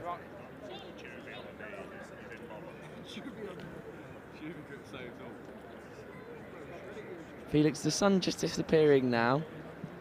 We had great weather here before. I even got a little suntan yesterday up here on the gantry, but how does the weather affect this play? I mean, if it starts raining again, do you back the more physical side, or do you back the boys that can play through the wind and the rain? No, I definitely back the bigger side on a muddy pitch. I mean, it really helps to get some momentum through the boys. And you want to carry that through on the mud. There's less agility, and it becomes a lot harder for these athletes. And that is fantastic feet on the outside, but well tackled by Beach and Cliff again. Another fantastic cover tackle. And that is pure brilliance there from Beach and Cliff, and a great counter ruck, and they forced them back out of their 5, but Sedbergh will come at them again. Good hands now, and a good spray onto the outside, and surely this time they must score. And that is try time, much to the dismay of the Beach and Cliff man. But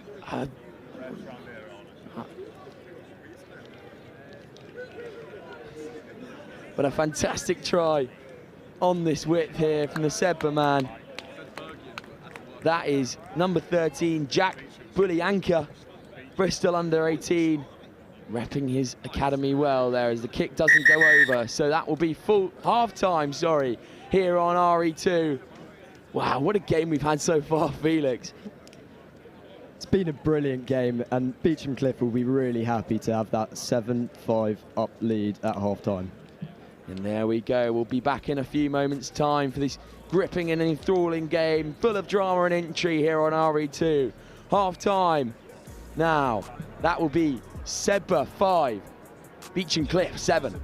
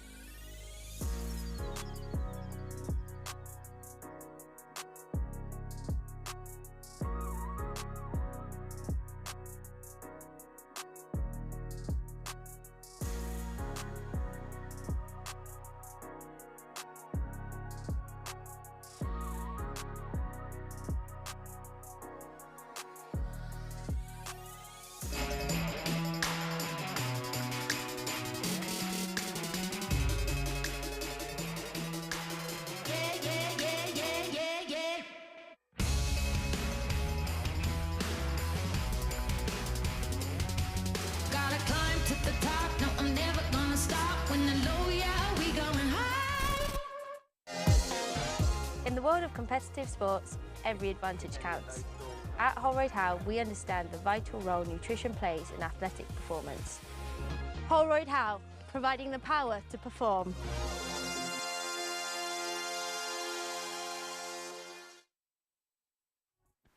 Welcome back to RE2 here. Sun now just peeping over the clouds as we have a slender lead here for Beecham Cliff. As they'll go out and play some more high-class flying rugby, and here's the show and go on the outside. Does he have the gas? Ooh, and that might have been a bit high there from the Sedbergh man. No card to come though. Here's Beecham Cliff.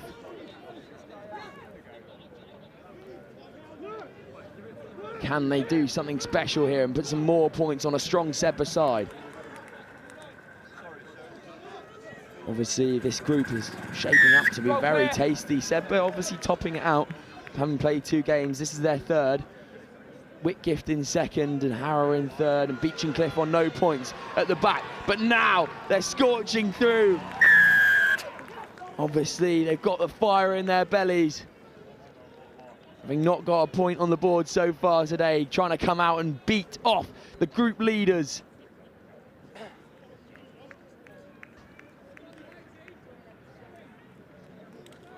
That's a fantastic try there from Beecham Cliff School. Out of the way, the conversion. Just watch if you see, it's all important, these 2 points, Felix. Really, really, they'll come, they do add up, don't they? Really, really. And it's just gone to the right. I mean, that's really unlucky. It's curved right. That could be telling later in the day, especially points difference-wise, and if you're kind of edging out a very, very tight and close game, those 2 points always do matter, don't they? No, absolutely, absolutely. We'll see Sedbergh try and go again here. Well played, just running rugby from Sedbergh. Well snapped up by the number 14 for Beecham Cliff. That'll be Patrick Wright. Well done by Beecham Cliff boys again, but Sedbergh will come roaring down this left-hand side, but another great tackle. That's Patrick Wright again, providing the hits. We should call him the jukebox. And now Sedbergh will come again now. Just relentless, this Sedbergh attack. Great hands on the outside. Number 4, Adam Jacks. Massive shot there from Beecham Cliff. This is just, the tension is just bubbling here on RE2. Can Zebra go? Great feet on the inside. Another hitch kick, and he'll go underneath the post. That is important. Jack Boulancia again for the Bristol Under-18 Academy, playing for Zebra here today. And he kicks the conversion as well, so that will draw the scores level. Wow, what a game. Just great feet on the outside there, great invention, Felix. Really, really superb. I think we've seen a great game from Patrick Wright on Beecham Cliff. I mean, he's got that try, and then he's taken 2 key tackles off the back of that. Yeah, Patrick Wright supplying the goods for Beecham Cliff, but Zebra come back again, as they always do. High into the sky from Zebra. Beecham Cliff men underneath it. Not back here. Beecham Cliff deliver. And now Beecham Cliff will play. Thinks about the kick option. Steps back inside. 1, 2, and then great hands, but intercepted there from Zebra. Oh my. That is important. Will Barrett there with the interception for Zebra. The boys in brown and white really having gone behind early in the first half and then going into half-time behind. Wow, it's just getting moments of magic like that, moments of luck is so important for this Zebra side.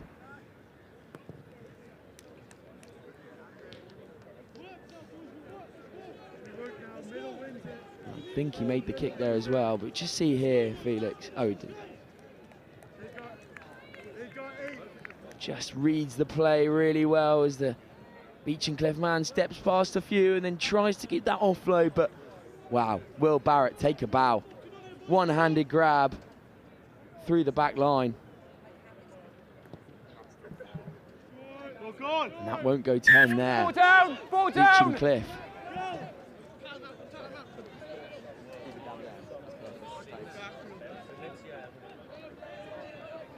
Beecham Cliff just trying to play now. Fizzing that ball wide. Here come Beecham Cliff. Big loopy miss pass. The ribs are exposed. Great feet on the inside. Can he find a man outside? No, chooses to cut back in. Here go Beecham Cliff. Trying to play out of their own half. Trying to find a gap in the Zebra defence. Zebra obviously have that 5-point advantage now. Using the ball well are Beecham Cliff. Attacking that line with pace and power. Great stuff on the inside from Beecham Cliff. Zebra have taken up their defence really a notch, and Beecham are finding it quite difficult to find gaps in it. Yeah, and Zebra just with that passive style of play, just trying to soak up all of this attacking threat from Beecham Cliff.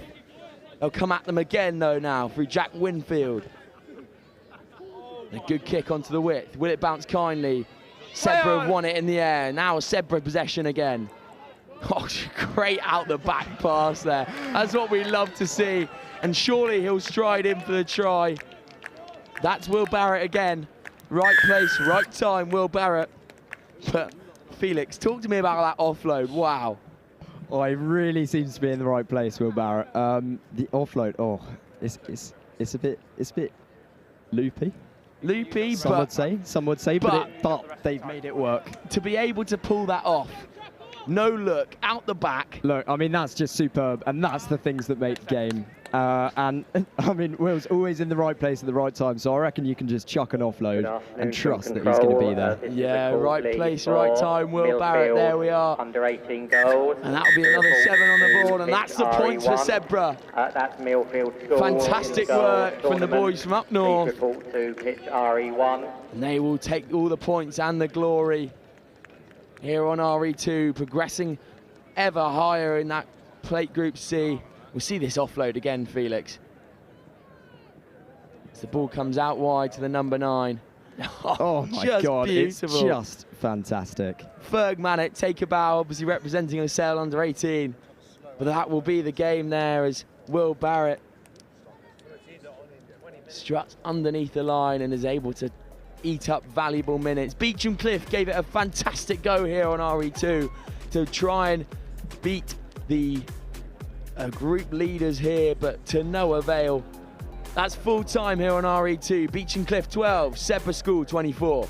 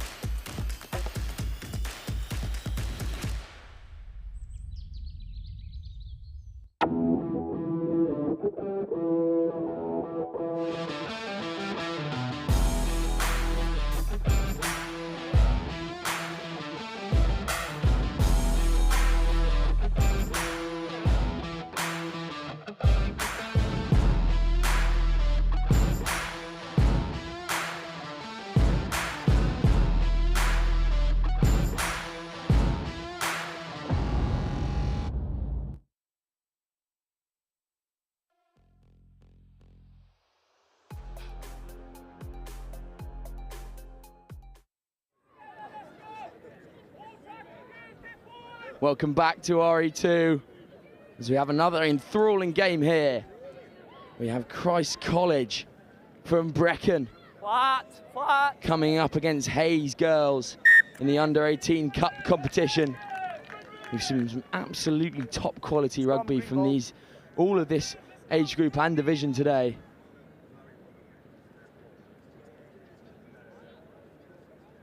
And now, Coach, Bay, can set,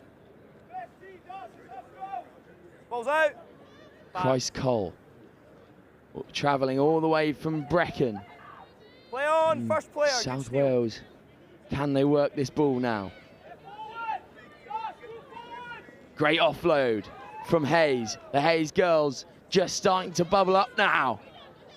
Winning that ball back obviously earlier. Hayes will have the ball again after a penalty given away from Christ College. Number 21, will she go through? Just unfortunate with the drop there. That's Erin King. Erin King representing Beckenham Rugby Club here today. Kent under 16 and under 18. Very impressive. Just losing the ball there, slipping out of her grasp. Who else is in the scrum? 9. Crouch. Bay. Set. Here go. Early from blue. Free kick. Early. And that's a scrum penalty there for Christ College. Here go Christ College, working the ball down the width.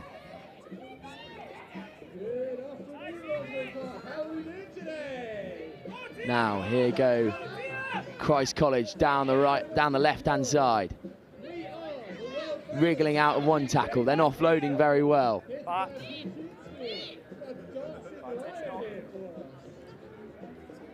This is great pace on the outside here from Hayes School.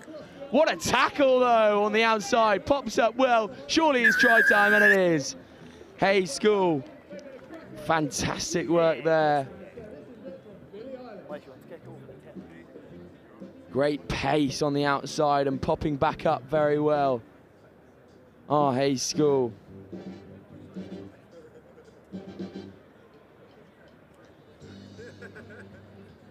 Just see the kick here. Can she make it from downtown?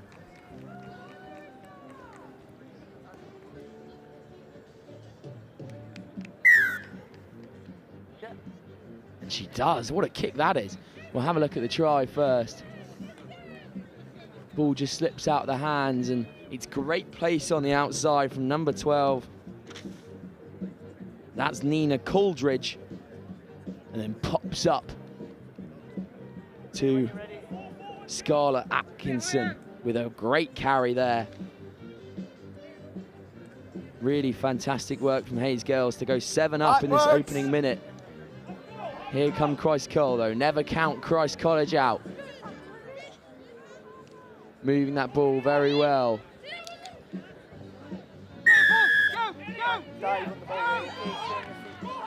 Good afternoon from RE Control. If there is a Monty Dwyer here on site today, that's a Monty Dwyer. Just not forward, unfortunately, by the Christ College girls. RE Control cabin adjacent to RE2. Knock on. Scrum, Evie. Yeah, no, you go. Get in the middle. Now, scrum down. Hayes, 7-0 up here on RE2. In this Girls' Cup competition, the ball is out. Here come Hayes, moving that ball very well through the hands, but chased down fantastically. Beth Howell. There's 2 knock-ons. First one's by green. Scrum blue ball. Beth Howell there, just chasing down the ball. Didn't have no for an answer. It was moved on very well. Really fantastic work from Christ College defence. Set. Goes out.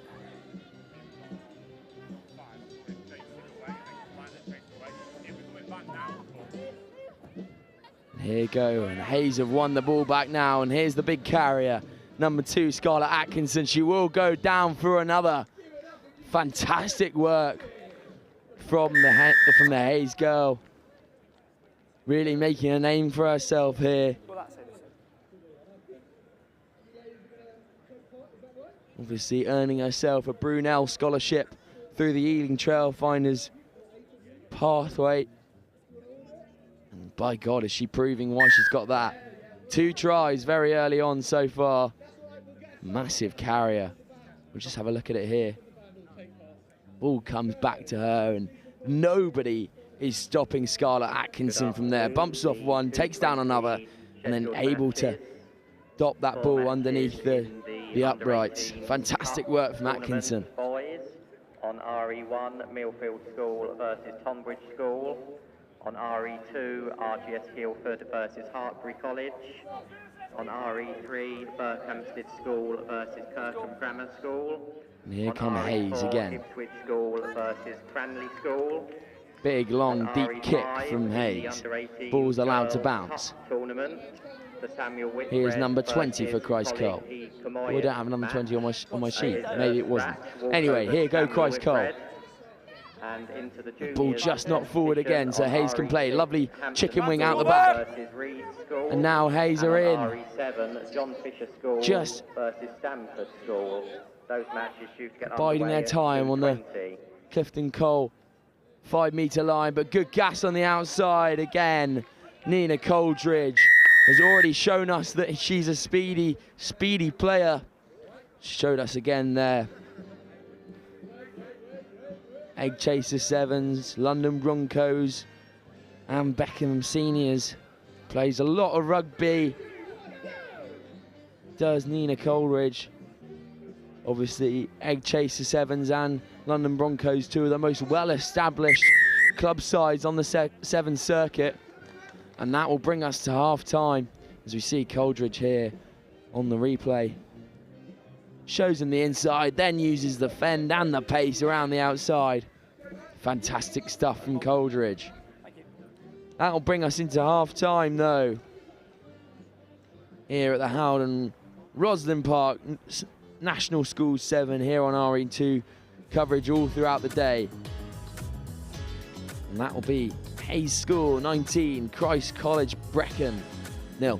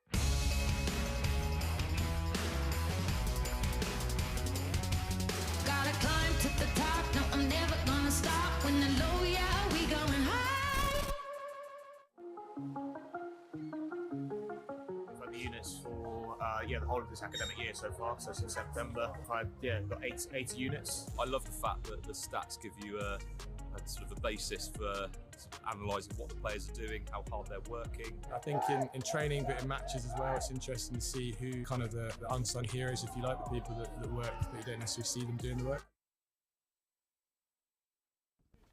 Welcome back to RE2 as we're about to commence this second half of the girls under 18 cup competition. It's a big kick, a great kick actually from Hayes School.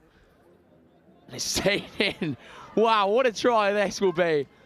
Unreal from Hayes School. That is just great anticipation to read the bounce of the ball. Wow, Hayes has gone in for another. That's the fourth try of the afternoon here on RE2. Great long deep kick there from Hayes, and another 7 points converted as well. Just see the kick here. Fantastic kick from number 13, Ruby Marshall. And the ball will bounce and stay in. And then great gas on the outside to read the ball. Fantastic work from Hayes. Yeah, let's go.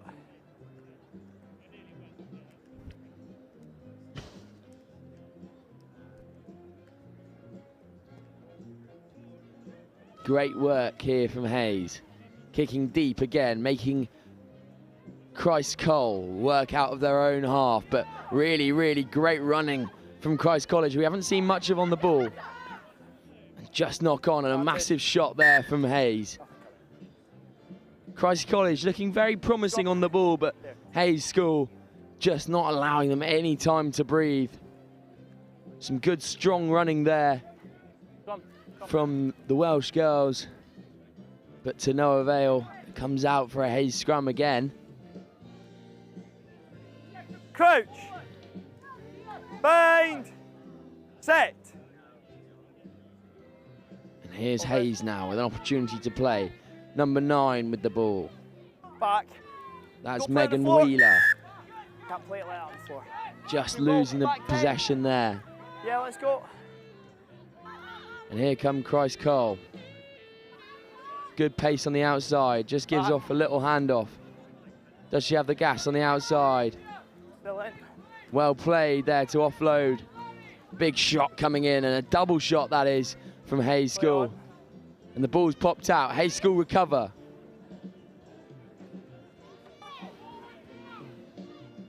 Can they work this ball onto the outside? Great offload in the contact, but just gone forward there.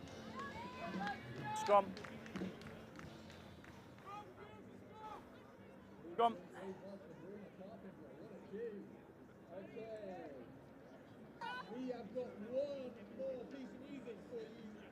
Now, can Christ College, with a lot of space out wide, can they do something here to just get and grasp of this game again?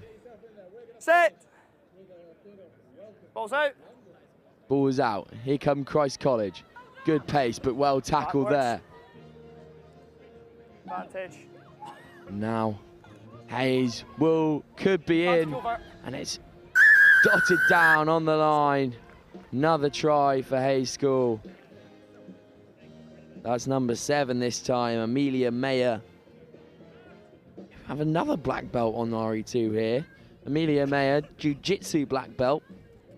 I'm going to speak very kindly about her now, so hopefully she doesn't use that on me later.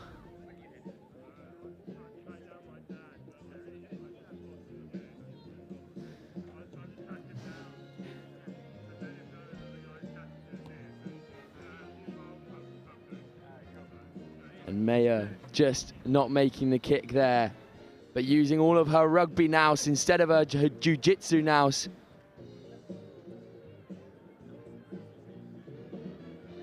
To dot the ball down in the corner. Fantastic work from Mayer.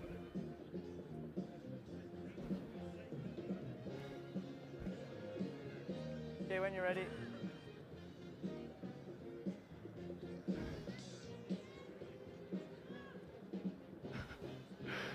Now, Hayes School will kick off again. Advantage, knock. Knocked on by Christ College. Another opportunity for Hayes to play. Advantage over. Good step inside. Tackled well by Christ College. Pop off the floor. Tackle. Both started low.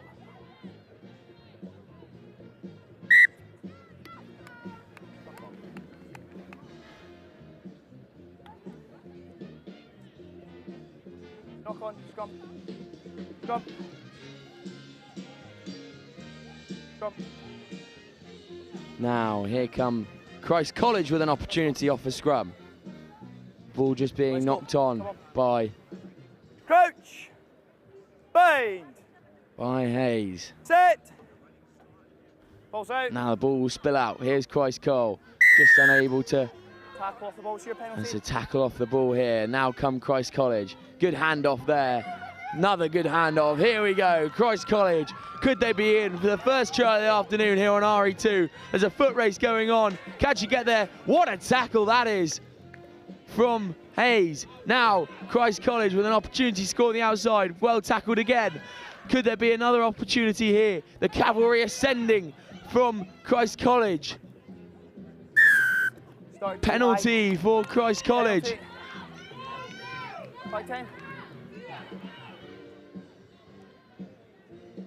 Can they score in the corner?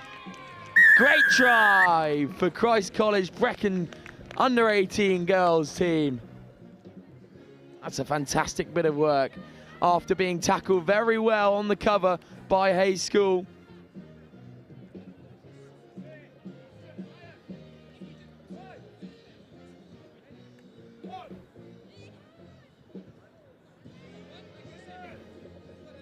Great try on the edge there from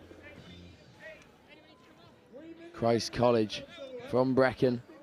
Big kick, not quite going the distance, but that will be full time as we see the try here come in. Those girls from Christ College Brecon just working to get some points on the board for their school. It's a great try on the outside from number 6. That's Tia Green, and that will be full time. Really enthralling game here. Hayes coming away with all the points. To no avail of the Christ College girls from Brecon. That'll be full time there. Hayes School 31, Christ College Brecon 5.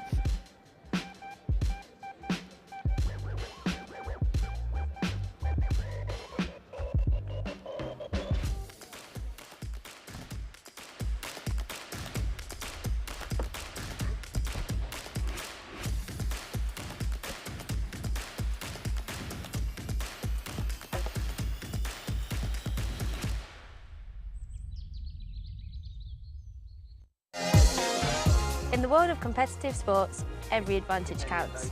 At Holroyd Howe, we understand the vital role nutrition plays in athletic performance. Holroyd Howe, providing the power to perform.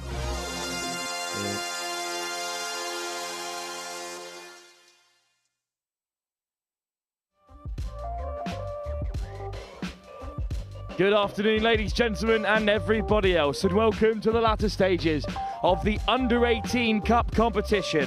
The second phase of the competition has been full of twists and turns, but this group has been one of the more simple ones, or so we think for now. Millfield are 2 from 2. They've got to beat Tonbridge to confirm their place in the semi-finals. Hartbury with 1 victory in this group stage against Tonbridge early on means at the moment they're level on points but behind on points difference. A big win for Hartbury and a loss to Millfield could see them progress to the semi-finals as group winners, but a big win regardless puts them in good stead to be considered one of the best second place teams in the 3 pools left. Hartbury with the kick-off. It's tapped on by the red and black, playing from right to left, this under-17 side, but RGS Guildford keep possession. They've had a tough day after a fantastic performance on day 1 to make it through their group. They're yet to win a fixture here on their final day of the Howden Roslyn Park National School Sevens. But they're on the offensive here, and the handbrake comes off early doors, and RGS Guildford through the hole. Beautifully timed offload. Zach Tinkler, the first 15 captain, the Lamb, goes over And it's a bright start for RGS Guildford as the sun shines on down here on RE2. An excellent start for RGS Guildford. That kickoff could have gone either way, but in the end, it fell kindly for RGS. Defeats to Millfield and Tonbridge leave them bottom of the pool, but a win here would be a huge result for Millfield, and it would leave this group in a spot of contention. I think Tonbridge, if they can keep the score respectable against Millfield, will progress through as second place group winners. In fact, none of them will qualify if RGS Guildford win this. They're just simply looking to spoil the party. Knock on will gift Hartbury a bit of possession and a bit of respite as well.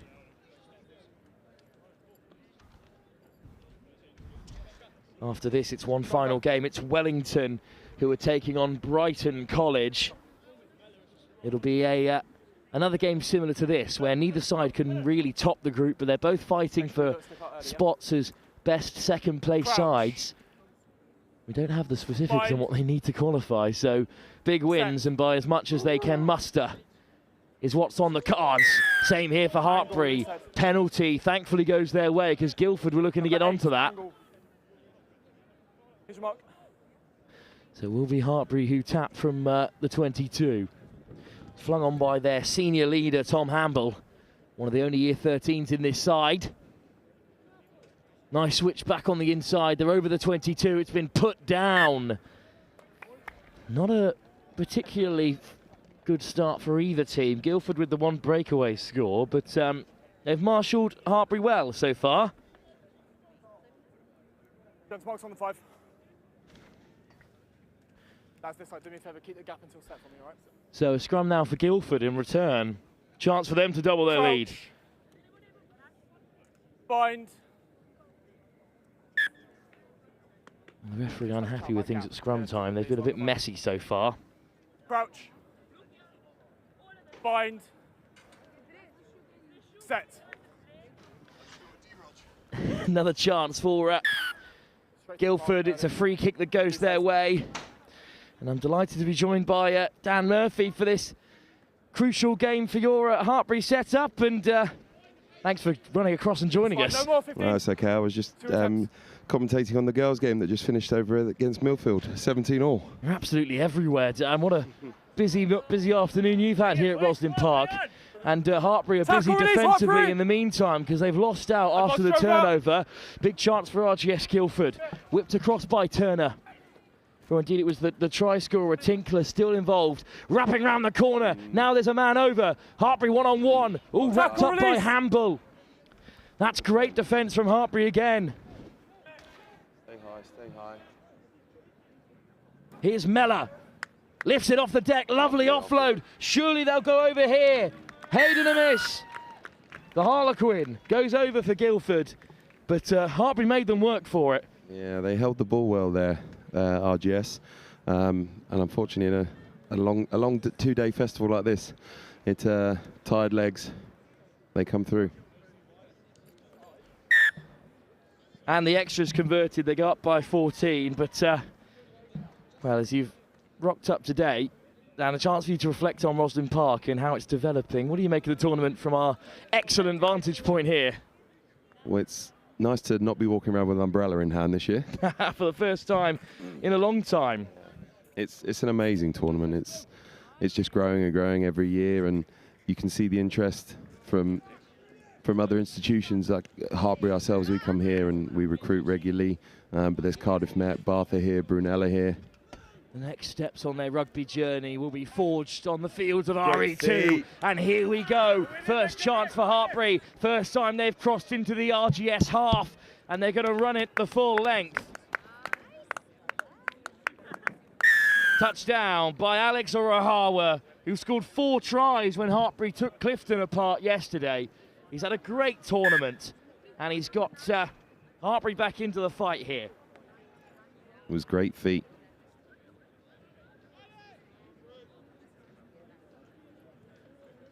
Well, here's the little step from Urahawa. Nice show and go as well. So that's a bit better from Hartbury. And as we discussed earlier in the tournament, an under-17 side, a development side, but full of quality, Dan.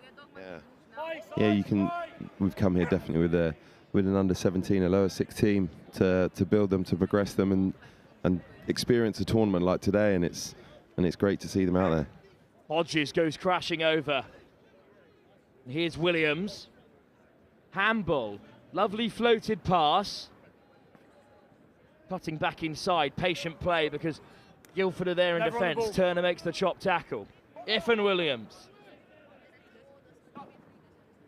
Hard line from Hartbury, almost through.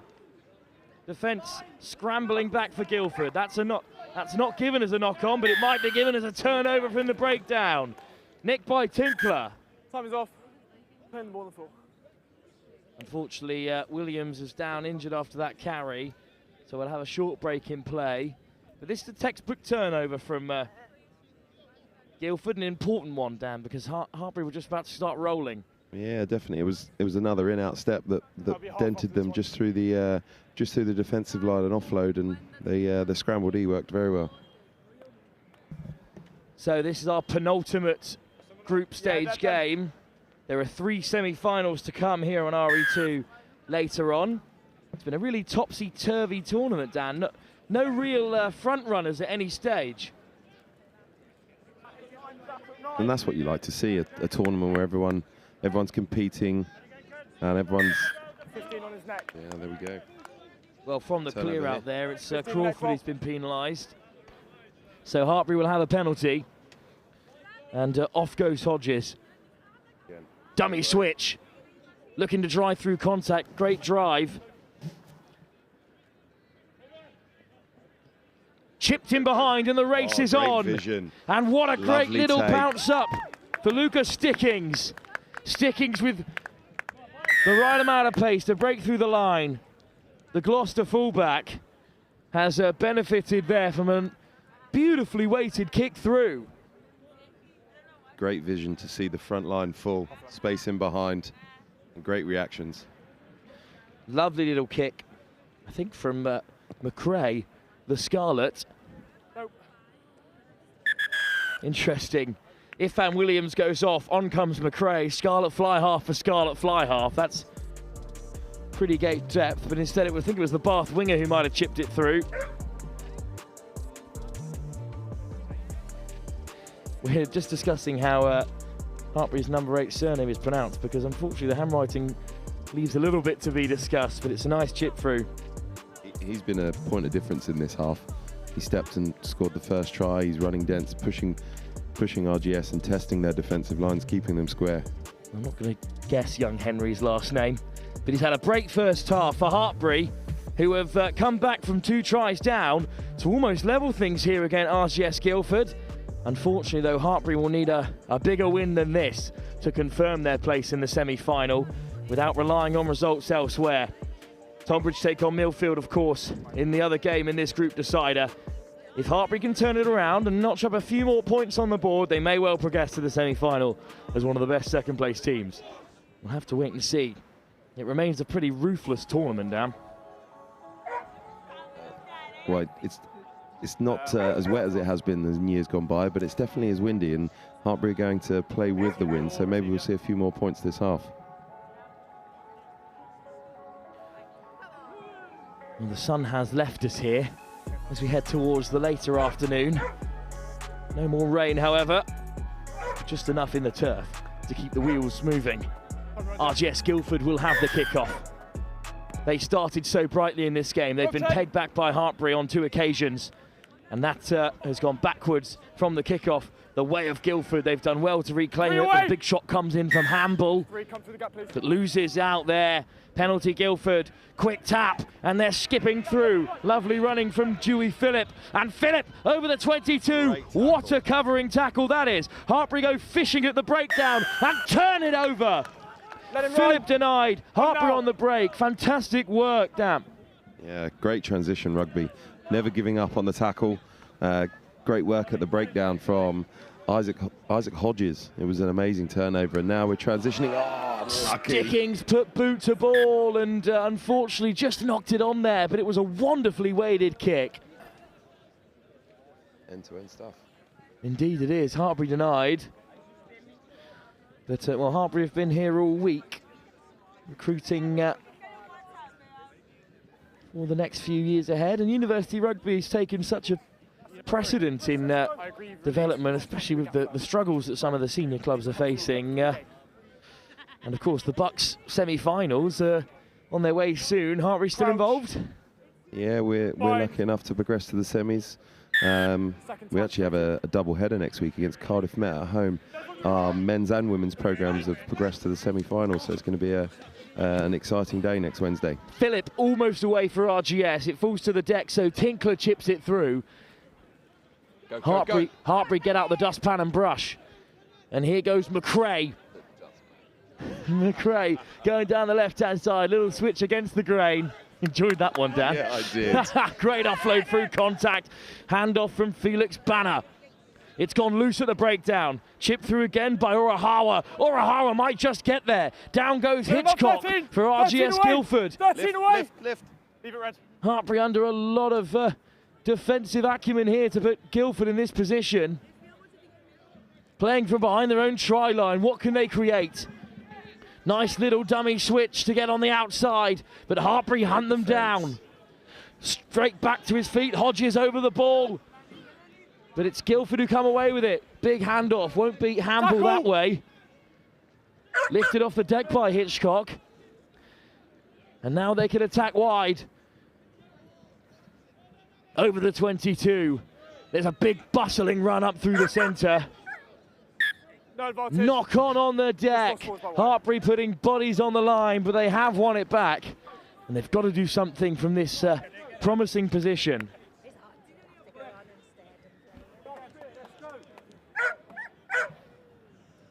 So with 4 minutes left to go in this game, Hartbury need a couple of tries to up that points difference, which is currently in the minuses. Crouch. Minus 12 at the moment. Bind. RGS Guildford are keeping hold of the ball very well. They did it well in the first half, and like I said, tired legs kind of cause breaks, but they're doing it again now, playing into the wind. Bit of a coach killer there, a penalty at scrum time before the put-in. And Guildford get over the gain line. The captain Clarkson makes the tackle. The Gloucester back row, but Guildford still play. Through the lines, up past the 10, skipping through the tackles. How on earth did he keep on his feet there? And he's still going. What a wonderful carry by Hugo Turner. He's played every position from 6 to 15 in the first team this season. But it's with the opening try scorer Tinkler again. Ball goes down. Hartbury have it back. Transition. No chance to play with the advantage. Still got time to turn this game around. The second half's been pretty cagey.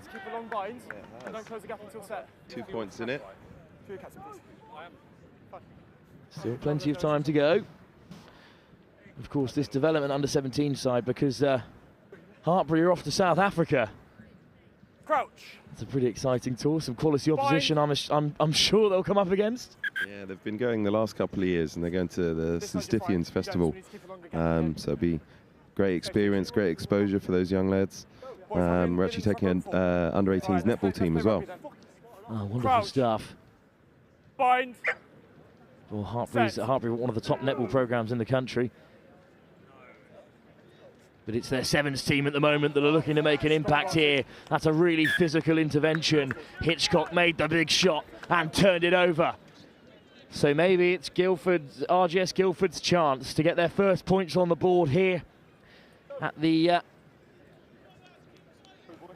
final day of the Howden Roslyn Park National School Sevens. A victory for RGS.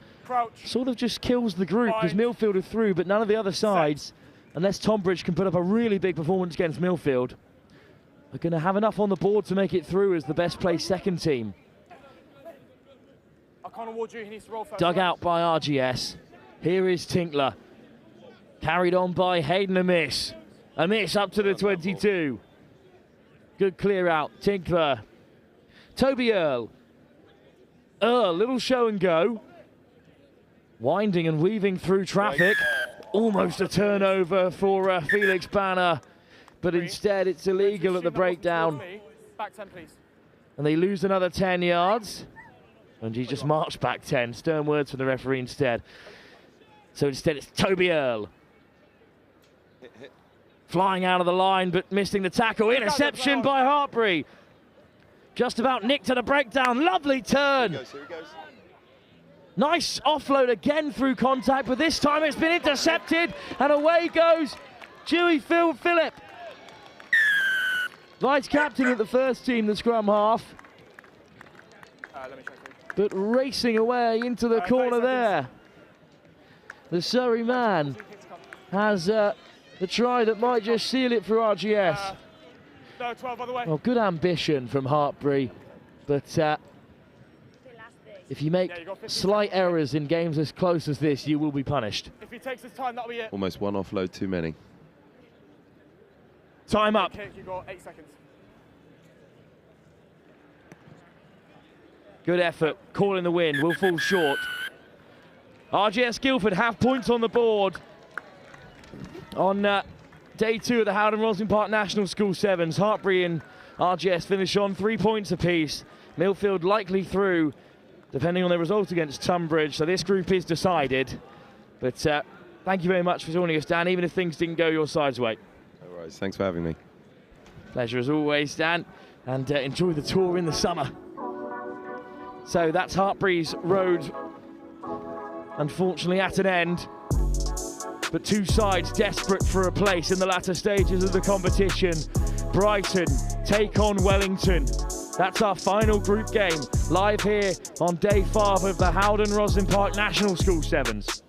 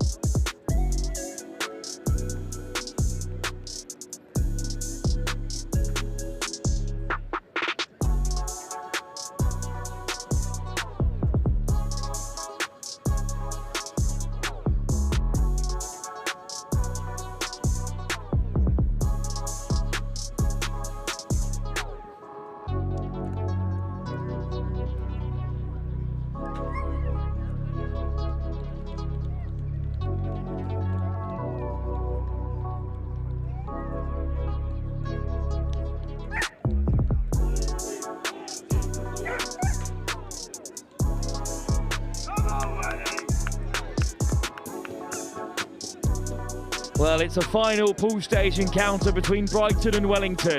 Both sides defeated by Bishop Wand in this pool. Bishop Wand just need to see off Cardinal Newman on no points so far to secure their place in the latter stages. Brighton, with a victory here, will see themselves through, likely as one of the best placed second teams in these 3 cup groups. So Brighton know that a big win will probably be enough on points difference to see them through. Wellington need a massive win to turn that points difference around, or they can just spoil Brighton's party and knock them out.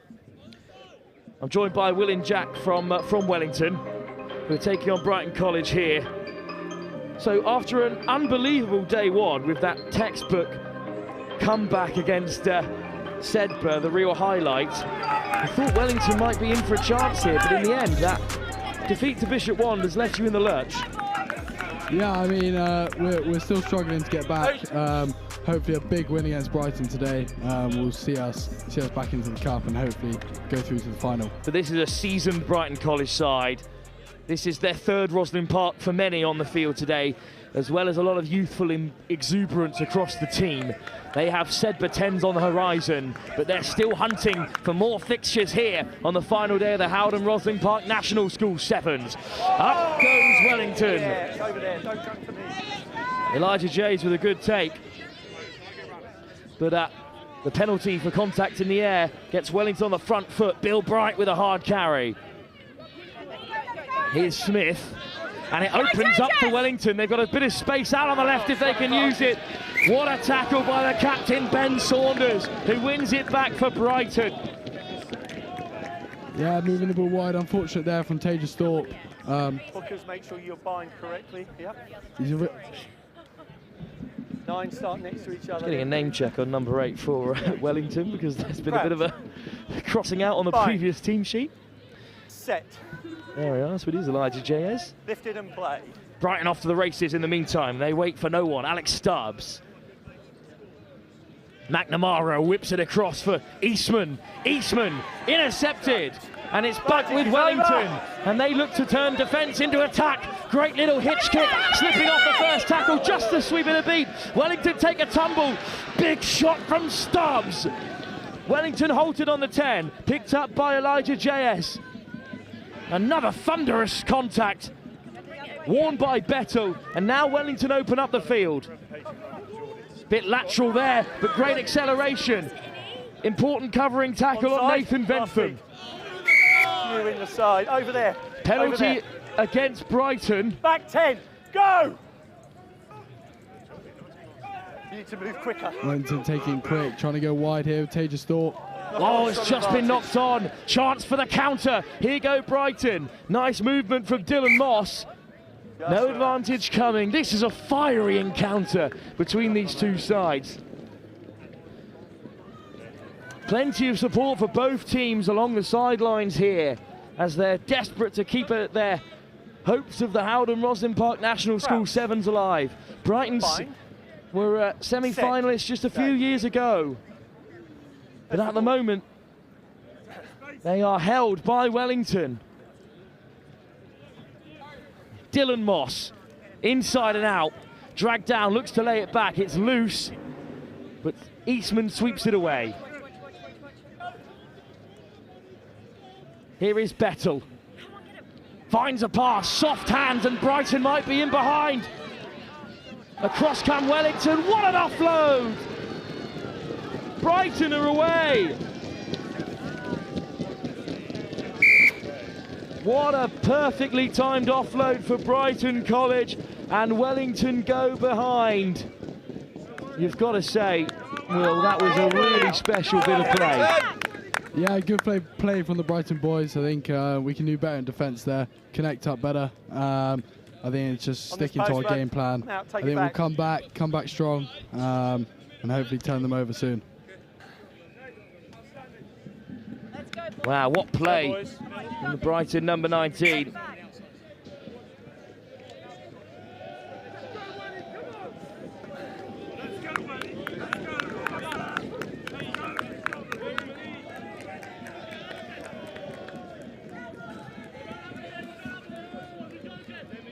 You've got 10 seconds only left on the kick, yeah?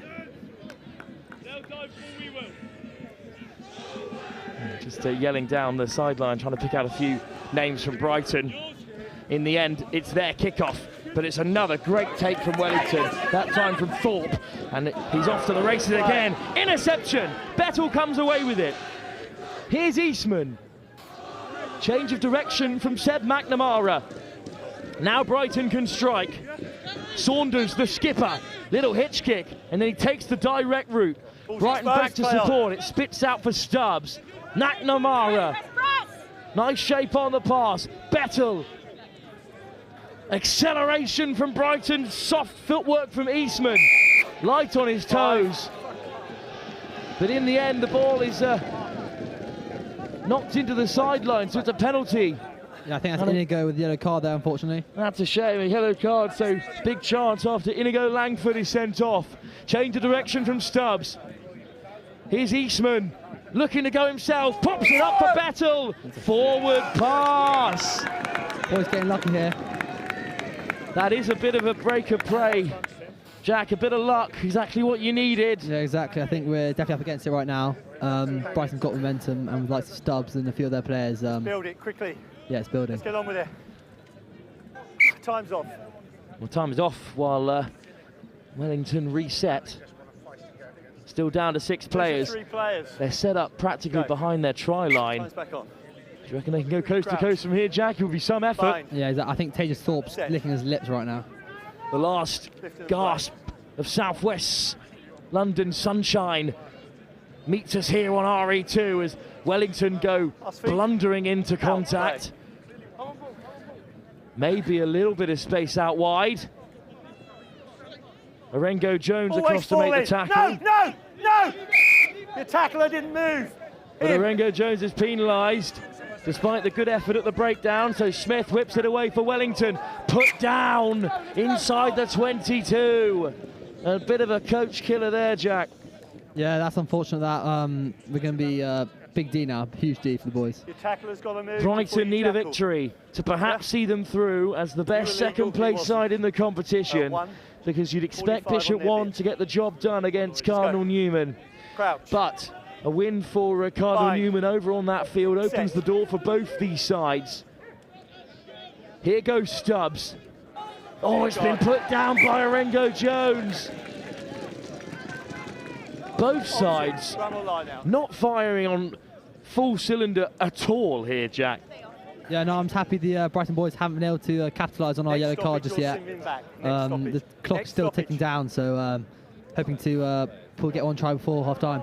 Next stoppage, the yellow-carded player will return to the play, but that might also signal the end of the first half. Wellington are back where they started. Put it in. Set up behind their try line. Quicker next time, please. Clean scrum, Wellington well set, and they take it out wide at first phase. Down, release. Thank you. Get out, get out.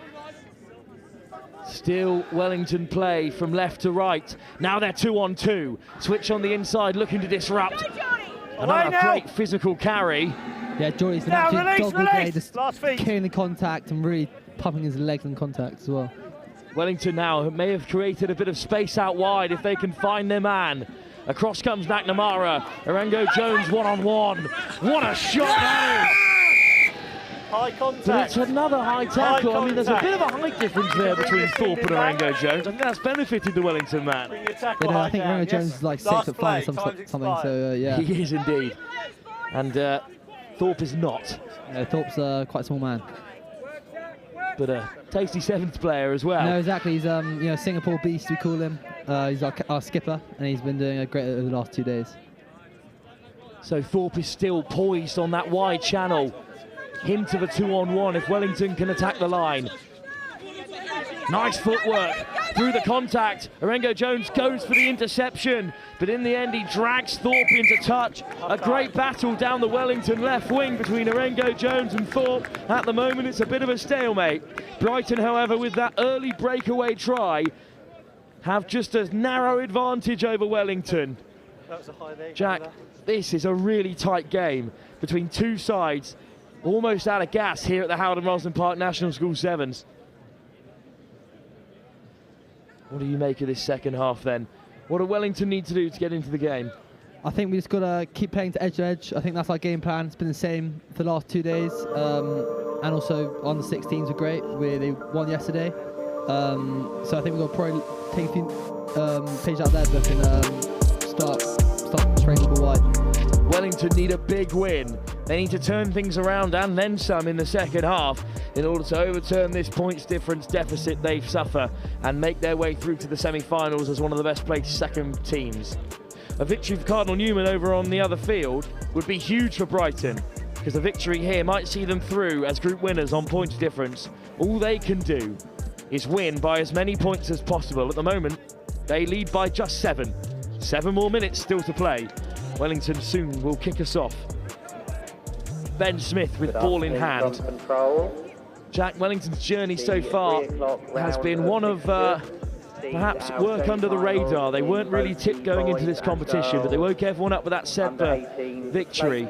They earned their place in this latter stage of the competition. Just glad we could get the Semper boys out yesterday. I think they were favourites going to the tournament, so it's good to see them, in the play and enjoying that.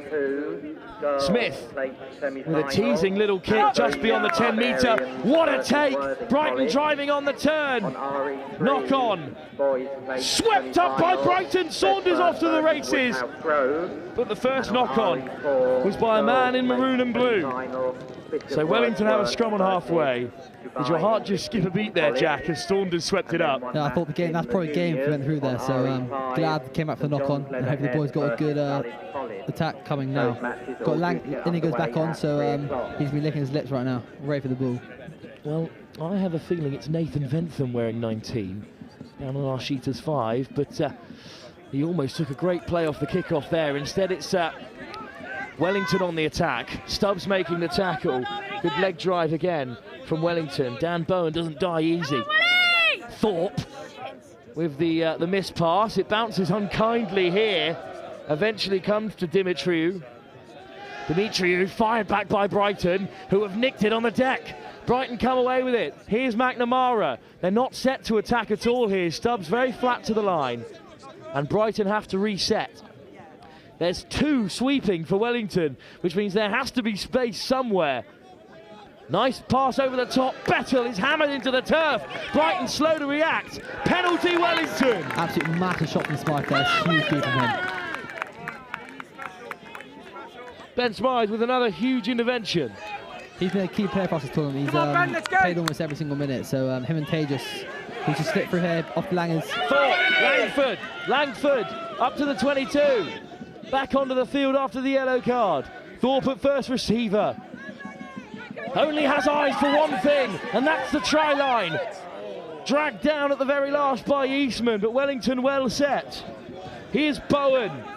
Smythe. Little show and go. Big handoff. Dylan Bettel goes over. Wellington goes down, and Ben Smythe goes over. His opposite number. And Wellington are back into the contest. Game's definitely up for grabs now. Well, a draw does no one any good. But Brighton's tournament now is on the edge, because only a victory here would be enough to keep them in contention. Seems like no side wants a place in the latter stages of this tournament. Conversion slotted cleanly, and Wellington are level. Good response from your side, Jack. Yeah, no, definitely pick up momentum now. We've got to keep this flow through, keep the flow going, and hopefully get another one. Another kick-off to come from Wellington. They've been pretty tasty so far this tournament. Ben Smythe knows how to hit one. This time it's even shorter, and it's just through the hands. In the end, it's knocked on, but only slightly. Elijah JS was also always going to run through there if he could keep a hold of it. Yeah, that move straight from the training ground. Normally it pays off, but can't quite find hands this time. So Stubbs will feed this Brighton scrum. They are desperate for a victory here to keep their hopes alive of progressing to the semi-finals in this cup group, which Millfield top at the moment. Indeed, that game is over on the other RE field, so somewhere elsewhere they know the result. Stubbs down the blind side. There's a slip from Wellington, and now he's one-on-one with Smythe. Smythe with the rip in the tackle. Wonderful work. And now Brighton have to scramble. Back comes Stubbs. What a shot. Over the ball goes Saunders, the captain. But Wellington recompose themselves. They win a penalty. Quick tap from Thorpe. And now he's off again. Nice soft hands. It's a 4-on-1. Surely they have to go wide. Bland. Miss pass off the toes. Wellington wasteful. That is a gilt-edged opportunity. And Brighton survive, and it'll be a line out to Brighton College. Jack, can you believe that hasn't ended up in a score? Oh, I don't know what to say. Every day we finish that, just not our data right now. Oh, the pressure tells in this huge game. Brighton, with their tournament on the line, have been saved by a misplaced pass that 99 out of 100 times finds its target. Line out stolen by Wellington. JS swings it away. Thorpe, Smythe. Wellington still very much in the contest. What a turnover that line out may prove to be. Thorpe wants it back again. 3-on-1. Brighton are stretched. Here goes Bland. This time he goes back on the inside. Thorpe is lined up, but finds the pass forward is the call. I can't believe this game is still level. Brighton again survive. Another huge opportunity for Wellington. Jack, can you believe what you're seeing here? Honestly, I can't. I mean, this game's so tight, and if you're either way right now, I've got a minute and a half left. Eastman down the short side. He throws the dummy and dips the shoulder. Has he got the legs? Eastman's going to go all the way for Brighton College. Wonderful evasion from Eastman. He's emptied his tank there. And he's shown Wellington a clean pair of heels. And with just a minute remaining, Brighton go ahead. He sold everyone there, Eastman, down the short side, and now he has the chance to add his own extras. Harry Eastman, Brighton's hero. It's a massive conversion here. An important one as well. Off target, but Eastman's legs were burnt. This was a great little breakaway. Yeah, they did it around the other side as well. I don't know how the boys didn't pick on that one, but yeah, we've still got time to score another one. There will be a restart, so. Chance for Wellington from the kickoff. McNamara to take it for Brighton. Two well-supported teams here on RE2. That's an excellent kickoff. Up go Wellington. It's knocked on by Brighton. What a pick-up by Jayez, who fends off a few Brighton defenders. They're short-handed now. That had to go. It still might. Bland put under pressure, but a penalty saves Wellington. One last attack for them. We're into overtime here. One last chance.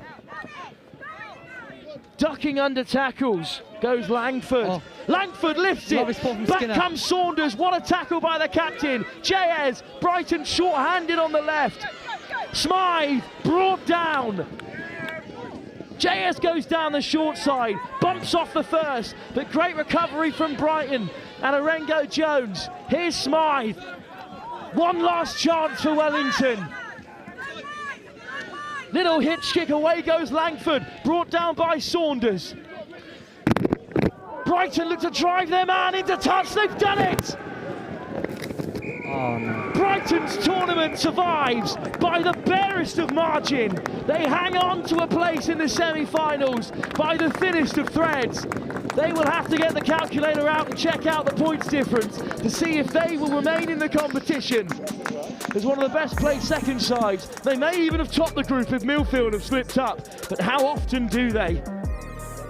One thing we know for certain is Wellington's fine tournament has come to an end here on RE2. They are out and they are inconsolable. But one thing you have to say, Jack, is despite this crucial clinching try from Harry Eastman, Wellington have had a very impressive run in this year's edition of the HOWDEN ROSSLYN Park National School Sevens. Yeah, no, I think the boys should be happy for what's happened today and yesterday, obviously. I mean, getting Sebra out was definitely handy. And despite the loss here, I think the boys should definitely keep their heads held high. What a result for Wellington to suffer. Brighton College may well have snuck into the semi-finals, but we'll have to wait and see. What we do know is our next game live here on RE2 will be a semi-final from the women's competition. Thanks for joining us, Jack, and commiserations for your team. Thank you very much. What a result here for Brighton, who will go into their Seb Patens campaign with their heads held high regardless of how things go. Wellington will have to decompress as they stand on field at the moment.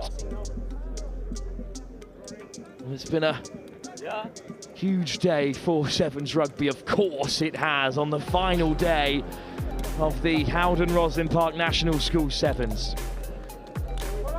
Our next game is from the women's competition, and it's the Amazonians Rugby Academy facing off against Worthing College, live on RE2. Kick off in just a few moments' time.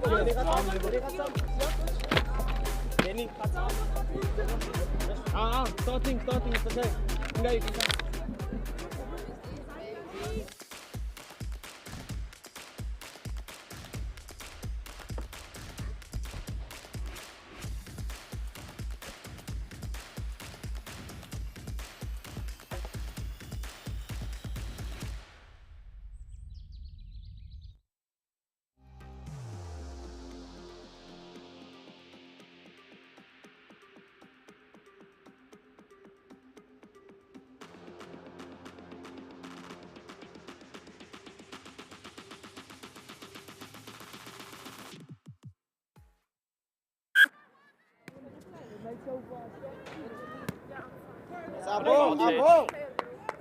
Well, kick-off here in this semi-final, and it's been a turnover, but the Amazonians are off.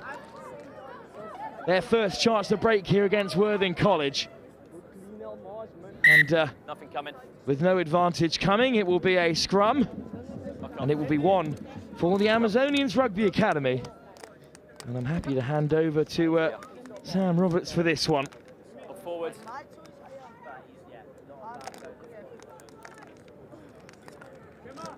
Thank you, Wilf Kemsley. Run out of battery in more ways than one as Wilf Kemsley. Done a brilliant job.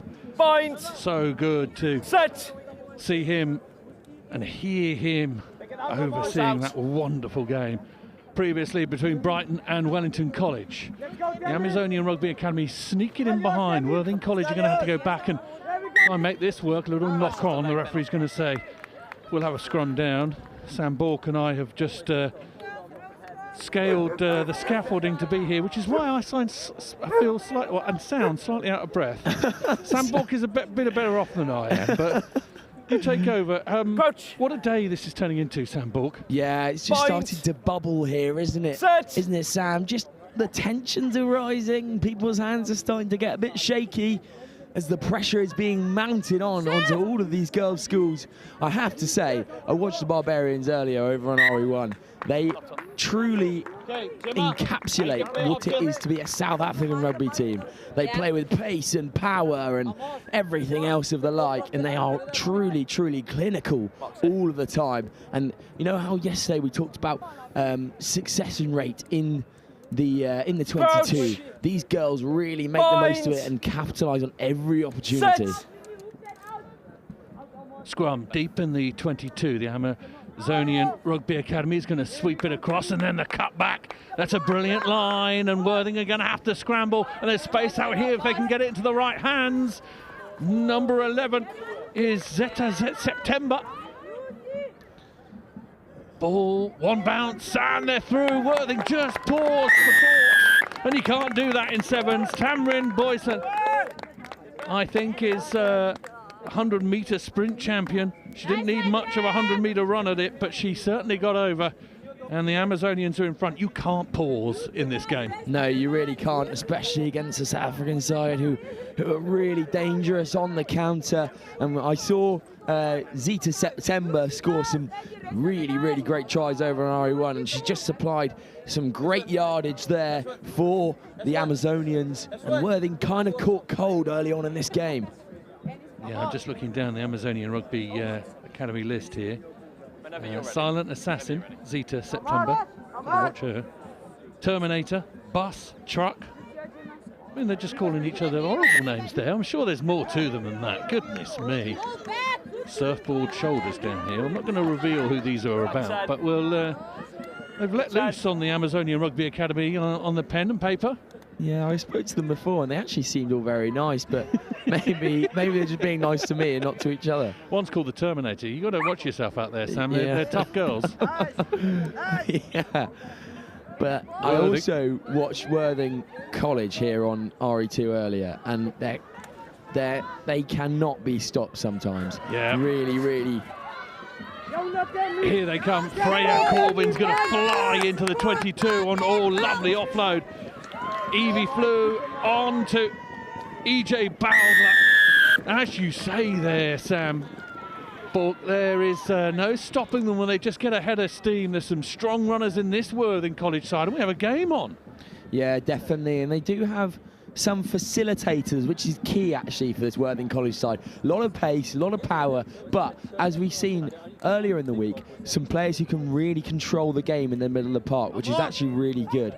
I'm thinking in mind of Robin Cornwall, who is wearing number 10, who just controls the game and keeps the tempo ticking over for this Worthing College side. I see why you said nice things about Robin Cornwall. She's black belt in karate. You're trying to keep on the right side of it. I get it.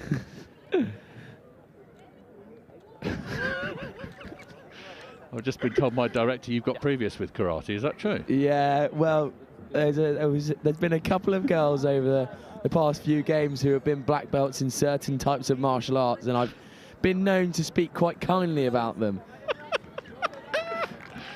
I see. I've stumbled upon a little treasure trove. We'll leave it there. We pad for time because an injury is just going to leave the field. Worthing College are just going to swap a player around. I think it is Freya Corbin who's come off with a twisted ankle. Meanwhile, the Amazonians are going to field this ball and then push their way forward. Some strong work but being done by Letho Madawi. Good tackle on Karosi. Little slap and away they go. Oh, some good pace. You're absolutely right. Tamrin Boyson again, I think. Just double check the number, but some decent lick on these girls when they go through. Yeah, they are, as I say, they just play like South Africans, which is funny because they are South African, but they do encapsulate what that nation feels when they're playing rugby.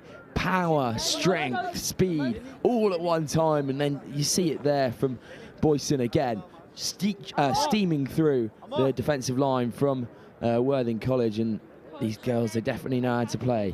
Yes, a South African champ for the under-18 100-metre sprints, and you have to be fast to be keeping that sort of title. So she obviously needs to be watched as far as Worthing are concerned.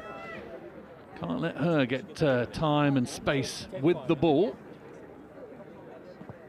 Amazonians will kick off again. The ball will bounce once or twice, and they will get it back. And the tackle comes in. Bowdler gets her hands free. Now Worthing College thought about the offload, has a second go at it, but actually takes to the floor. Positions herself well. Out on that right-hand side.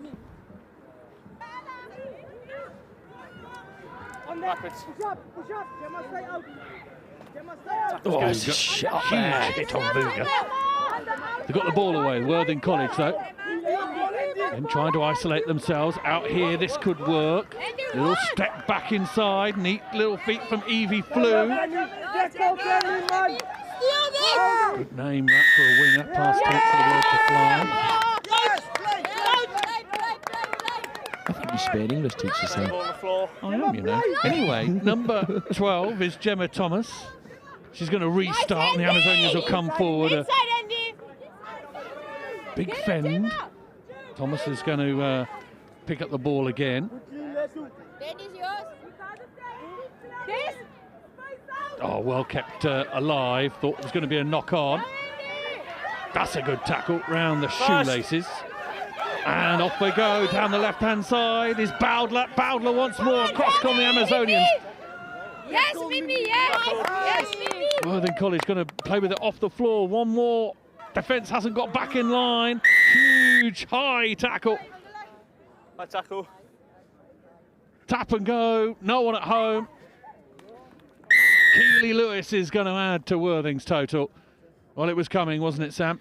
Yeah, it was from Worthing College, and they are really showing us what they're all about here. Again, just controlling the ball very well and then chipping it out wide. Great steal actually down here. But Worthing College showing us that they're no slouches here in this game, coming up against a strong South African side.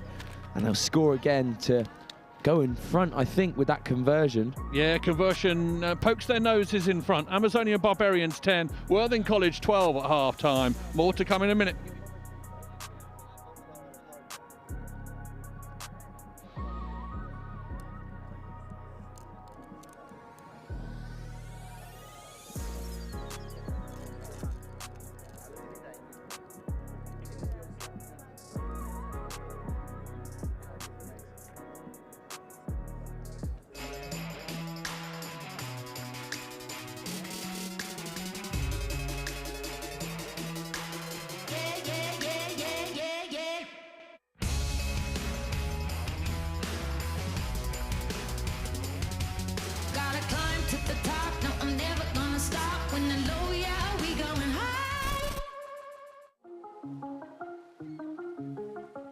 units for the whole of this academic year so far. So since September, I've got 80 units. I love the fact that the stats give you a sort of a basis for sort of analysing what the players are doing, how hard they're working. I think in training, but in matches as well, it's interesting to see who kind of the unsung heroes, if you like, the people that work, but you don't necessarily see them doing the work. So students have they have real kind of responsibility to do all the uploading of data themselves. All I have to do, look on the cloud, sort of platform, and then I can do my analysis from there. Yeah, it's been really interesting. I've enjoyed seeing how far I was running as well as my max speed. It's been great. I mean, it's been really fun having competition within the squad. See who's run the most, who's the fastest. This is one really good thing about the app. So each player will have an app. We've created a rugby school community, so they can compare themselves against each other and get leaderboards for each metric. And yeah, it certainly breeds that area of competitiveness. Everyone's like putting their best team.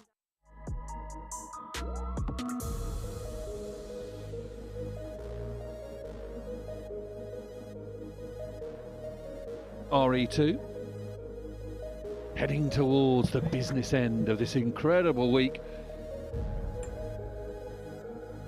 The girls and boys under 18s competition coming to a crescendo. Some of the more usual names coming to the fore, as you perhaps thought they might do.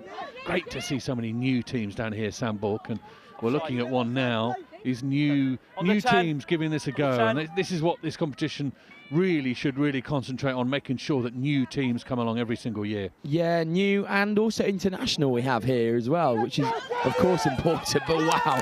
There she goes again. Tamarin Boyson is very, very fast. I think we need to underline it several times. I think we probably should. I mean, it's just unbelievable the way she cuts through these this Worthing College backline like a knife through butter. And it really is impressive, and you can see how much she's combining that pace with good agility as well to be able to swivel those hips and move in and out of players. It's very impressive.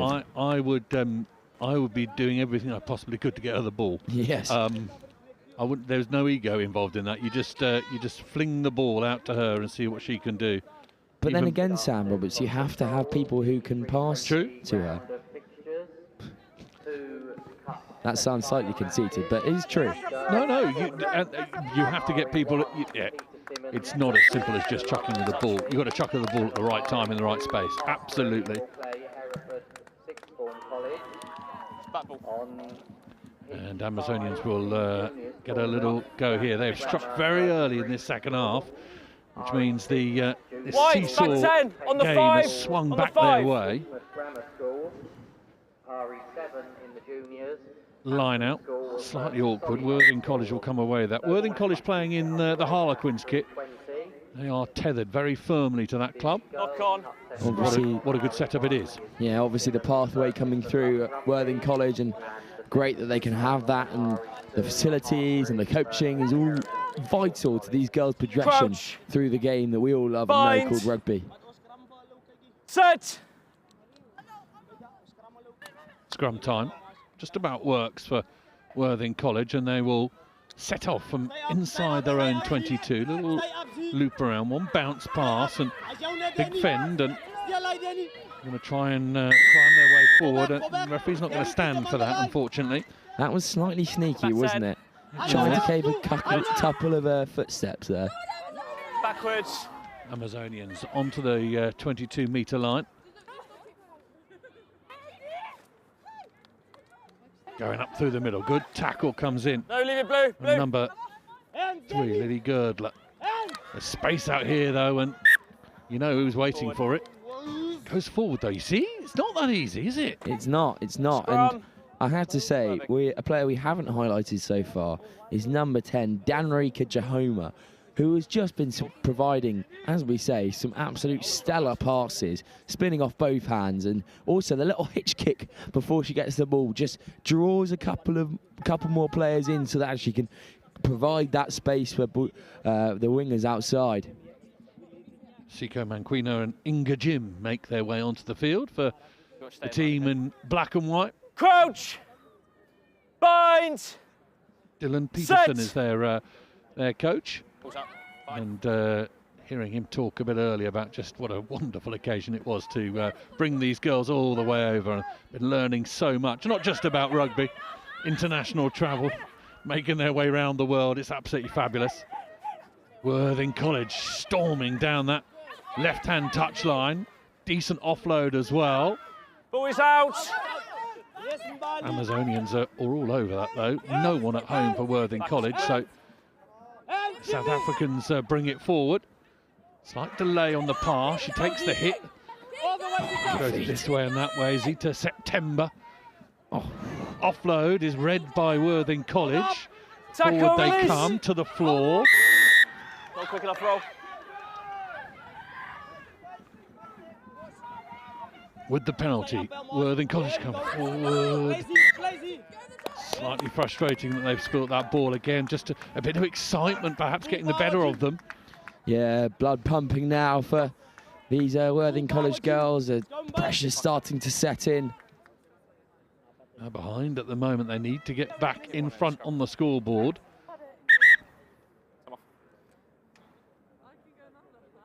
Hester Redmond is going to come on. Went out to, we'll have a break here. Sam Bolt, you like this. I went out to the under-11 competition happening all the way out on the W pitches. I went out there. The news going round out there was that there was a beagle Time is off. who'd stolen everyone's sandwiches. This beagle was going around all the packed lunches and just hoovering up. And everyone was looking for this beagle. It's mayhem over on the W pitches. No, kids going hungry out there. Was he employed by one of the teams? That's the question. Maybe. A secret beagle sent out to do the dirty work and make sure that the other boys don't have any energy. Oh dear. So we'll see where we are with that. Hopefully that beagle has been found. Hopefully. That's us. There we go. That's us. That's where we are. We've been here all week, ladies and gentlemen. 17-12. Sunburned. Yeah, well, just slightly. I got told that I look tan today. Yeah, you do. It sticks. It does stick. There we go. Like, turn that thing off. Come on, get it out of here. Honestly, there's enough women following him around as it is. Come on.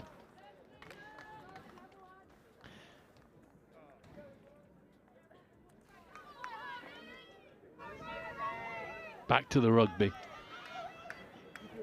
The stuff that people have come to see. Yeah, not you and me, Sam. No. Especially you. Absolutely not. Obviously a joke there. Crouch! It's all right, I've noted it. Bind! Set! Amazonians spit the ball out the back. And into midfield they come. Little cutback isn't used. Now, September is going to go round, attempt to go round, steps one way then the other. Oh, little chip and chase. Nice invention from Zita September, the silent assassin. She does run quietly, doesn't she? I mean, I appreciate we can't hear them run from up here, but you can see what they mean. Very stealthy. Yeah, it's that low centre of gravity, Sam, and she's just using her ability to change direction very quickly to her advantage, working her way around that outside there. Good invention, as you said, with that little grabber through, but unfortunately doesn't come off. At the moment, the Amazonian Rugby Academy are in front and will be happy to play with the ball. Stolen there, though, by Worthing College. Now, here we go. Let's have some energy from Worthing College. Can't be long left. Need to get up the field. Need to turn this into points. Flew.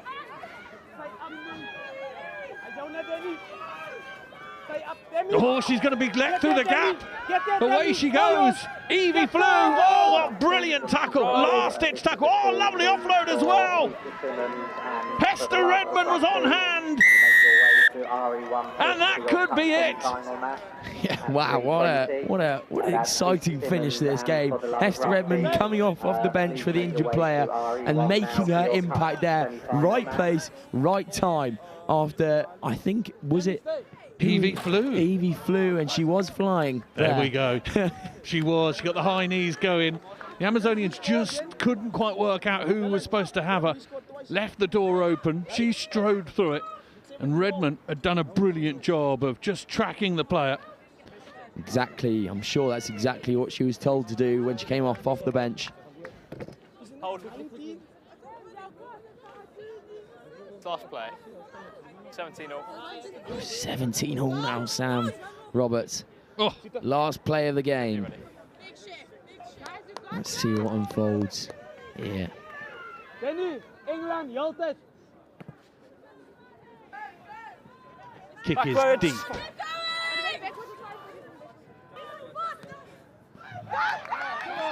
Little nudge through could work, and you know who's after this.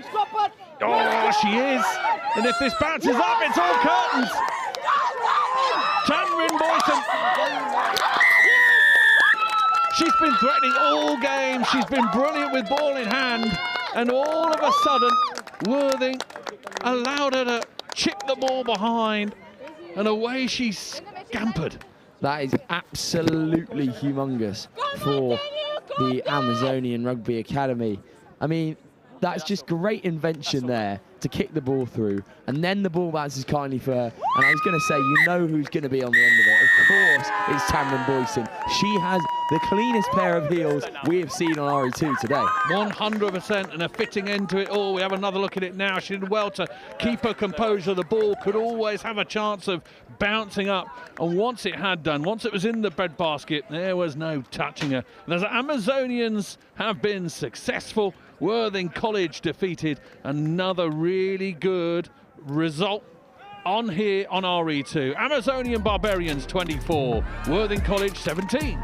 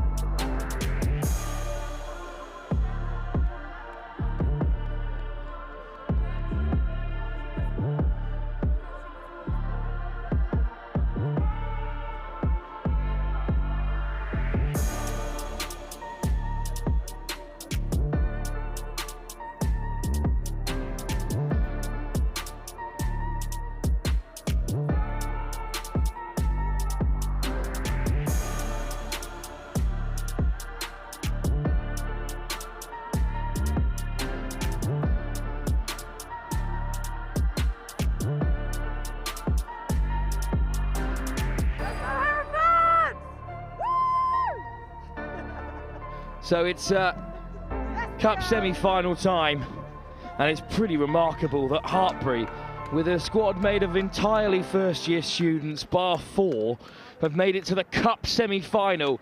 They take on Hereford Sixth Form College, who starred earlier on RE2. The one to watch out for is, of course, Chloe Butterworth, the England under-18, at number 12. But it's Hartpury in the red and black shorts playing from left to right against the black and red strip of Hereford Sixth Form College. But it's Hartpury off to the brightest start as the sun still creeps its way through the clouds here on RE2. Over goes Bella Bannerton-Evans, one of the second years in this side. Big handoff from Rose Cottrell. Cottrell slips the tackle. Lily Rose Cottrell looking for the offload. It goes to deck, regathered by Bowen. Hartpury on the offensive. That's offside by some way there. The referee lets it play on. Soft hands for Hartpury. One more should do it. Put down out wide. Missed opportunity for Sky Kaser. It's the Canadian side, the love of the game, taking on the finalists from the last 2 seasons. Peter Simmons on the other semi-final. Sam Bork alongside me. What a fast start for Hartpury. Yeah, very fast start for Hartpury. But you do mention, Will, the saving grace here for Hereford is Butterworth, always. And she just, you know what they've employed? She's hanging back on every defensive play because she knows she can make the counter. Turnover by Hartpury at the scrum time. Sorry, Sam, but it's a really fast start for Hartpury. Continued here. because Leicester's driving towards the line. It's Sky Kaiser trying to get over. Old-fashioned whole team pile-up has led Hartpury to their score. Well, that kind of play wouldn't be out of place in their box side, but here on the sevens field, they've crashed over from close range. What a start, Sam. Yeah, fantastic work from Hartpury there. Really, really just amazing work. And this leg drive here, I want to highlight it. The ball gets passed out after this contact. And we'll just see the leg drive from number 5. That's Sky Kaiser. And she definitely has the keys to unlocking Hereford's defence here. Well, this is Hereford's 3rd year in the tournament. They won the plate 3 years ago, but now they're in the cup semi-final, but they're behind early to Hartpury. That's an excellent kickoff. Pops up. Eventually Hartpury's way, but just knocked on by Molly Lewis. Good celebration there from Hereford. Good defence from Robinson.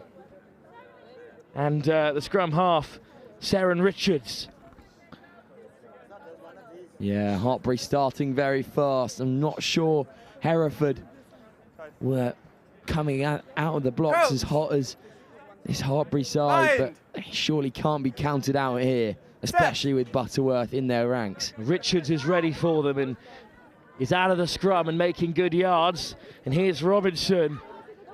Little chip over the top from Robinson, and now the chase is on. Hartpury will win the race, but in the end it's the touchline, rugby's greatest defender, that wins the ball back for the side in red. Yeah, definitely there, Hereford employing some good invention into this, and a nice little dink over the top. Just the chase was not as strong as the kick in that situation, but they will come again, I'm sure. Hartpury with the line out, short and direct. Plenty in Hereford colours to put them down, but they're a little bit narrow here, Hereford, and a couple of wide passes might undo them. 2-on-1, they make it wide. Here's Lewis, slips the first tackle. Lovely step from Lewis, who takes off the handbrake, but lets go of the ball.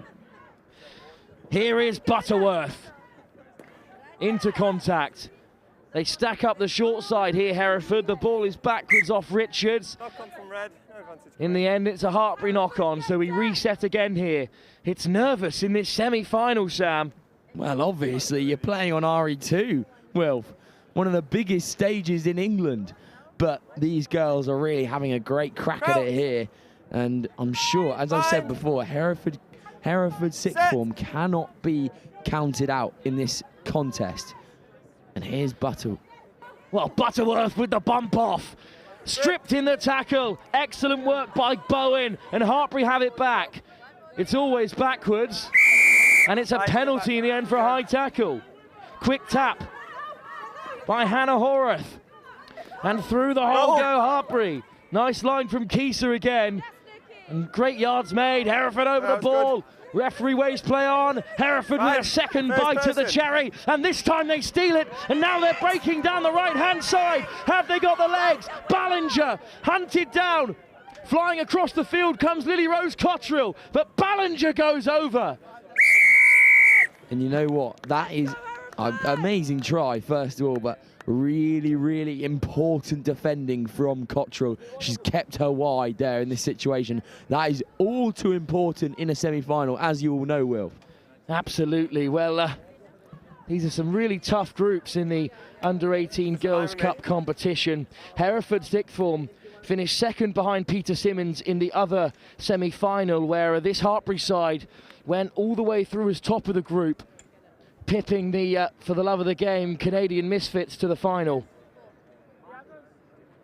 And in this semi-final here, it's Hereford sixth form who strike back. And we've got a game on here. No luck from the conversion. But kick-off to come from Hereford.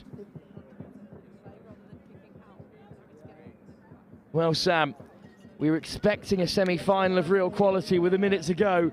There's still time in the first half for things to change. Yeah, definitely. And Hereford, I've said it, I'll keep saying it, they cannot be counted out here, as we've seen. What a take from Bowen, and the offload. Away go Hartpury down the right. Slipping through the contact is Sheehan Lowe, and Lowe is going to go over. pure pace and power there from Hartpury 2s. And wow, just showing their dominance in this game. Well, they're listed as a second time, Sam, but you see, it's a lot more about age than it is. This is the lower 6th year. Plenty of talent in there, plenty of ace representatives. Yeah. They just wanted to give that Ace College opportunity to their leavers, but my, Hartpury are going to be contenders in that competition next season if things remain the way they are. Well, they're competitors this year in the Open Cup. Yeah. They've gone back ahead. Definitely so, and I just want to highlight the gas there from Sean Lowe. Great pace from Lowe. 14-5 they go up. And they'll have the kickoff too. Still one last play before half-time. Chance for Hereford Sixth Form College to respond. Oh, it's chipped short. It's beyond Lowe. Regathered by Hereford, who take contact. The try scorer does not roll away there. So a quick tap from Robinson, who forces Hartpury on the retreat. Here comes the hard line from Butterworth. Butterworth turns on the afterburners and leaves Hartpury in the dust. Final little weaving run from the England under-18. Chloe Butterworth has her say in the semi-final. Well, I said it before, I said it again. Do not count Hereford Sixth Form College out of this running. They have some all-star power. And that will bring us to a half, but wow, the gas from Butterworth here, just so impressive. 2 points in it in the semi-final. As tight as it could possibly be here on RE2. Peter Simmons vying for a place in their 3rd consecutive final in the under-18 Open competition. Over on RE1, but here on RE2, it's Hartpury who lead by just 2 points at the break against Hereford Sixth Form College. Could this ace side, who have brought across their year 12s in this under-18 competition, cause an upset and make it all the way to the final? What a coup that would be for the Hartpury organisation. For Hereford Sixth Form College, something of a golden generation here, looking to make their way into the final on RE1 later this afternoon. Well, Sam, we won't get many more chances to do so, so a chance to reflect on this under-18 Cup competition in the women's side. Yeah, well, it's been fantastic, and I mean, we do have a lot of time to reflect, but we will talk about them again. I mean, Hereford Sixth Form College have just been excellent.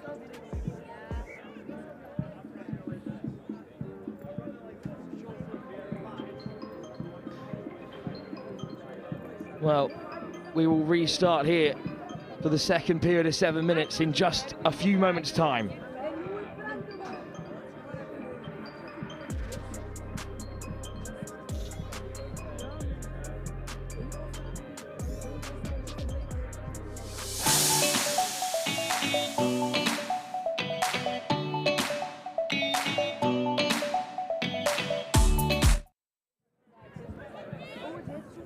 Kick-off in the second half of this crucial semi-final. It's been put down by Hereford Sixth Form, but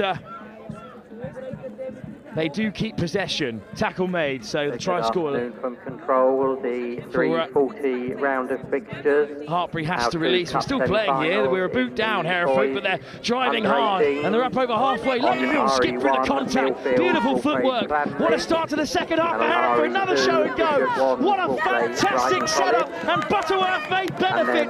A weaving, winding run from Danahill. Versus the Cooper's Company in Coburn School. And on RE7, Davenhill there. Davenhill, wow, what footwork, and we know who's on the end of it. Of course it's Butterworth. Wow, she's had some tournament and really staking her claim of why she's in that England squad. But so impressive there from Davenhill, as we'll see here, just striding through the contact, beats one on the inside, then another with a nice step inside, then shows the gas, one more show and go, gets caught up in a bit of traffic with her hands off to her teammate Butterworth to run in under the post. Hereford Sixth Form College take the lead against Hartpury. They lead by 19 to 14. 5 points ahead with kickoff to come. hooked high by Butterworth into the blistering sunlight here and returned with interest. Low, breaks through. Excellent covering tackle again from Davenhill. Hartbury, slow ball, but they do dig it out. Bowen. Oh, instead it's a change of direction and a change of pace from Condon. That's another great tackle from Davenhill. What can't she do? Now Bowen plays scrum half and finds Low. Bowen, Condon, knocked on. Missed opportunity for Hartbury, and they won't get too many more of those against this Hereford sixth form side.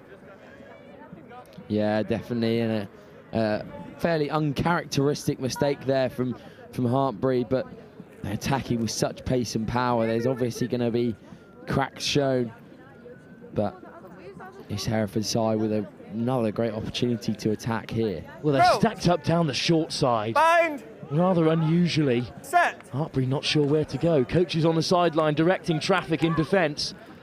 And indeed it's a quick pick from Butterworth, who's unfortunately just spilled it there.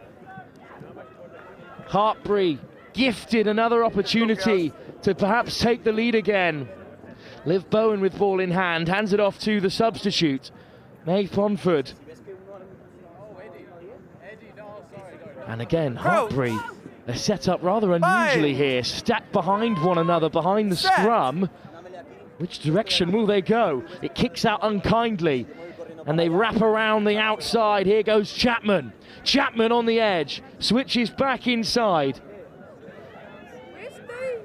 And now they could spread the field. Instead, they've come a little bit too short, so instead Law goes direct, and Sian Lowe is through again. How on earth did she break through there? Hartbury were out of options. There was nothing on. So Lowe just went herself. Yeah, fantastic invention there. Just to see that little gap and use her footwork to really get into the, past the gain line, sorry, for Hartbury. Wow, this is making a game of it now. A crucial conversion because it puts Hartbury in the lead. Well, you've got to say, for Peter Simmons, if they make it to this final, their third consecutive final, in which they've been beaten by Cardinal Newman twice in the last 2 years, only to then lose again to this Hartbury side, another ace team, they're going to be absolutely fuming. Yeah, they would be, but do not count Peter Simmons out. They are also a very good side to watch, and great viewing here if that happens. Well, don't count out the Canadian team also, led by Chloe Daniels, the GB silver medalist. This is a nice carry off the kickoff from Hereford, who are also very much still in this contest. Another direct line of running from Chelsea Lane. Little show and go from Robinson. Robinson almost slips through. So much space out wide. If they can find it, they've got to move it quickly. Whipped across by Ballinger, the try scorer. Davenhill caught, but Ballinger finds a way through. What a take out wide! Great defence, though, from Hartbury instead. Lizzie Van with a huge tackle. Lily Van, sorry. Drags them into touch. Van with a crucial intervention. Yeah, great tackle on the edge there, just pulling her opposite number out into touch. Stopping that attack in the tracks. Chances and time running out for Hereford Sixth Form College, who trail by 2 points to Hartbury. Their side made mostly of first-year students at the college. It's an overthrown line out, and it's a gift for Hereford Sixth Form College. Driving through, little hitch kick on the way. Can you believe it? They have stolen it. At the death, Will Kemsley, at the death. Final blood. Well, we still have a minute and a half to go, to be honest, Will. I think it's going to be a little bit less than that once the kick is over, but from that error, they've pounced upon it. How long is there left? About a minute or so. It's Ballinger again, the quickest to react. Nice little show and go. She just has the power to break through the last tackle. Yeah, it's really fantastic play from Ballinger. That's 2 to her name so far today on RE2. Well, can she be stopped? And can Hereford hold on to this slender lead here? They lead by 5. Hereford with the kickoff, desperate to win it back. Hebe Robinson, so laid back, she's horizontal. That's what the team sheet says, and her kick has just won Hereford the ball again. Really great kick there, using the elements to her advantage. It's obviously a sunny day, the sun's shining down into the Hartbury women's face. So the ball goes high into the sky and then loses it in the air. A try would certainly seal Hereford's place in the final. One of us needs to go. Hartbury make late substitutions. What difference can they make? The try scorer keys us back onto the field. Line out, cleanly taken by Hereford. Little winding run. And a flick out the back door for Davenhill, who goes direct. Davenhill past the 22, brought down. Hereford scrambling. Back against the grain come Hereford Sixth Form College. It's slow ball. They've got numbers out to the right if you can use them. Davenhill wants it, but instead it's a quick snipe. Hereford need to gather in support.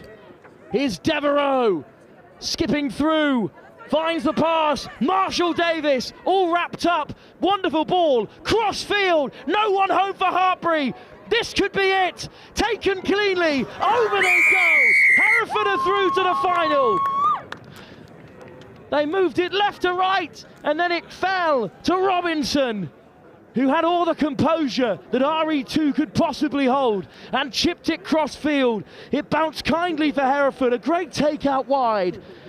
And that's all she wrote here on RE2. What a hectic game we've had here, Wilf. And Hereford, sorry, I mixed up their names there. Hereford deserved winners in this game, although Hartbury's second team side obviously have just come out and shown us what they're all about. I was speaking with one of the Hartbury representatives earlier as that kick comes off the uprights.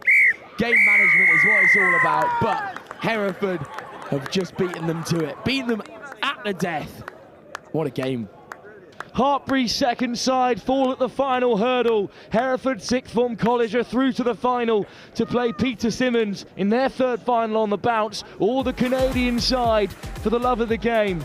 But they will back themselves whoever they face. What a performance from Robinson, Butterworth and Ballinger. They have driven Hereford through to the greatest game that under-18 women's rugby has to offer. The final here at the Howden Park Rosslyn Sevens. What a performance from Hereford Sixth Form College. And you can see on their faces that they are absolutely delighted, Sam. Yeah, really well played, and a chance to go on to RE1 and make a name for their school. It's just going to be fantastic. I can't wait to watch it, Will. One last dance on RE2. The final embers of fire flitter here in the Howden Roslyn Park National School Sevens. It's the Cup semi-final. It's the side that have come out of nowhere and shocked us all. Bishop won. They take on Brighton. Let's go, boys. Come on. That's the next game live here on our final game on RE2. Lads, step back. Make sure the line is next.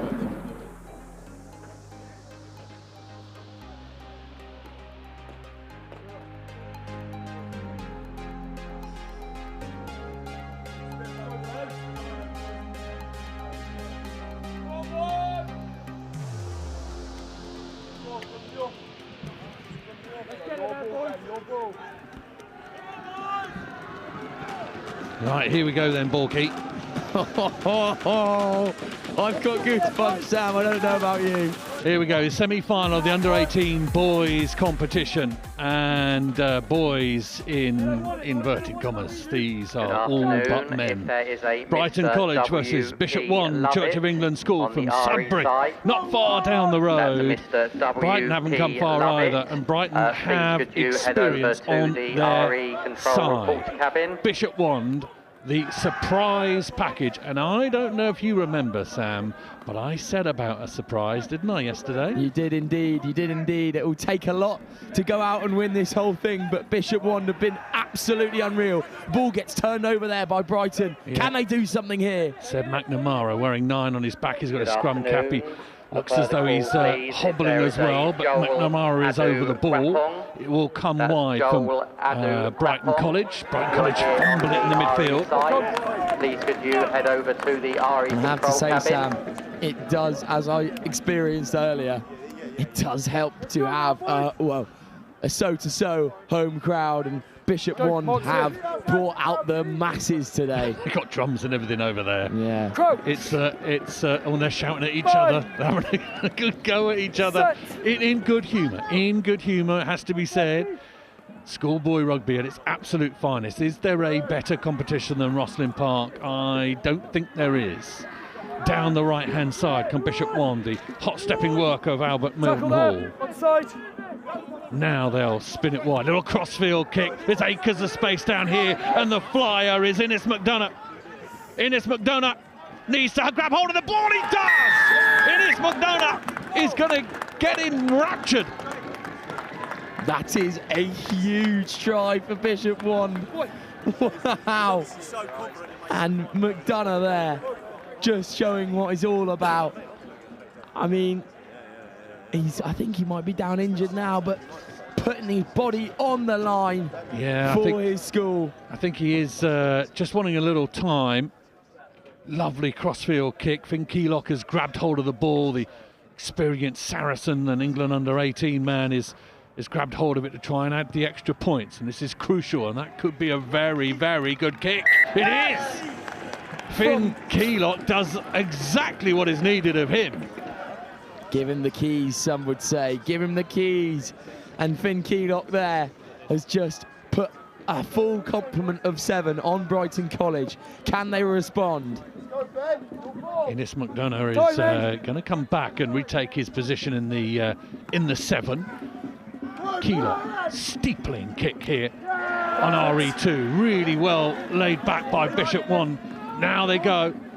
Keylock again, off his left hand, beautifully out the little step and go like he's trying to start the motorbike. Joel O'Callaghan. Brighton having to regather into the 22. Hands on the ball. Good work as well by Dylan Moss. Brighton are going to go, and they're going to go the length, and they're not careful. Bishop Wanda scrabbling back. They have numbers. They will marshal him towards that sideline. Oh, but he won't. Would he go all the way into the corner? Harry Eastman, coast to coast. That's what we like to see on RE2. Eastman has had an absolutely stellar tournament from 10, and he's just helped his school out again there. And I suppose he's going to kick the ball as well. So he might put a full 7 on the board himself. He just thought there, Sam, right, I'm going to go. It's my turn again. A little strange, because I thought on the angle they were going to get him, and they'd almost caught up with him and then slowed again, but were happy to keep him out wide. I think that's perhaps why they were chasing him mostly. They've given up the 5 points. We're trying to make sure of the 7, and they have. That has slipped to the side of the post. So at the moment, have another look at this. The tap and go, no one in position. Eastman running like a scared child. Off he goes. Yeah, Harry Eastman has had a great tournament so far. You know what, I just wanted to highlight, actually, we haven't seen much from him so far, but you'll see down here on this touchline, just a number 7 from Brighton College. And that's Alex Stubbs, who has been my player of the tournament so far. He's been absolutely unreal. And also, we are joined by Sam Arengo-Jones onto the field, the big number 15. Bishop One with the shove back. Keylock doesn't need a second invitation. Keylock, half a dummy, big tackle comes in from Stubbs. Big shoulder, but Bishop One ride it. Mildenhall, another huge tackle comes in from Stubbs, who has business cards and he's handing them out. Oh, that is a huge shot from Stubbs. But Bishop Left-hand side, here we go again. Good tackle, good marshalling. Bishop One hold on to it though. McDonough, the original try scorer. Keylock, the magician. Off his left hand. Oh, too much. Asks too much of O'Callaghan. But you can see the intent. You can see the energy that this game is being played with. Stubbs is leaving his imprint of his shoulder around West London. Did he hear me say his name from up here, do you think? I don't know. I told him he wasn't doing enough work, and then he just goes and puts out 2 humongous shots. Crouch. Bind. Set. Huh? Stubbs. Brighton are going to play with it in their own 22 and just try and bring them out wide. Bishop Wand need to be careful. Again through the gap. Away they come. Eastman, he scored one in that corner. He's heading to the same patch of land. Eastman harried, hassled. Oh, what a tackle that is by Perkins. Brilliant try saving. Maybe match-saving tackle from Ben Perkins. That is unbelievable from Ben Perkins. Harry Eastman is not slow, I'll give you that. But Perkins has tracked him like a cheetah and a gazelle down the Serengeti and just pounced on him there. Changes aplenty. On comes Ethan Hallidan. Knowing 25. Marks on the 5. Also Ben Hislop makes his way on as well. 21 is Harry Cromie, and he'll play a big part. And Bishop Wand. Ball is awkward for Cromie to deal with. Has to work hard on the floor to try and make it make sense. Bishop Wand and Keylock will thump the ball downfield. It will stay infield. It will bounce really beautifully towards that touchline. That is a fantastic exit by Keylock. Keylock has the ball on a piece of string. And we'll have half-time. Oh, my goodness. This is living up to all the billing. Bishop Wand noses just about in front. The 2 points is the difference, but there isn't much. Brighton College will huddle together and have a chat. Bishop Wand will do likewise. Unbelievable scenes. We're going to throw down to Wilf Kemsley. Who have you got for us, Wilf? Thank you, Sam and Sam. Yeah, I'm here with a delighted director of rugby all the way from Hereford, Ben Parfitt, whose side are through to the final to play Peter Simmons. Well, we've got to start firstly with, how do the girls feel after making it through to the final? 3 years ago you were on the plate, and this only your 3rd year in the confirmation, and you're in the big dance. Unbelievable. Literally just to stay a shot. The girls were on RE1, really buzzing for today. The late final of the girls under 18 competition. We were dancing, we were singing, just a really good feeling. Amazonian Barbarians versus Bishop Wordsworth. To beat one of the That's on pitch RE1 universities at 4 of o'clock. Hartbury, The girls nearest and under dearest. 18 Feels really, really good, and we played unbelievable. Barbarians. I'm so proud of the girls. It's just awesome. Ben, you've been in charge for 10 years at Hereford. You've developed and nurtured this programme into cup finalists. You've got to be proud of what the group has been able to achieve in that time and the development that we've seen at Hereford. Yeah, incredible. We've punched above our weight for sure. We've got a small cohort of under 30 girls compared to Hartbury's 120. So to come up against with loads of our girls haven't played before, and that crossfield kick, which was taken by Maisie Terry, one of our forwards who a few weeks ago didn't think she'd be here. I'm elated. Well, best of luck in the final against Peter Simmons, who are in their 3rd final in a row. That's going to be a great game between Hereford and that Peter Simmons side. I'll send you back upstairs because we're back underway. Brighton fighting for a place in the final. Stubbs is going to come away for it for Brighton. Inside pass. On the cutback is Dylan Moss. Now they're going to sweep back the other way. Dylan Bettle is trying to find his way through. On the loop is Seb McNamara. Good clear out from Stubbs. Does some really good unseen work, Stubbs. McNamara plays conduit. Bettle and McNamara exchange the ball. Little step, and Bishop Wand got to keep this out. Oh, it's a super hit. Really brilliant textbook hit. Coming in from number 14, Joel O'Callaghan. He's marshalled that right-hand touchline in the first half very well. He does it again. It's almost like he was waiting for it there. The ball was obviously going to come to number 12. That's Alfie Swart. Oh, no, sorry. Dylan Moss for Brighton. And he was just saying, yeah, bring it on. I got you on the outside. You're not going to beat me on my ins. I'll put you in touch, mate. Yeah, used the sideline beautifully. Big hit as well, one that the fans can get behind. And there are some fans down here in Rosslyn Park. They've travelled to watch both these sides. Finn Keylock, dived, slipped into the tackle. Keylock is okay. Looked nasty for a moment. Little show and go from Albert Middenhall. Now they go through again. Off the boots, play on. Now they're off and running, and again McDonough is in. Brighton are scrambling the ball, and he's tipped up McDonough, and I think there's going to be a card here. This could be crucial. A tipping. And McDonough has caused problems again for Brighton College. Out wide, on the left-hand side, all the way there. One more pass, and it's simply done. Forward pass, says the referee.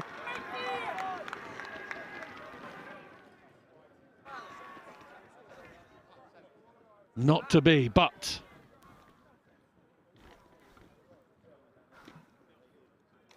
Marks on the 5, let's go.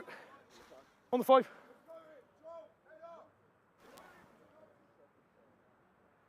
Coach. Wow, what a period of play there. Bind. What a period of play. Set. Now Brighton are going to have to do it hard with Touch 6 boys on the pitch. Ball is going to bounce up beautifully. Referee, he almost looked behind himself as if to check. Dylan Moss is away and has the acreage of Rosslyn Park in front of him. That is just pure drama, Sam Roberts. Oh, you need to be good. You also need to be a bit lucky in this competition. You talk about luck, but again, luck is created by hard work, and that is really, really hard-working play from Dylan Moss. A kick is only as good as its chase. The kick wasn't great there. Dylan Moss puts on the burners, backs himself, and says, I'm coming out with this ball. There's nobody's going to stop me. Brighton back in front. The conversion is good. Have another look at it here. It's touched in flight. Seb McNamara's kick is actually has the distance taken off it. And Moss reacts brilliantly. He just gambles, doesn't he, Sam? He gambles on the ball bouncing right for him. And then it does, and then he's away, and he puts on the burners. Let's play. Let's play. See a reaction down there on the touchline from the Brighton College man. Restart from McNamara. All his men are with him, alongside him, or out to the right-hand side. Still time on that yellow card. Brilliant take up in the air. Bishop Wand have more in the tank. There is no two ways about it. Now they come to the left-hand side. McDonough, Keylock, little step, little half go, back inside. Keylock is an absolute magician. Oh, the ball has been spilt.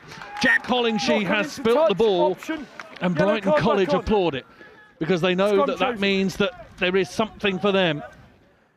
And time out of the game. Men back on the pitch now. Full complement for Brighton.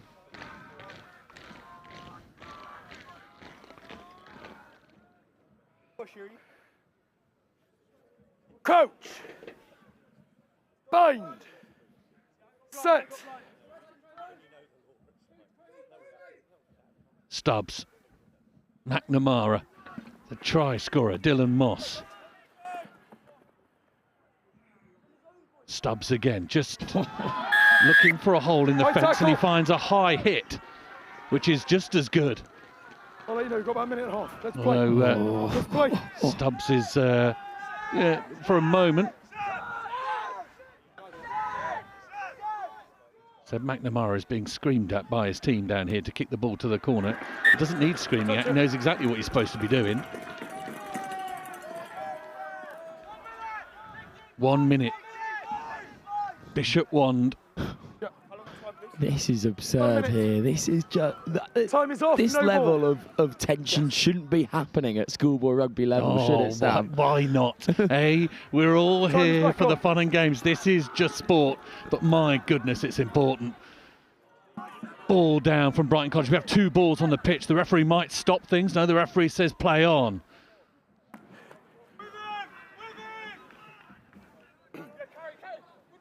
Bishop Wand trying to do tackle and release, Blue. As much as they possibly can without the ball. Brighton happy to hold on to it as their seconds tick by. Is this going to be a Brighton? And I think it's Millfield in the final. Sam, am I correct? I'm just going to get up the stream for you. I think you're right. Might be right, though. Brighton. Here's Orengo Jones. Ooh. Sam Orengo Jones doing some nice bit of ballroom out there. Most importantly, Brighton just need to hold on to the ball. No, illegally pilfered. Referee says offside. That is time, I think he's just said. Offside. Yes. Yeah. You've got to tap the ball, you can kick it off the back. Make sure you tap it first. That's it, Brighton. Brighton College off the route. The tiniest of margins. Bishop 1 did so well. Cheers. But they will exit at the heartbreaking semi-final stage. Brighton College, though, will take a familiar position in the final, and they will face familiar opposition in Millfield School. Goodness me, the Howden Rosslyn Park National School Sevens continues to deliver. Sam Buck, just a little word on that. Yeah, I have enjoyed this tournament so much this week. It's just been full of drama, pace, power, everything you want from a Rugby Sevens tournament. This has provided, and it's been absolutely fantastic. I mean, Sam, what more could you ask for? What more? I actually don't know. I don't know why I'm asking that question, because there is no answer. There is, and it's been beautiful. The weather's played its part. The rugby has certainly been wonderful, and you know, 99% of the matches that we've seen have been played in exactly the right spirit. There's been a little bit of over bubbling, and on occasion with young minds getting ahead of themselves. But generally speaking, they have been outstanding, really, really good, and I think we have been treated. There's no two ways about it. A little thought on Bishop 1, Sam, and a little thought on where they are and how they are. They've done brilliantly this week. They have. They absolutely have. And when they were playing, you just see, oh, well, Sam, you predicted it, mate. You said there might be a little surprise on the way. And Bishop Wand, the only A school left in the competition, wow, what a job they have done. Fantastic, but there were some victors. Down to hear from Brighton College. Will Kemsley, over to you. Sam, what a game. It's another final on the cards for Brighton. I'm delighted to be joined by their captain, Ben. What a performance. It's a brutal tournament, Rosslyn Park. It's hours after hours of hard work, and you're into the final, the biggest game that under-18s rugby has to offer. How does that make you feel? Absolutely buzzing. I mean, the boys have showed a lot of heart. Game against Wellington to come back from that loss on RE1 earlier. Yeah, it feels really special, and we're really excited about this final. This isn't the first final that Brighton have been in recent years. We can recall last season against Sedbergh when you thought you'd won it at the very last, but it slipped through your grasp. There's a huge game coming up. This side is full of winners, full of people who have been under that kind of pressure before. And how's that going to help you when you get to this final game? Oh, it's going to be massive. I think boys just rely on each other. We've played so much together. It's a group that's come through from the juniors, so just playing for each other and really excited for the chance. Some say a bit of a golden generation for Brighton. Finally, do you think this incredibly talented group of players, do you think they deserve something to say for their time at Brighton College? I mean, it's easy to say we deserve something, but we've got to go out and win it, got to go and do our job. What an attitude, Ben, and congratulations. You've made it to that big game. Good luck on RE1 later on. What a semi-final. What a run of semi-final. It's soon to be kick-off in the plate final for the girls' competition before the big dance. The under-18s and the girls' and men's cup finals. They're going to be huge. And I'm going to bring in the man who's seen an awful lot of rugby over the last 5 days, Sam Bork. Sam, we're all done on RE2. There'll be no more sevens on this field, at least not for another 12 months. But what we can say is we've seen some of the best rugby played at this age group and at this age level, perhaps ever, as the tournament continues to expand, continues to grow, and these lads continue to put on a show. Yeah, well, I've been coming to this tournament since I was about 16 continuously, obviously playing and then doing some work and then also commentating. And I can say wholeheartedly that it gets better every single year. I mean, I just said it up there to Sam. You shouldn't have this much drama in schoolboy rugby, but you do, and it brings it out on RE2, it brings it out on RE1, it brings it out on RE8. I mean, it is unbelievable that we get to witness it as well, and to have young men going through this kind of, and young women, sorry, going through this at a schoolboy or a schoolgirl age and playing at the top level. I don't have the words, Wilf. I don't. Well, on that semi-final, a word on Bishop Wand, who we've been starved of seeing here on RE2, but they've caused some major upsets. They definitely deserved that place in the semi-final, but they just couldn't get it over the line at the very end, and that's the ruthlessness of this tournament, as we always say. Yeah, definitely. And I want to give a shout out to Finn Keelock, who was just majestic all day. I watched him some over on RE1, and I watched him over here. Wow, that kid can play. I mean, and his boot is unreal as well. When have you seen a schoolboy kick like that? The last time was when I saw him play for Saracens against Quins, when they took apart that side that was so close to make it through to the Academy League finals. So every year, as Joe Burns said in one of the pre-shows earlier on this week, this tournament always creates stars. It always creates professionals, and I think we've seen a couple in action in that semi-final. But as Ben Saunders was saying, on this Brighton team, they're a really close-knit unit. They've been so close and yet so far at many occasions here at Roslyn Park and other major tournaments. Is this the year that they get over the line? They've got a huge task on their hands in one of Millfield, or well, very likely Millfield or the other semi-finalists. It's going to be a tough, oh, it is Millfield, it's going to be a tough ask in that final. Yeah, I mean, Millfield going out and beating that Cranley side, who are my eventual pick to win, but unfortunately, stuff happens. But I have to say, word on this Brighton unit, as we'll call them, because they are so close-knit.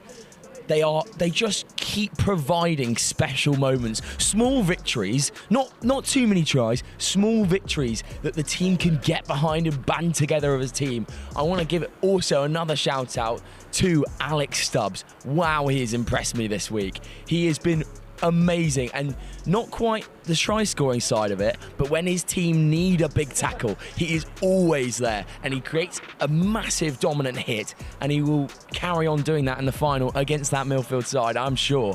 Alex Stubbs has got his pick of universities as well at the very top level of Super Bucks and Bucks Premierships, so all the best of luck to him in the future, and all the best of luck to Brighton when they play at the Sedbergh 10s this weekend. That will be live on Next Gen 15. But we'll return to the under-18s competition before that final. Peter Simmons are into their third final in a row. They were denied twice by Cardinal Newman, who were removed from that competition entirely, such was their quality, and they made it through to the ace category instead. But they're facing a Hereford side, who are an incredibly tight-knit group of players, a 10-year programme in the making, with Ben Parfitt in charge. How is that final going to go in your mind? I think I'm going to back Hereford, to be honest. I watched them last game, and that was the first time I'd seen them today. And they really, really impressed me. The way that I've said it a few times this week, their bounce back ability is so impressive. And they get scored on quite a lot. But the way they get back up, they pick themselves up, they dust themselves off, and then they go again. And with special characters like Devon Hill and, of course, Butterworth, the England under-18, there is no reason why they cannot win this final. Well, RE2 has had its show of twists and turns, its drama, its ambition and its failure. It's been an emotional and a powerful week of sevens rugby. All of the conclusions to this under-18 competition here at the Howden Roslyn Park National School Sevens will be over on RE1, and following that, a final wrap-up of a tremendous week of rugby. But from all of us here, myself, Sam and Sam on RE2, thank you for listening in, and we'll see you again very shortly. Perhaps over on RE1, or if not, with Next Gen's coverage of all the rugby this weekend. A club semi-final for you on Sunday, Sam, the Caldecott 10s tomorrow, and the Sedbergh 10s on Sunday and Monday. Signing off here from RE2. Thank you for joining us, and we'll see you next year at the Howden Roslyn Park National School Sevens. Good afternoon from Control.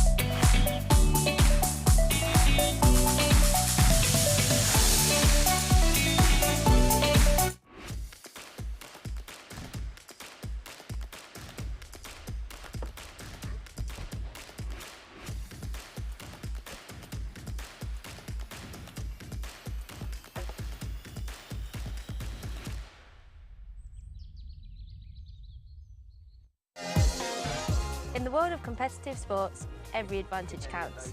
At Holroyd Howe, we understand the vital role nutrition plays in athletic performance. Holroyd Howe, providing the power to perform.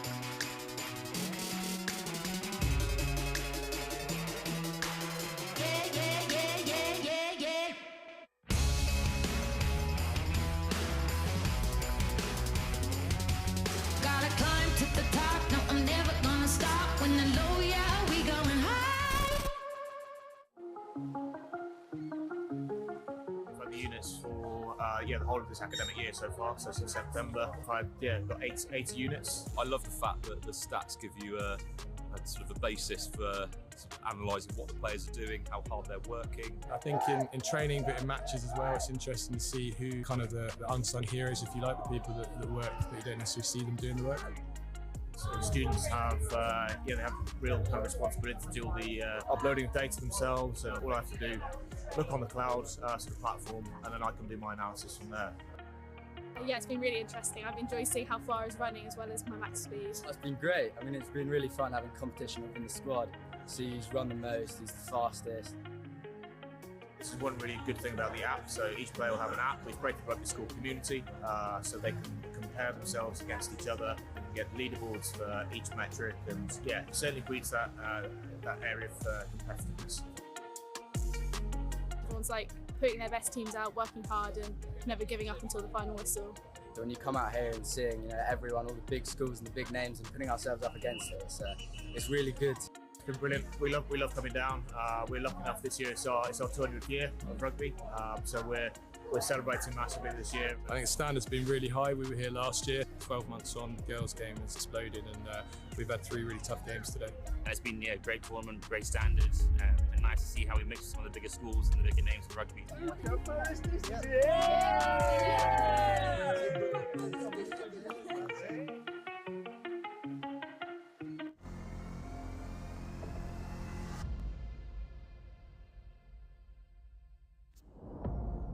Get ready for the ultimate international showdown. This December, the Global Schools Challenge 2025 is heading to the Mediterranean Sports Hub in Salou, Spain, located just an hour outside of Barcelona. From December 14th to 19th, the world's top student athletes will compete in rugby and a range of new sports. Hosted at one of Europe's premier facilities, you'll experience world-class pitches, state-of-the-art equipment, and a vibrant atmosphere designed for excellence. Off the field, explore the beautiful coastal town of Salou, enjoy golden beaches, and take a trip to Barcelona for iconic landmarks like the Sagrada Familia and the Nou Camp. Every game will be streamed live by NextGen 15, bringing the action to a global audience. Don't miss your chance to be part of this incredible event.